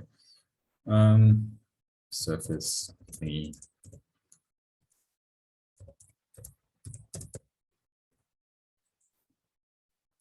And then if we, I'll leave this open. And then if we open scenes, I think there's this guy. I'll just walk you through like what I'd usually do, like bringing in like one of these geometries and then applying the pattern to it or whatever. And then, like I said before, after this, we'll go to the rendering stuff. But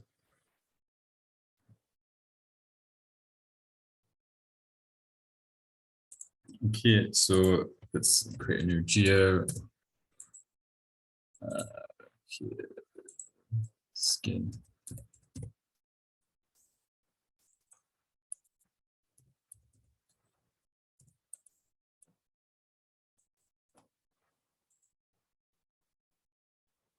Surface thingy. Okay, and obviously this is in like the complete opposite side that I want it to be. So move to centered origin. Obviously, it's way too huge. So let's just bring this guy down. And then I'm just gonna literally, like I was saying before, I'm always super lazy with doing things from scratch. So I'm just gonna copy this guy.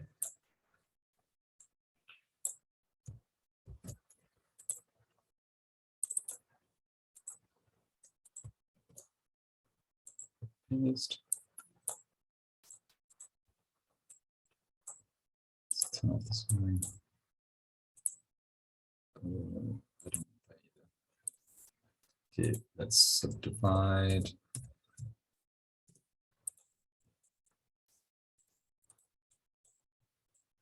Then, yeah, we probably want a bit more. Sure. Okay, then I want my tube.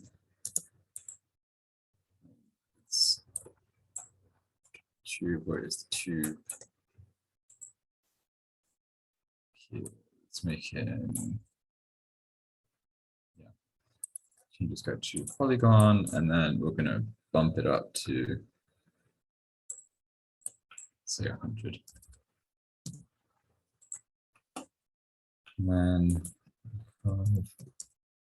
no, not n, sorry.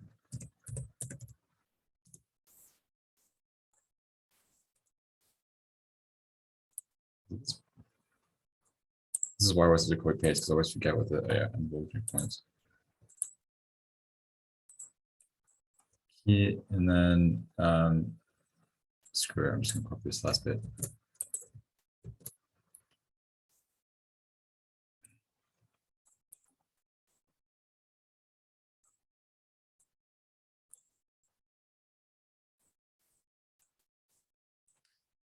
Here, here, so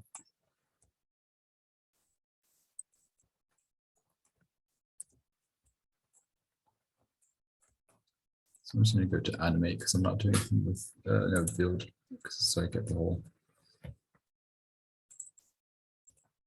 Yeah, so because I remember I did this because this is what I was doing for all the surfaces of the building.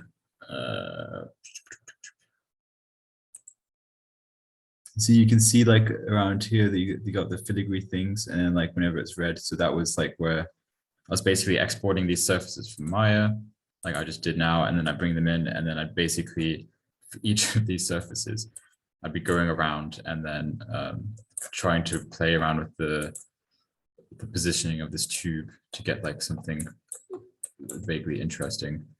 I think I was even.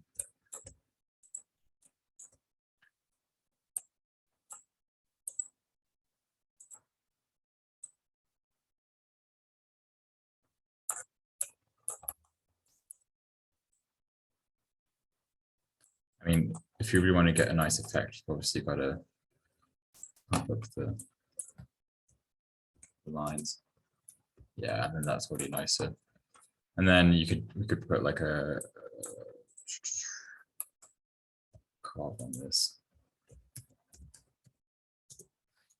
Like with the original file, I made it I gave it a lot more lines, then I VDB'd it, and then I got it so it was like a surface, like a solid surface to the wires and stuff. But the thing is, it was super heavy to do, and I know if I do this on my laptop, it's going to like implode. So I'm not going to show the full effect. But why are you not working?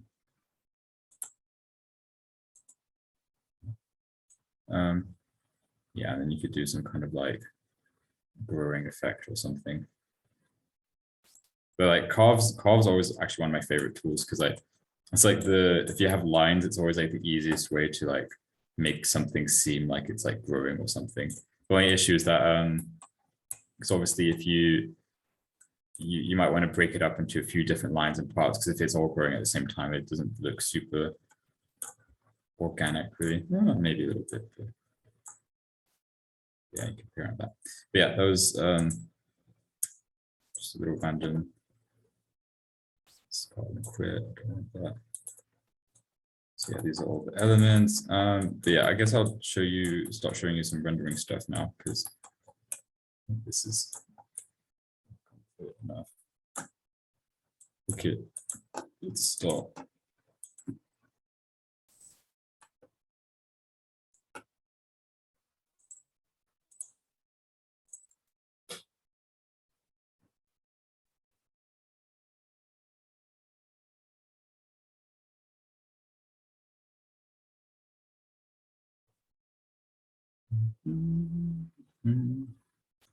Yeah, actually, before I want to show you guys. I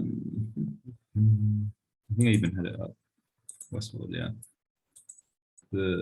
I'm just going to show you because I know I said it at the beginning of the intro, but I'd always look at all these kind of like intro scenes and intro trailers to get inspired for lighting and stuff. And I think this is worth mentioning because obviously we're just about to go into rendering and stuff. But like this was something for me. This was just like the coolest thing since sliced bread. This kind of like lighting with like this, out of darkness and stuff, and this whole thing of it being like very abstract and you never really know where you are. Like this was something like I remember this scene in particular. I wanted to like recreate something like this with like fleshiness and whatever. So I think it really does help that you always just kind of like look for yeah, for sure.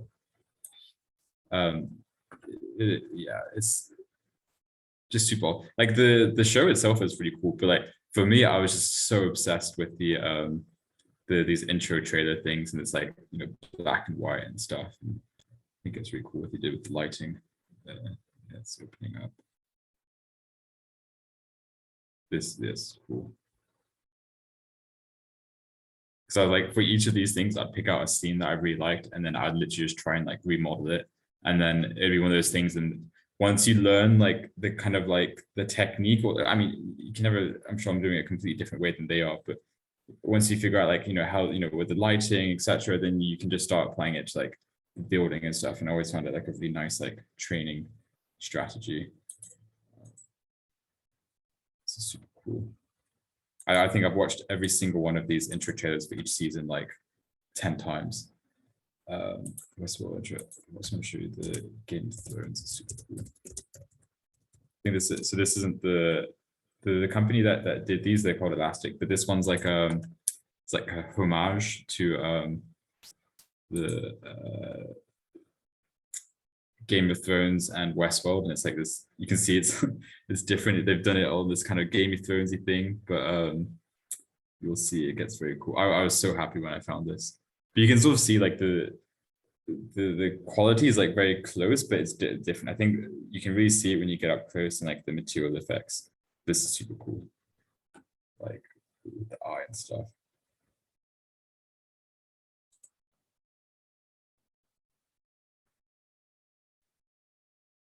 Yeah, it's super awesome. I'd actually definitely recommend looking more into like Elastics, like the company, because literally every intro of these things they do, it's just the coolest thing. But yeah, this is just an homage to them. Homage.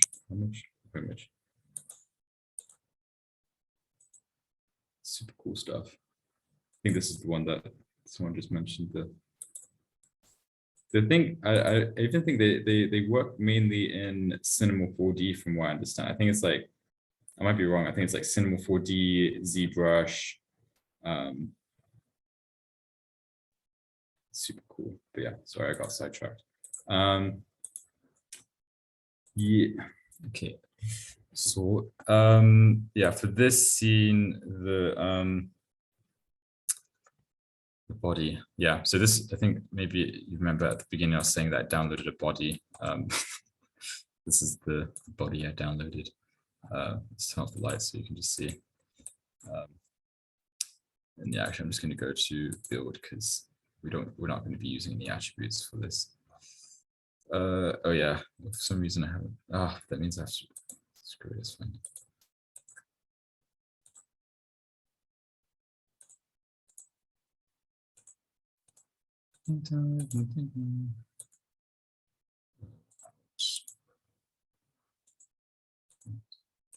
Yeah, so let's kill that. So yeah, this is the body I downloaded.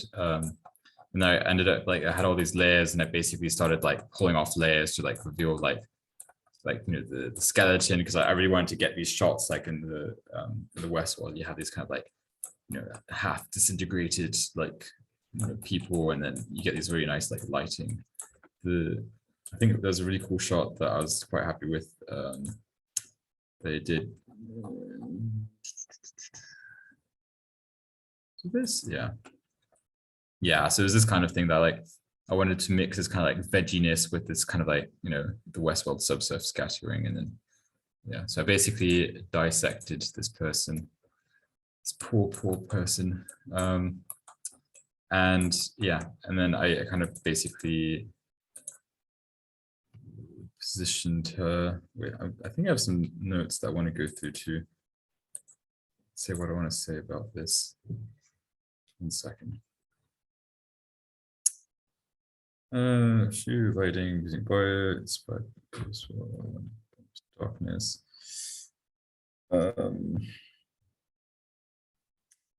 Yeah, okay, let's just jump into this then. Okay, I'll go through like, I'm not gonna go through like every little thing of rendering, but like I'm gonna go through like all the main tips and tricks of my like setup, or what's maybe unique about my setup.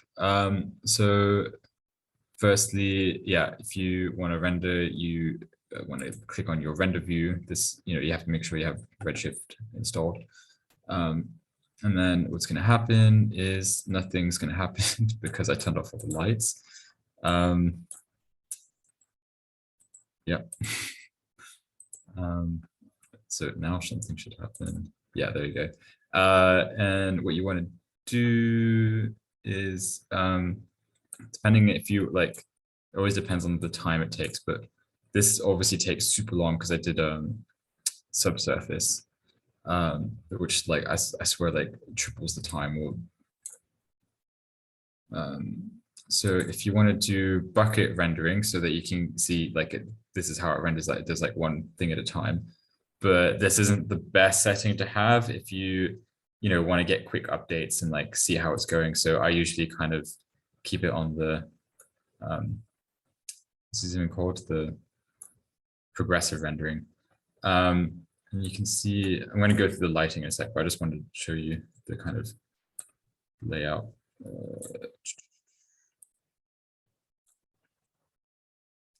So yeah, so what I would usually do is like, I'd play around with lights, and then I'd kind of like just rotate around and see like what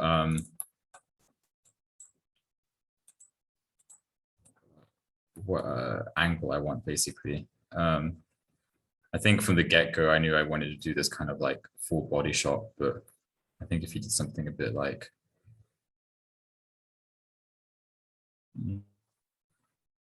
yeah, but anyway, so let's, maybe I can go through, before I go on to the specifics, I'll go on to, let me think how I'm supposed to do this. Also, did I open the right file?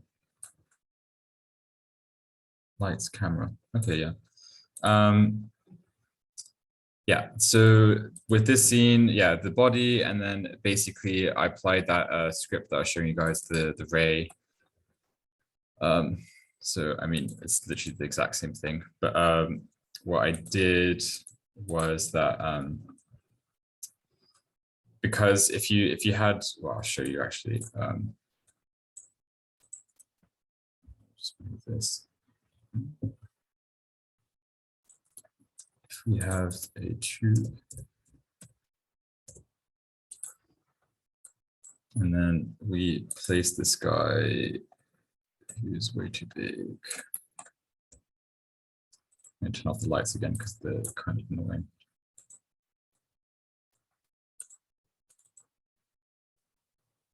Oh, I want body lines. There we go. So yeah, this is a polygon.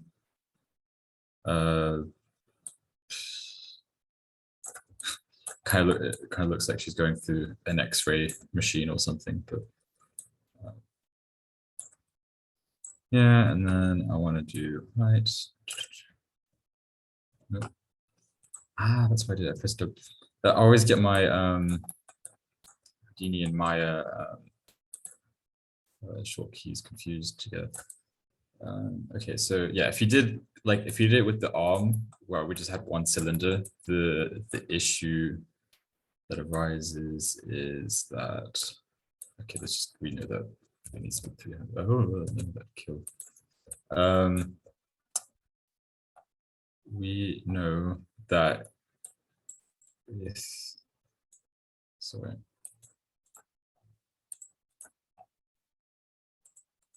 Yeah, so this happens. So with the arm, it was fine because it was like one, piece, but then with her, obviously it's like taking, because you're literally just taking the thing from around, and then you have all this lines in between, which could be a cool thing for something else, but I guess this case that wasn't really the idea. She looks a bit like a mummy or something right now. Kind of scary looking. So yeah, no, for this one, I did a very silly manual way of, I literally went around placing the tubes on the it's like around each of the body parts. And it's one of those things that, like, I feel like if anyone that actually knows Houdini or whatever saw this, it should be like have their head in their hands, but being like, what the hell are you doing? But no, this is just it's one of those things that sometimes it's just easier to do these like manual things than kind of try and figure out the correct way to do something. So yeah, so there you go. She's all lined up, basically, got all the lines going. And then what I did was yes, I remember where I did this. So because I think as what I was saying before as well, is like if I just had all the lines start, let's see if this, I'll show you. If I just did a carve from the get-go, then it wouldn't seem very organic. Let me show you. See, it's just doing this kind of, it's not exactly the most attractive thing ever, and it's doing this because I've split it up into the different pieces and elements and whatever. So this isn't really what I had in mind. So what I did is I took it all together, and then I basically split it up into the different parts that you can see here. And then I just did a carve on, so I actually had control. And then I did a carve on each of these. And then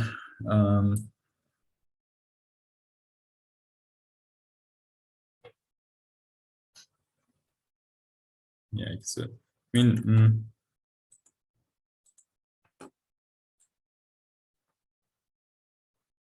yeah, it's okay.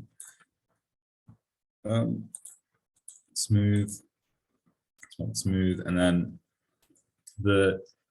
the issue, let's say, is that how before I was going all polywire crazy, you cannot really, I mean, I'll show you, you can, but if you try and render like all these lines as polywires, it'll just firstly like make the rendering time like 10,000 times than it should be, and you're just you're rotating around this like super heavy model.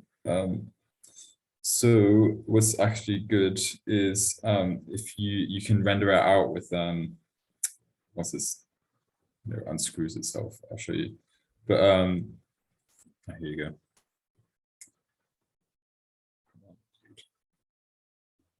Can do it. There you go.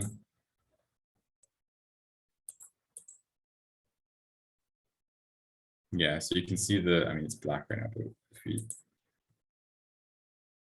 attribute delete, it's quite nice. If you just want to keep everything quite clean, you could just kill off any extra attributes. Come on.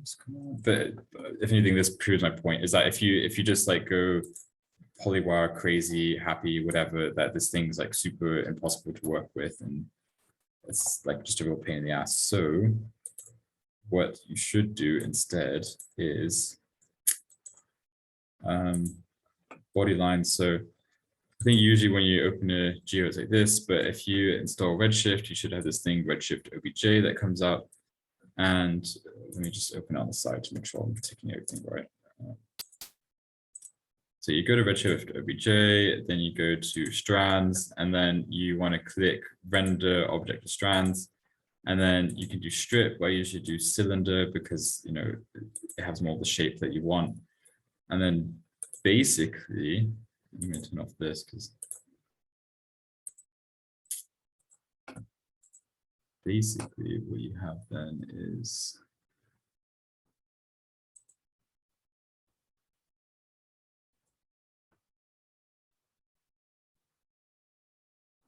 and I forgot to turn on the lights again.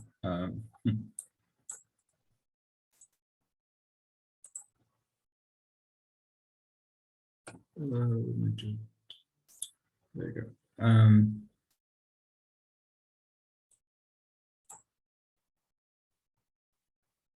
There we go. I was worried for a second it wasn't going to work. Yeah. So you see, it's actually rendering these out like with the thickness as like cylinders, but you're not. But this whole thing is still curves. So that's actually a very neat trick, and this will render a lot faster than having to put up with like all these moving, like these super heavy like poly wires. See this. Should just try it with the human as well. Body.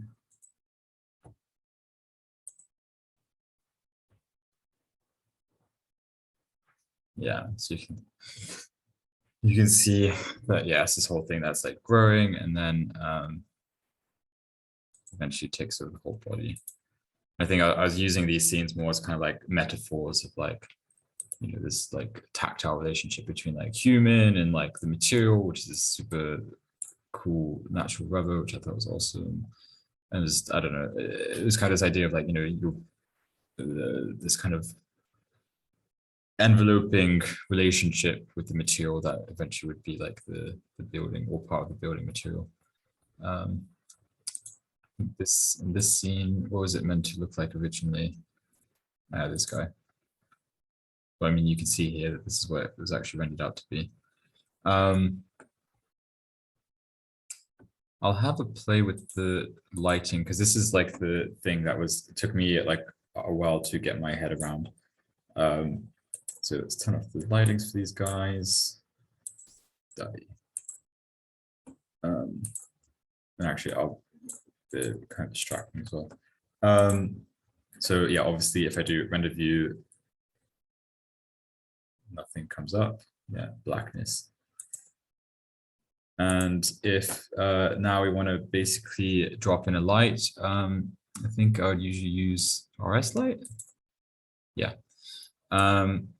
And I mean, I'll show you, like, this is also why I scale these things down so that I don't have to like take say like if you had like something that was like scaled like super huge, if each time you put light, you would have to scale them up each manually. So it just makes sense to like scale your stuff down so it's like a good scale with like the default things that you drop in with like Houdini.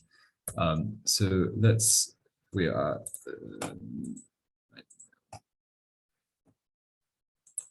end of view.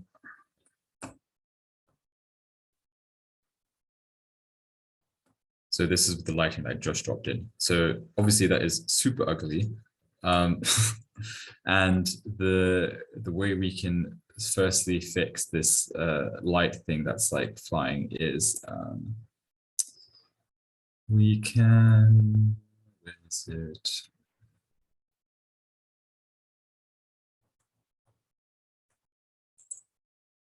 It's definitely light. No, that's not it. This guy. Yeah, so that's how you get rid of that thing. And then basically what you can start doing is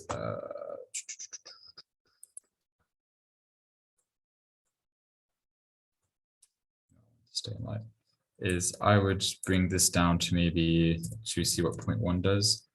It's too like I try and not faff too much with like I have no idea what this does, emit objects. Like I feel like I mean, if you really want to try something, you know, super crazy or whatever, but I try and stick with like the few things I know, because then after you've tweaked so many things that like there's one thing that maybe you tweaked that affects the whole thing, and then you have no idea like what you've done, whatever. So I always try and keep it to like a minimal really.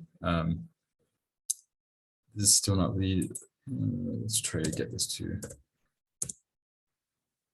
So I think with these scenes, I'd always actually use like maybe like three lights or something. So you have like, say your general light, which is this one. And then you can also, obviously, if you want to get more of this guy, bump up the size. Oh no, this is the color, not the size. Sorry. That's interesting though. I've done that before. Where's the size? Ah, here we go. Bump up the size 5. Yeah, there you go. So if I move to the thing, you can see that I've literally just increased the size of these of the actual light. So let's keep it down to 2 maybe. So already, yeah, like I think I would start with like 1 light, then I'd get it could actually be, if anything, I liked it better when it was smaller.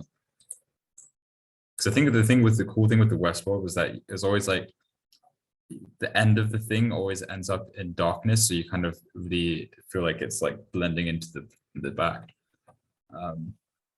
So dark, and then let's drop in another light.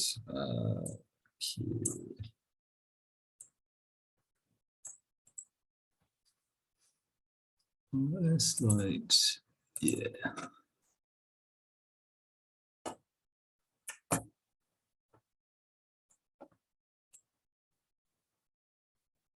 Oh yeah, I need to do this whole thing over again. I should just copy paste the light, but whatever.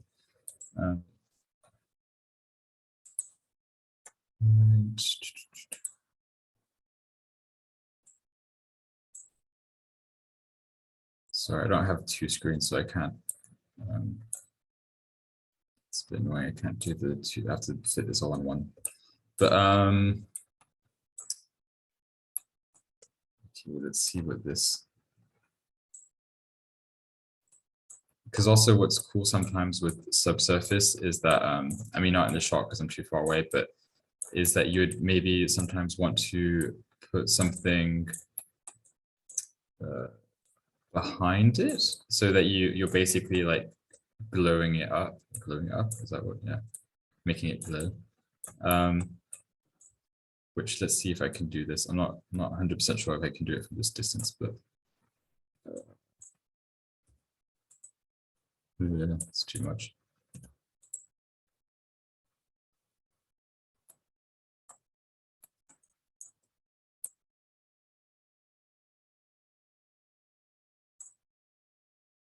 I'm not exactly sure if this is going to work, so just bear with me.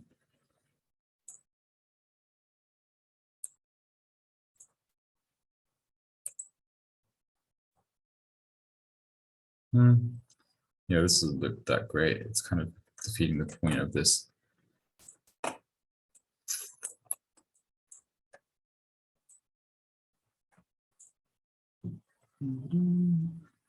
It's where like half the tutorials I'd watch on rendering would basically be like the person spending like, which is what I'm going to do now, is spending like half an hour just trying out different lights and playing around with it. Because it's one of those things that you can literally spend like, for me, when I do these things, I'll spend like an hour kind of just messing about with the.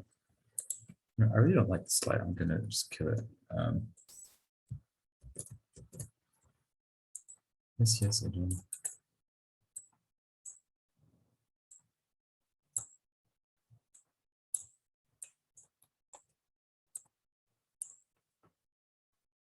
Maybe that's actually a bit better because you're actually seeing a bit more of the person. It's better before. Yeah. So yeah. So I mean, what I'm showing you now applies mainly for like all the. This is cool. I like this. Yeah, you got this like darkness, and you see the head, and then yeah. The thing is that yeah, what I'm showing you mainly, like, I mean, you can see a lot of these scenes, it's like out of darkness. I mean, I use this technique like a lot, but then obviously when I come to a building, I'm still like, I'm kind of applying what I learned in a way, but This is annoying. Yeah, you can see that I basically just ran with this thing that I'd always try and do this like out of darkness, but like there's only actually like a few shots that actually use the surroundings, and that was also partially just because it was super heavy to render with like the context. So I was kind of like trying to go with these more like up close atmospheric shots. Okay, so that's the lighting. So you can see like super simple, you just drop in your lights. Like the important thing is to make sure that you have things scaled like, you know, correctly. So it's not like super huge or whatever. And then literally, yeah, I'm just recapping the light. I usually just play with intensity multiplier and then area. Like I don't mess with anything else really because I don't really like to get too much into the stuff. I mean, I know even in terms of was it yeah, even in terms of samples, I actually do most of my samples when I'm in my out and then in my like Redshift. I don't really mess with it too much here. So okay, let's turn these guys off. Then turn these guys on, both on. See these other. But yeah, I guess you can see here that I have my main light. Actually, yeah, maybe let's run through the lights that I've set up.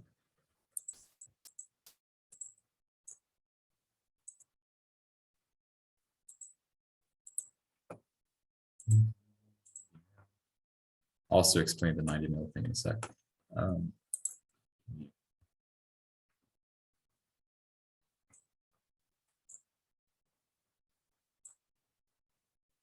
Okay, yeah, so you can see I had this like overall light, which is this big light, and then obviously I wasn't happy with something, so I added in extra lights, which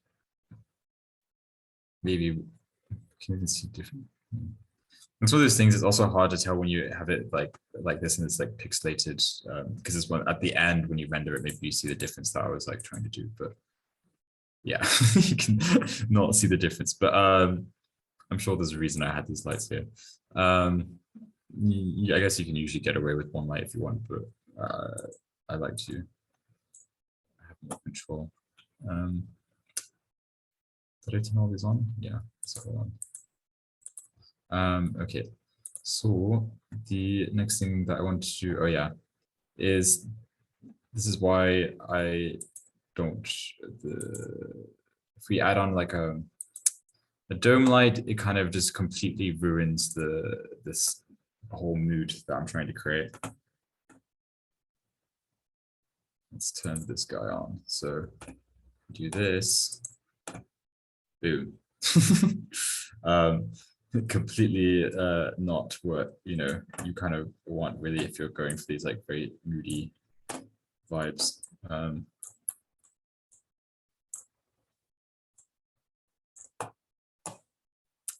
Sorry, my mouse is being a bit of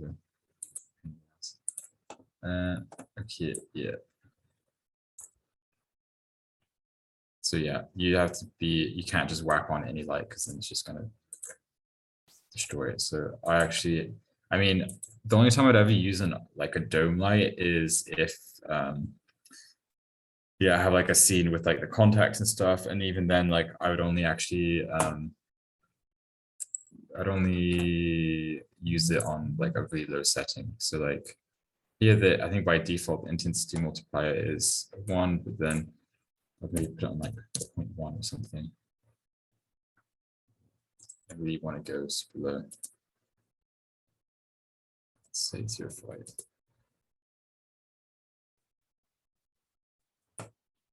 And once you've got this is not too, I mean, it looks weird with the black legs, but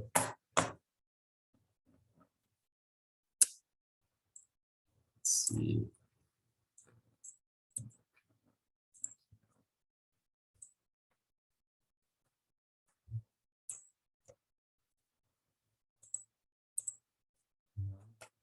Like that either. Yeah, so it's one of these things that you'd also kind of like go around and like explore the body to see if, or like the whatever you're rendering to see the angle you want. I mean, these are all super shitty, which is also why it's worth looking at always looking at how the people do it in their videos and stuff, like, you know, like the Westworld trailer and stuff, and like just kind of like, because there's always a reason that these things like positioned in certain ways and for lighting and stuff. So it's like, if you really want to, you know, learn from the pros, you look at like how those guys do it and stuff, and that's what I was always doing. Then, sorry, my mouse is being a pain. 90 mil. So then, yeah, the other thing that I was looking at quite a bit was always these like the motion they would have. So if we look again,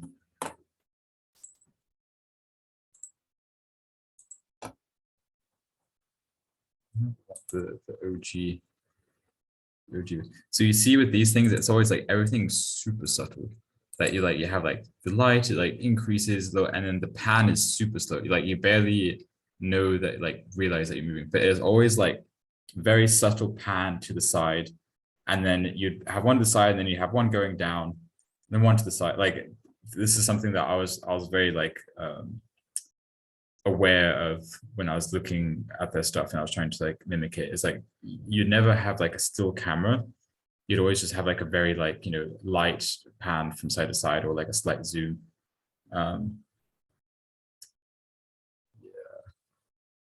Yeah, everything's moving, even if it doesn't look like it's moving. I feel like they always have some sort of pan going on. But yeah, so in my case, so let me just create a camera from scratch.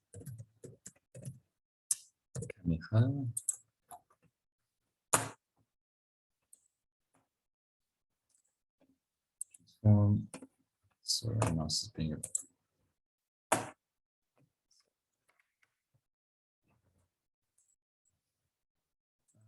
okay, so yeah, I mean, I'd always do, I mean, I wanted to do 4K, but it just took forever. So I did everything in HD. The focal length, Control F is, oh no, that's something of the,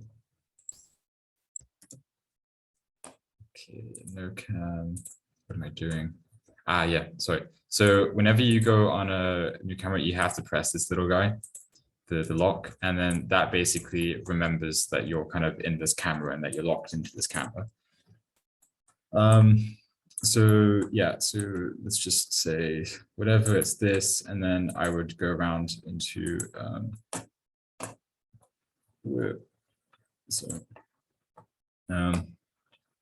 around the focal length, and then in general with all these scenes, I mean, all these up close scenes, I'd always put like, you know, 90 mil on it. But like it's either like when I was looking online, because I was always trying to find like the best like camera, like the best focal length for these kind of stuff that I'm doing, they would always say like, oh, like between 90 and 120 for like anything up close. And then whenever it was like, you know, far out shots, then, you know, I'd change it up obviously. But yeah, so let's just keep it at 90 there. So 90, and then you can also do, I'm not sure if I can remember, you can also do a depth of field. Can't remember exactly how it did this, so I'm not going to go, but yeah, if you just watch like, you know, enable depth of field Redshift online, like it'll come up with like the thing, and it's all free. I saw on YouTube. But that was something that I was quite keen on. Yeah. Okay, so I think that's it for this file. Let me just check my notes and see if I missed anything.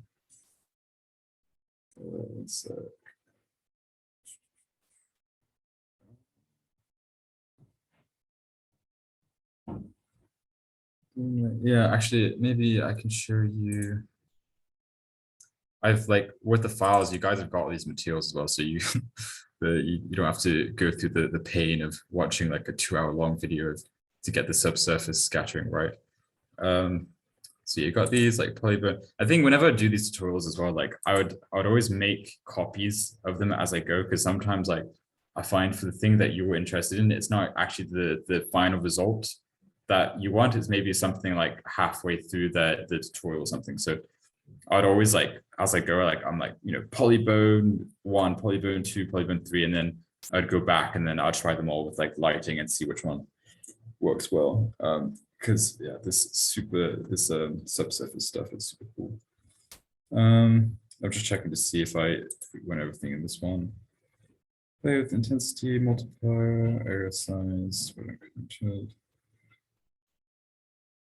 Yeah, I think I might actually just quickly show.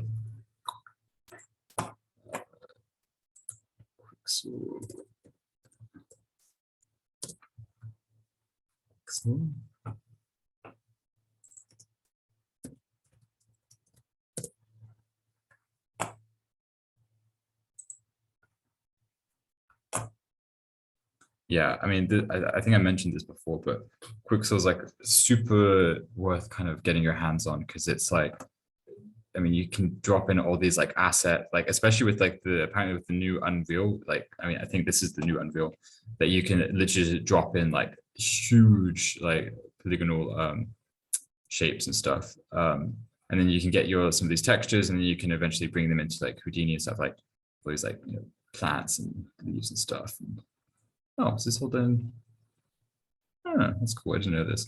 But yeah, you see, this is literally what the pros use. And yeah, you can just bring in stuff, and then this is also something I want to try out. Yeah, this came out. It was annoying because it came out literally in like, I think the last 2 weeks before our submission, the meta humans, and you can like I think they have the default ones, but I think you can like also create your own as well. So, like we wanted to all create our own avatars with this, and then, but yeah, it was super. Okay, sweet. I'll check that out actually. Awesome. I'll look into that. But yeah, these are super cool. I need to jump back onto this and look into it again. Very cool. Ah, Justice League also use this. Cool. But yeah, so in terms of materials, yeah, I think if there's something that you want, you just type it in online, and then you just follow a few tutorials and get what you want out of it. Okay, I mean, for this file, yeah, that's basically it. I'm gonna go through the last file. It's okay. Okay, I'm going to take one last break, if that's okay. So another 10-minute break, or maybe like 5 minutes or something. 10 minutes. So we'll be back at 8:25, and then we'll go through the last file together. Sorry, it's just my throat's really itchy. Last file together, and then if there's a bit of time left, maybe I do something in Maya, maybe the chair, and then questions and stuff. So yeah. Okay, cool. See you in 10 minutes. Bye.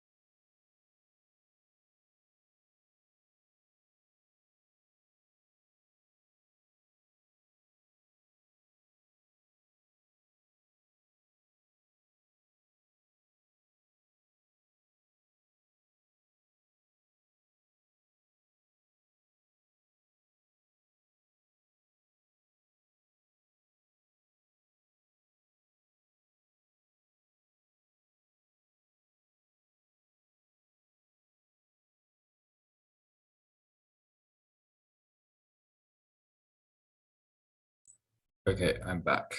Yeah, last file, which should be fairly quick. And then I think because we have some time before as well, before it ends, I might just go through Maya quickly and then just kind of show my workflow of like starting something from scratch and maybe just talking about proportions and stuff. So yeah, that should be fun. But yeah, let's finish this last file and then move on to that.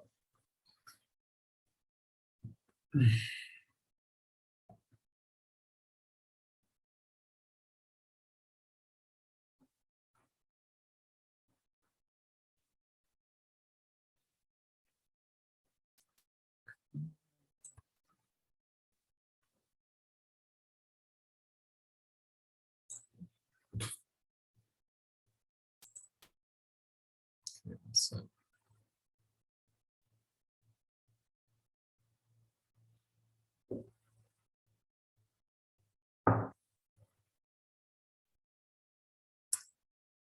here we go.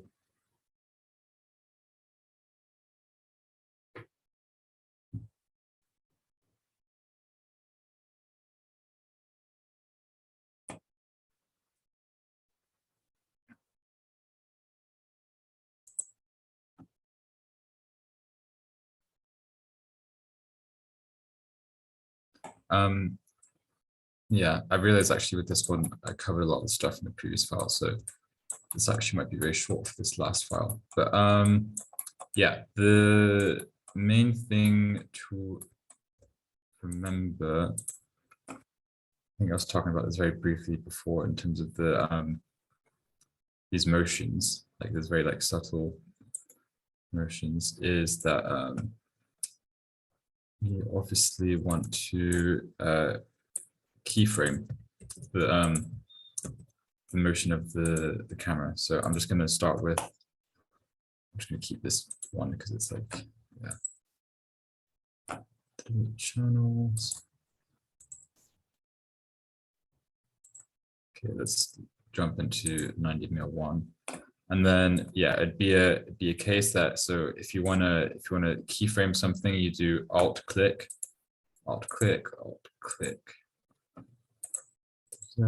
Actually, I could have just sectored these into it, that would have been quicker. And then let's go to the end here and just, ooh, I forgot to, yeah, you need to click that, guys, a good thing. And then literally it's this simple. Yeah, and then you just alt key again.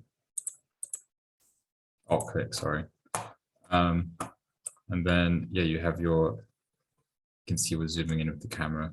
Like I know there's things that you can even do that you can like I think I did it once, but that you can have like a curve and then you can attach the camera, you know, to the curve and you can do all these like crazy whatever, but like for me in terms of like the pace that I always want to go for, I think really like for me these slow pans will work best for me. It's either if nothing's moving in the scene, if nothing's animating the scene, you definitely have to like pan. But then in the case of like, you know, obviously if you have like rotation, you know, geometry, you're not gonna, you know, where's this guy? Yeah, if you have rotating geometry or something, you're not going to mess with like the camera as well. Not so much anyway.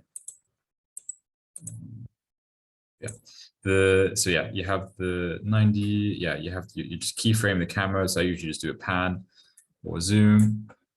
And then what I'll do now is I might just go quickly through the outset. Like I'm more going to talk about like the stuff there's not really much to it in terms of actually setting up like to get the render output. So you just do a Redshift custom. So yeah, so you have to make sure when you're in the render settings that you choose the camera that you're working with. So let's just choose the original one. This is something also it's worth always double checking because sometimes like you click render and then you have it rendering the whole night and then you realized you had the wrong camera on. So I think this is always something that's really worth checking up on. So yeah, for this main, yeah, you have your the render camera. Then here you just want to put the location of wherever you're saving your files. So I mean, I can even show you my structure that I would basically had everything like Houdini, and then I had portfolio stuff, OBJ, animations, After Effects.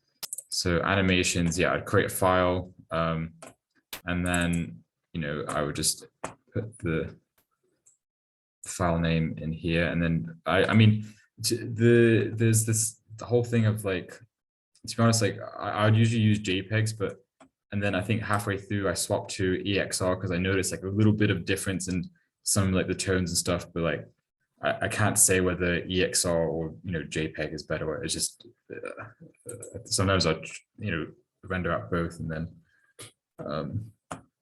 sometimes I literally do not see a difference. So you want to give the location here that you want to save as, and then it's always super handy to put the skip rendered frames, because like sometimes like you'll stop a render like halfway through because you need to use your computer for something else, and then if you start rendering again, then it's rendering from scratch, and it's literally just like overwriting the existing files. So yeah, you should always do skip rendered frames. So that means you can stop a render and then you can start up again, and then it'll just continue where it stopped off basically. So you want to tick this guy. Then Redshift. I've never messed with any of these things.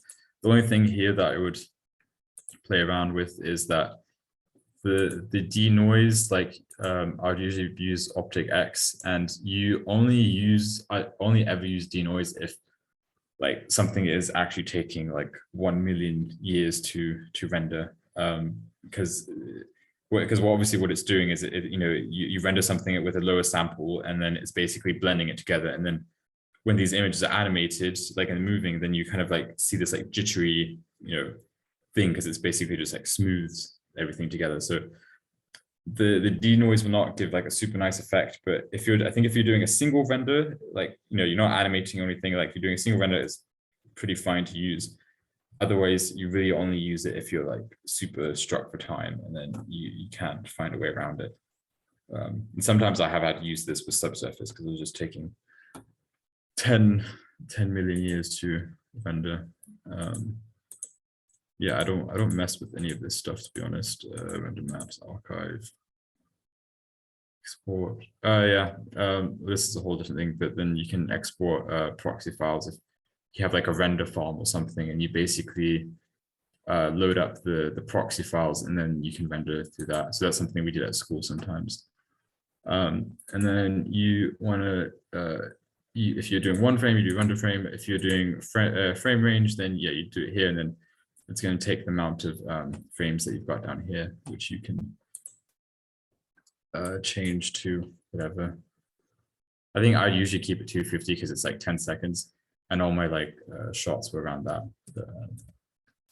So apply, and then yeah, you can just change that with that. Again, I don't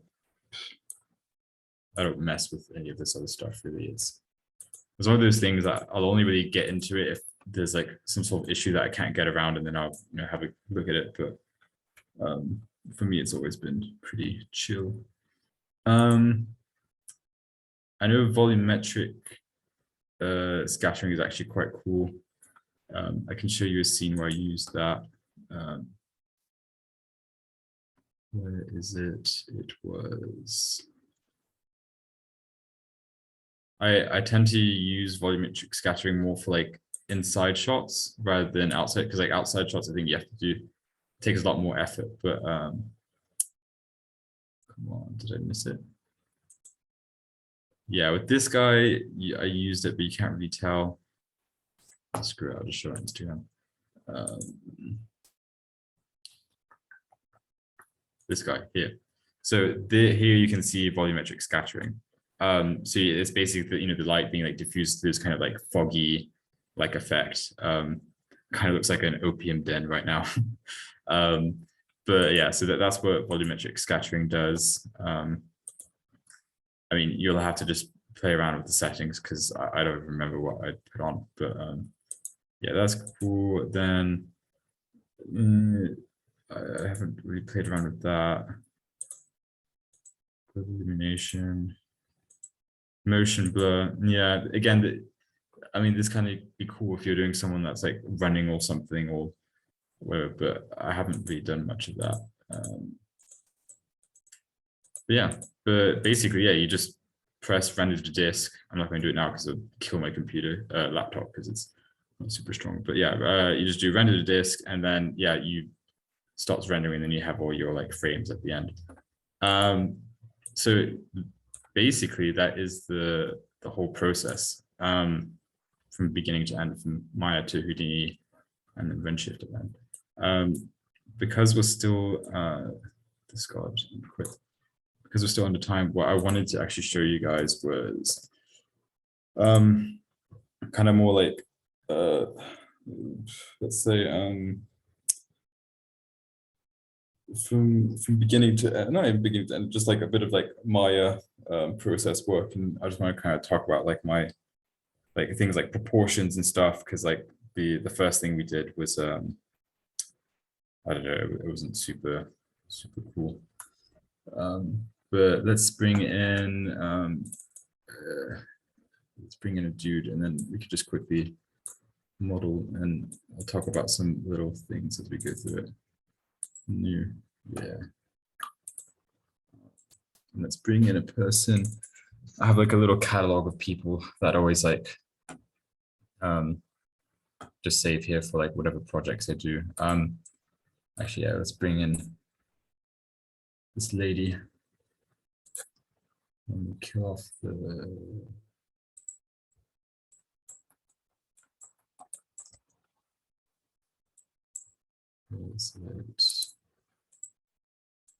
yeah, sorry for the nudity. It's just it's part of the project to be this like whole sensual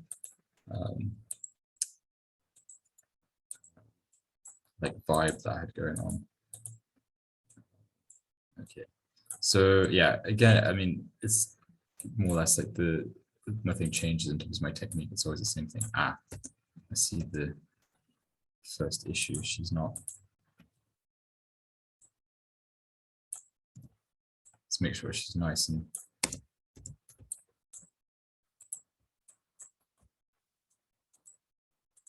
I'm not even going to bother saving this file, but yeah. Then yeah, again, you know, polyplane, we're going to bring it down to like 4. Yeah, 4. W vertex. So yeah, I always just end up working with the vertexes points. So and then I'm going to try and do something a bit like this. Where is it? I did this chair thingy. Yeah, this guy that I showed you before. So something like that, and I'm literally just going to work through the steps that I would do basically. So it's literally like, if anything, I'm doing this to show like how little of Maya I know, because it's literally just a case of me pulling around points and just using that was Control E, by the way, extrude. So whatever, and then let's give her a bit of a burn. I think, well, I can't really see it because of the thing on the top, but you can do symmetry. I do this. Sometimes it works for me. Sometimes I do something silly and it doesn't want to work anymore. But object Z. There we go. So yeah, if you're doing something symmetrical, you might as well just turn those guys on. And then my favorite thing in the world, I'll put on 3. And then let's get these things. So yeah, for me, in terms of proportions, it's always this thing that like, I feel like with anything you can't, I never try to go too crazy with like, that's nice. Like with curvature, like I think that for me, there's always this like real like aesthetic between like a straight line and then like a curve, and then not having something too crazy in between. I think someone that does this really well is my old tutor. Yeah. Okay, this stuff doesn't come up when you type in his.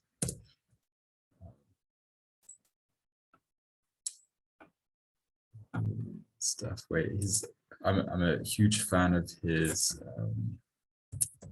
master's work. It was really cool. This was the unit that I was in, that I just graduated from.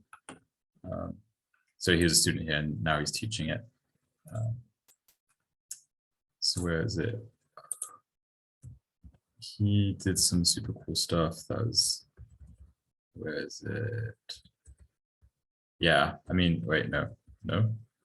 Yeah, here. So this is his like master's work. And then I don't know, I was always a big fan of this kind of stuff, is that if you have something kind of like some like basic geometry, this is basically just like a cube, and then you kind of have like, if you have something a bit basic and then you add in like the craziness, I think that works well. Because if you have something that's just pure, like, you know, pure curvature, like this one's really nice, but hey, this is actually a good example. So you see here that you basically have this like kind of like almost like straight element, and then you have like a curvature. And then I think that always works well when you have something in tandem to work with. And again, here you have like, you know, straight lines, and then you have the, but if it was for me personally, like I always find that if you just go absolutely like crazy with like curvature everywhere, then it kind of, I don't know, it loses a bit of something. Whereas this I really like as well, this project.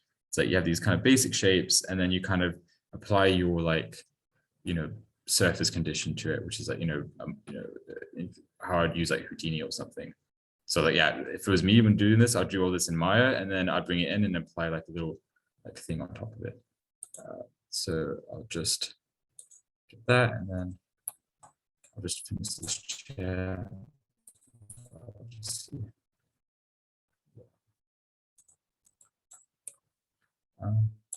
Yeah, so literally, see, already there for me, this is getting to Geiger. I mean, like I love Geiger, but it's like already kind of like not the style that I would usually go for.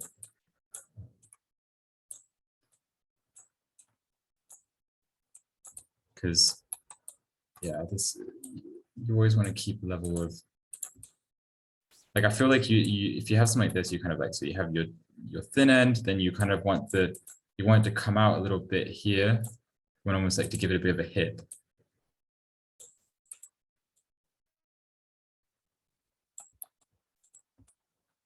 And then something that I've become an avid fan of recently is just making like these super unrealistic chairs, or like things that you wouldn't actually sit in.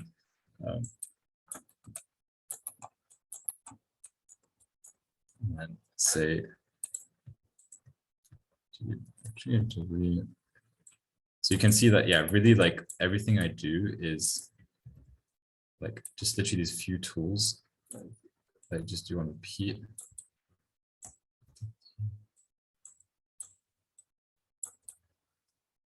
Let's give us some arm rests.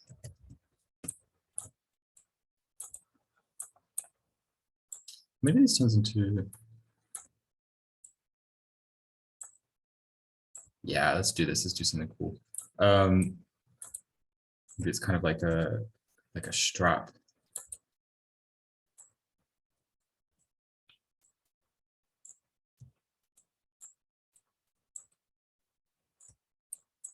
Okay, and then object, insert edge, and then whenever I do insert an edge, I actually go back to the I don't know what their real names are, the non-curvy view, just so I know exactly where I'm actually placing it, because like if you're in the curved view, then you don't really know what you're doing sometimes.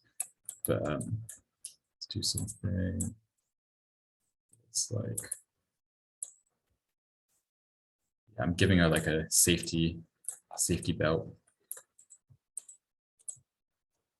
Nope, I don't want those guys. Good.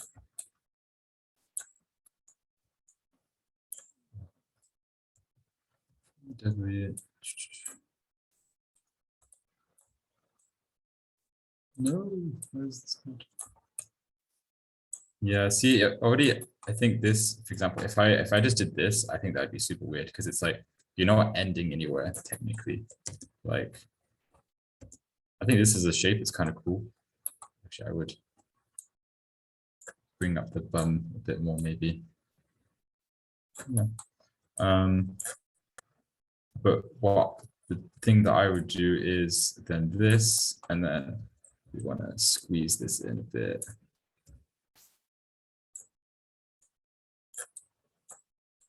But see, already this is kind of like breaking my rule of not having the straight element. So I want to have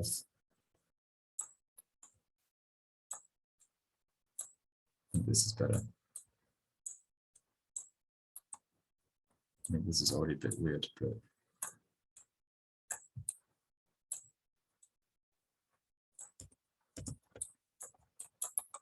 and then let's add so we don't overlap with the this literally just looks like some weird like futuristic chair for like a plane or something. Okay, let's get this in. So, yeah, and then this also isn't the best posture, but whatever. Object, insert edge loop. So you can see it's literally just as I go, like the more detail that I want to add in, that I'm just going to go and keep adding this stuff in.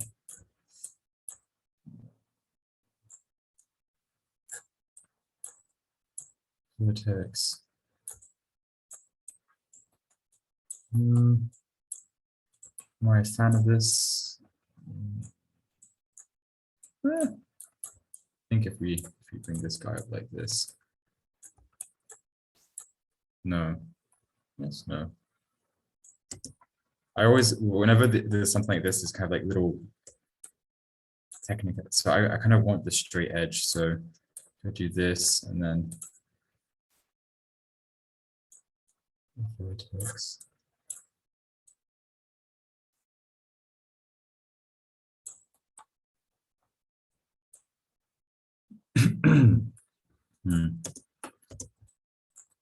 So already you can imagine this being part of the like a scene or something that if I wanted to do something, it's like someone like embedded in the chair and then what else can I add to this to make it cool?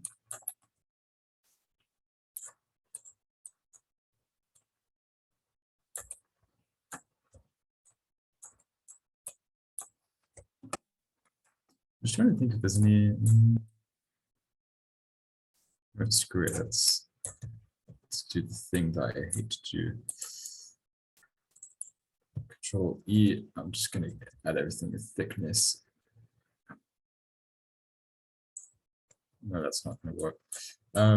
So there's actually a plugin I downloaded for Maya a while ago, and it's like I had to pay for it, but I lost it. It's like it's like in Houdini with the labs beta tool thingy that you can just add a thickness to anything, and then it does it quite nicely. Whereas here you can see if I try and extrude it,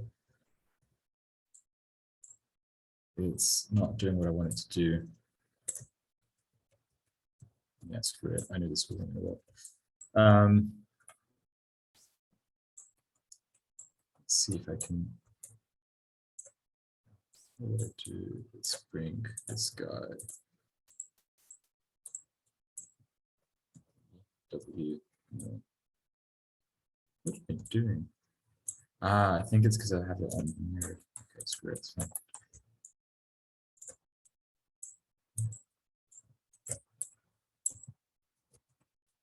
So yeah, it's like this thing that I'm just going to keep going, extruding.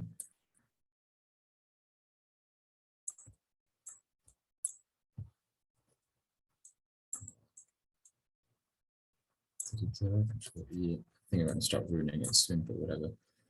I think that's the other thing that like it's always worth knowing like when to stop modeling something when it's done. Like I always make as I work, I always like make copies on the side because I think sometimes you'll do something, you work on it for an hour, and then you're like, oh shit, like the first thing I did was the better one. So it looks like I've given her some like massive shoes or something. Yeah, this is not. Yeah, this is kind of cool. Get this nice line here. Maybe bring this in.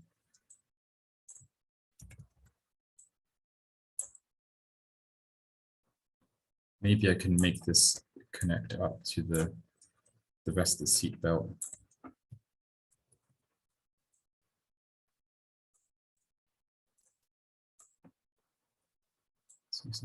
I mean, you can probably tell by this whole webinar that I don't assign much logic to things. It's just what I think looks cool. And then I always work in a very, let's say, intuitive manner that is just what feels right. And then I tend to like post-rationalize a lot of things after it's done.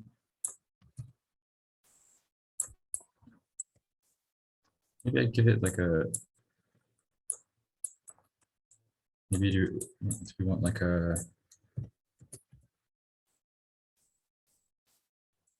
it's kind of, maybe it's like the drive it, like the, what do you call it? This like some sort of like steering wheel for the car or something, although should need it a bit higher up.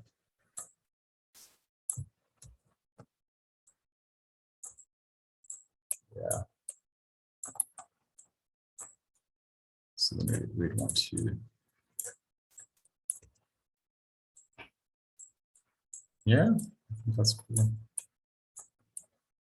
This almost looks like a, if you take her out, this almost looks like an earring or something. Or necklace piece. Or, this is also what I was saying before with like, once you like mirror something, it's always going to look like twice as good than when it's like just a simple piece. Because I think if we, let's even see what it looks like if we kill off half of it.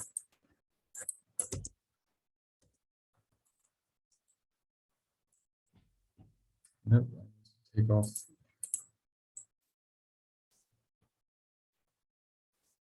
I mean, it looks okay, but yeah, I know. Look, it doesn't look anything like the. I mean, it doesn't look as good. So, and then see, and then there's also another thing that always feels like when you look at something without, like, I think things always look better when you have like the wireframe on. But then as soon as you see this, then suddenly I'm like, oh, these feet look pretty fat.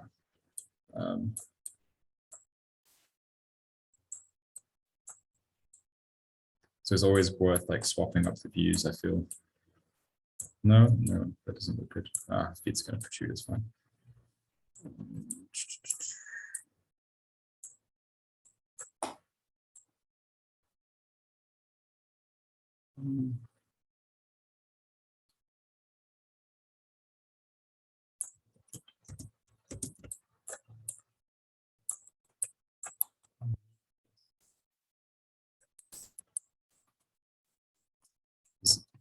Watched, oh wait, no, I don't want to say. I watched Dune recently, which I was a big fan of. I really like the masks they had. Let me see if the Dune masks. What this reminded me of.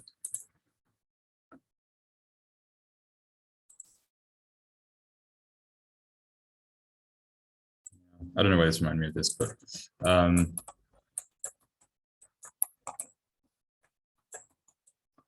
okay. Now let's bring. I'm going to bring these guys down. I'm literally just showing this. It's not so much for the sake of Maya. It's more the sake of maybe seeing how I kind of like look at things in terms of proportion. And I'm kind of like, oh, okay, maybe I'll do this. And then getting a just a inside view of my workflow.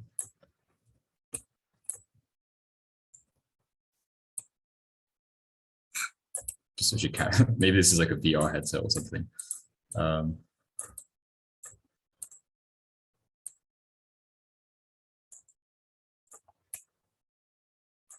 Maybe bring it so she can still see her eyes, but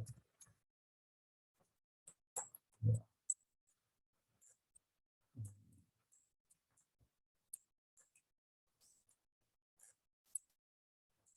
Yeah, this is something I've been trying to do recently. It's just like, it's kind of like fully, let's say pieces of furniture that kind of like either impossible to get in or out, but like, there's kind of like, what do you say? All encompassing tactile furniture pieces. Control E, W.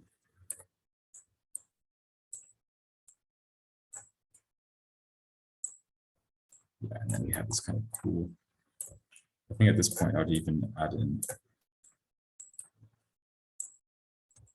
what have I done? That's fine, I don't care.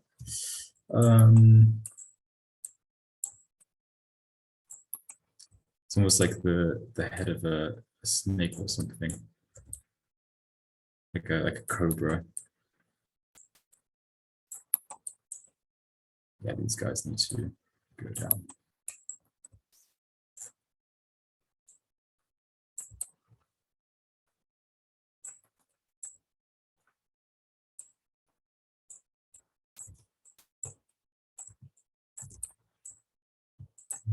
Keep these, hide these. Yeah.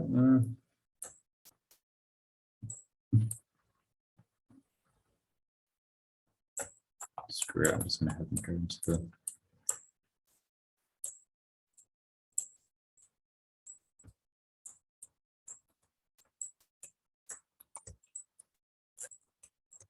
Then if you really wanted, you could take this and just Control D is to keep a copy -180.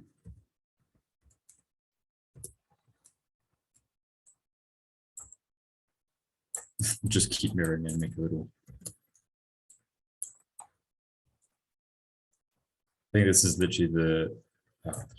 So yeah, actually, this is a good thing to show. It's like when you try and rotate it, you need to combine these guys together. So now.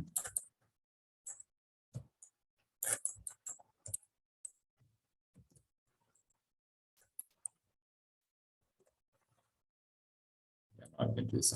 Ooh, okay, do I need to combine this as well? Okay.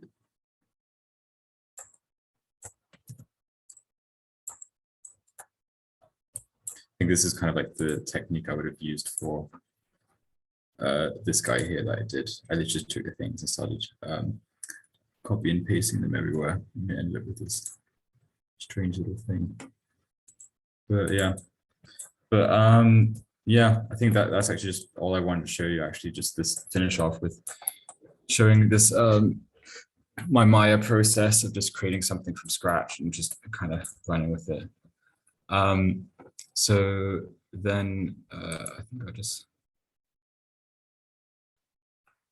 Yeah, I mean, to answer this, I've never actually rendered in Maya before. I mean, I think I attempted to once, but yeah, I'm sure you could then bring it into Maya and then do the same thing of rendering an odd node V-Ray. Like you can jump in between Houdini and Maya quite well. I think even in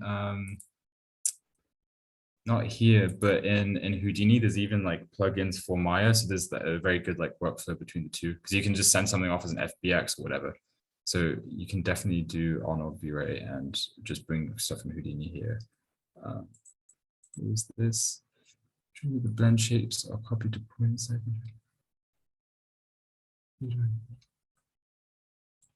think I covered that with the Houdini thing. Well, this is from a while ago. Cool, sweet. Yeah, I think with that, I'll actually we're right on time. So I will stop sharing and yeah, I'll turn my video. There you go.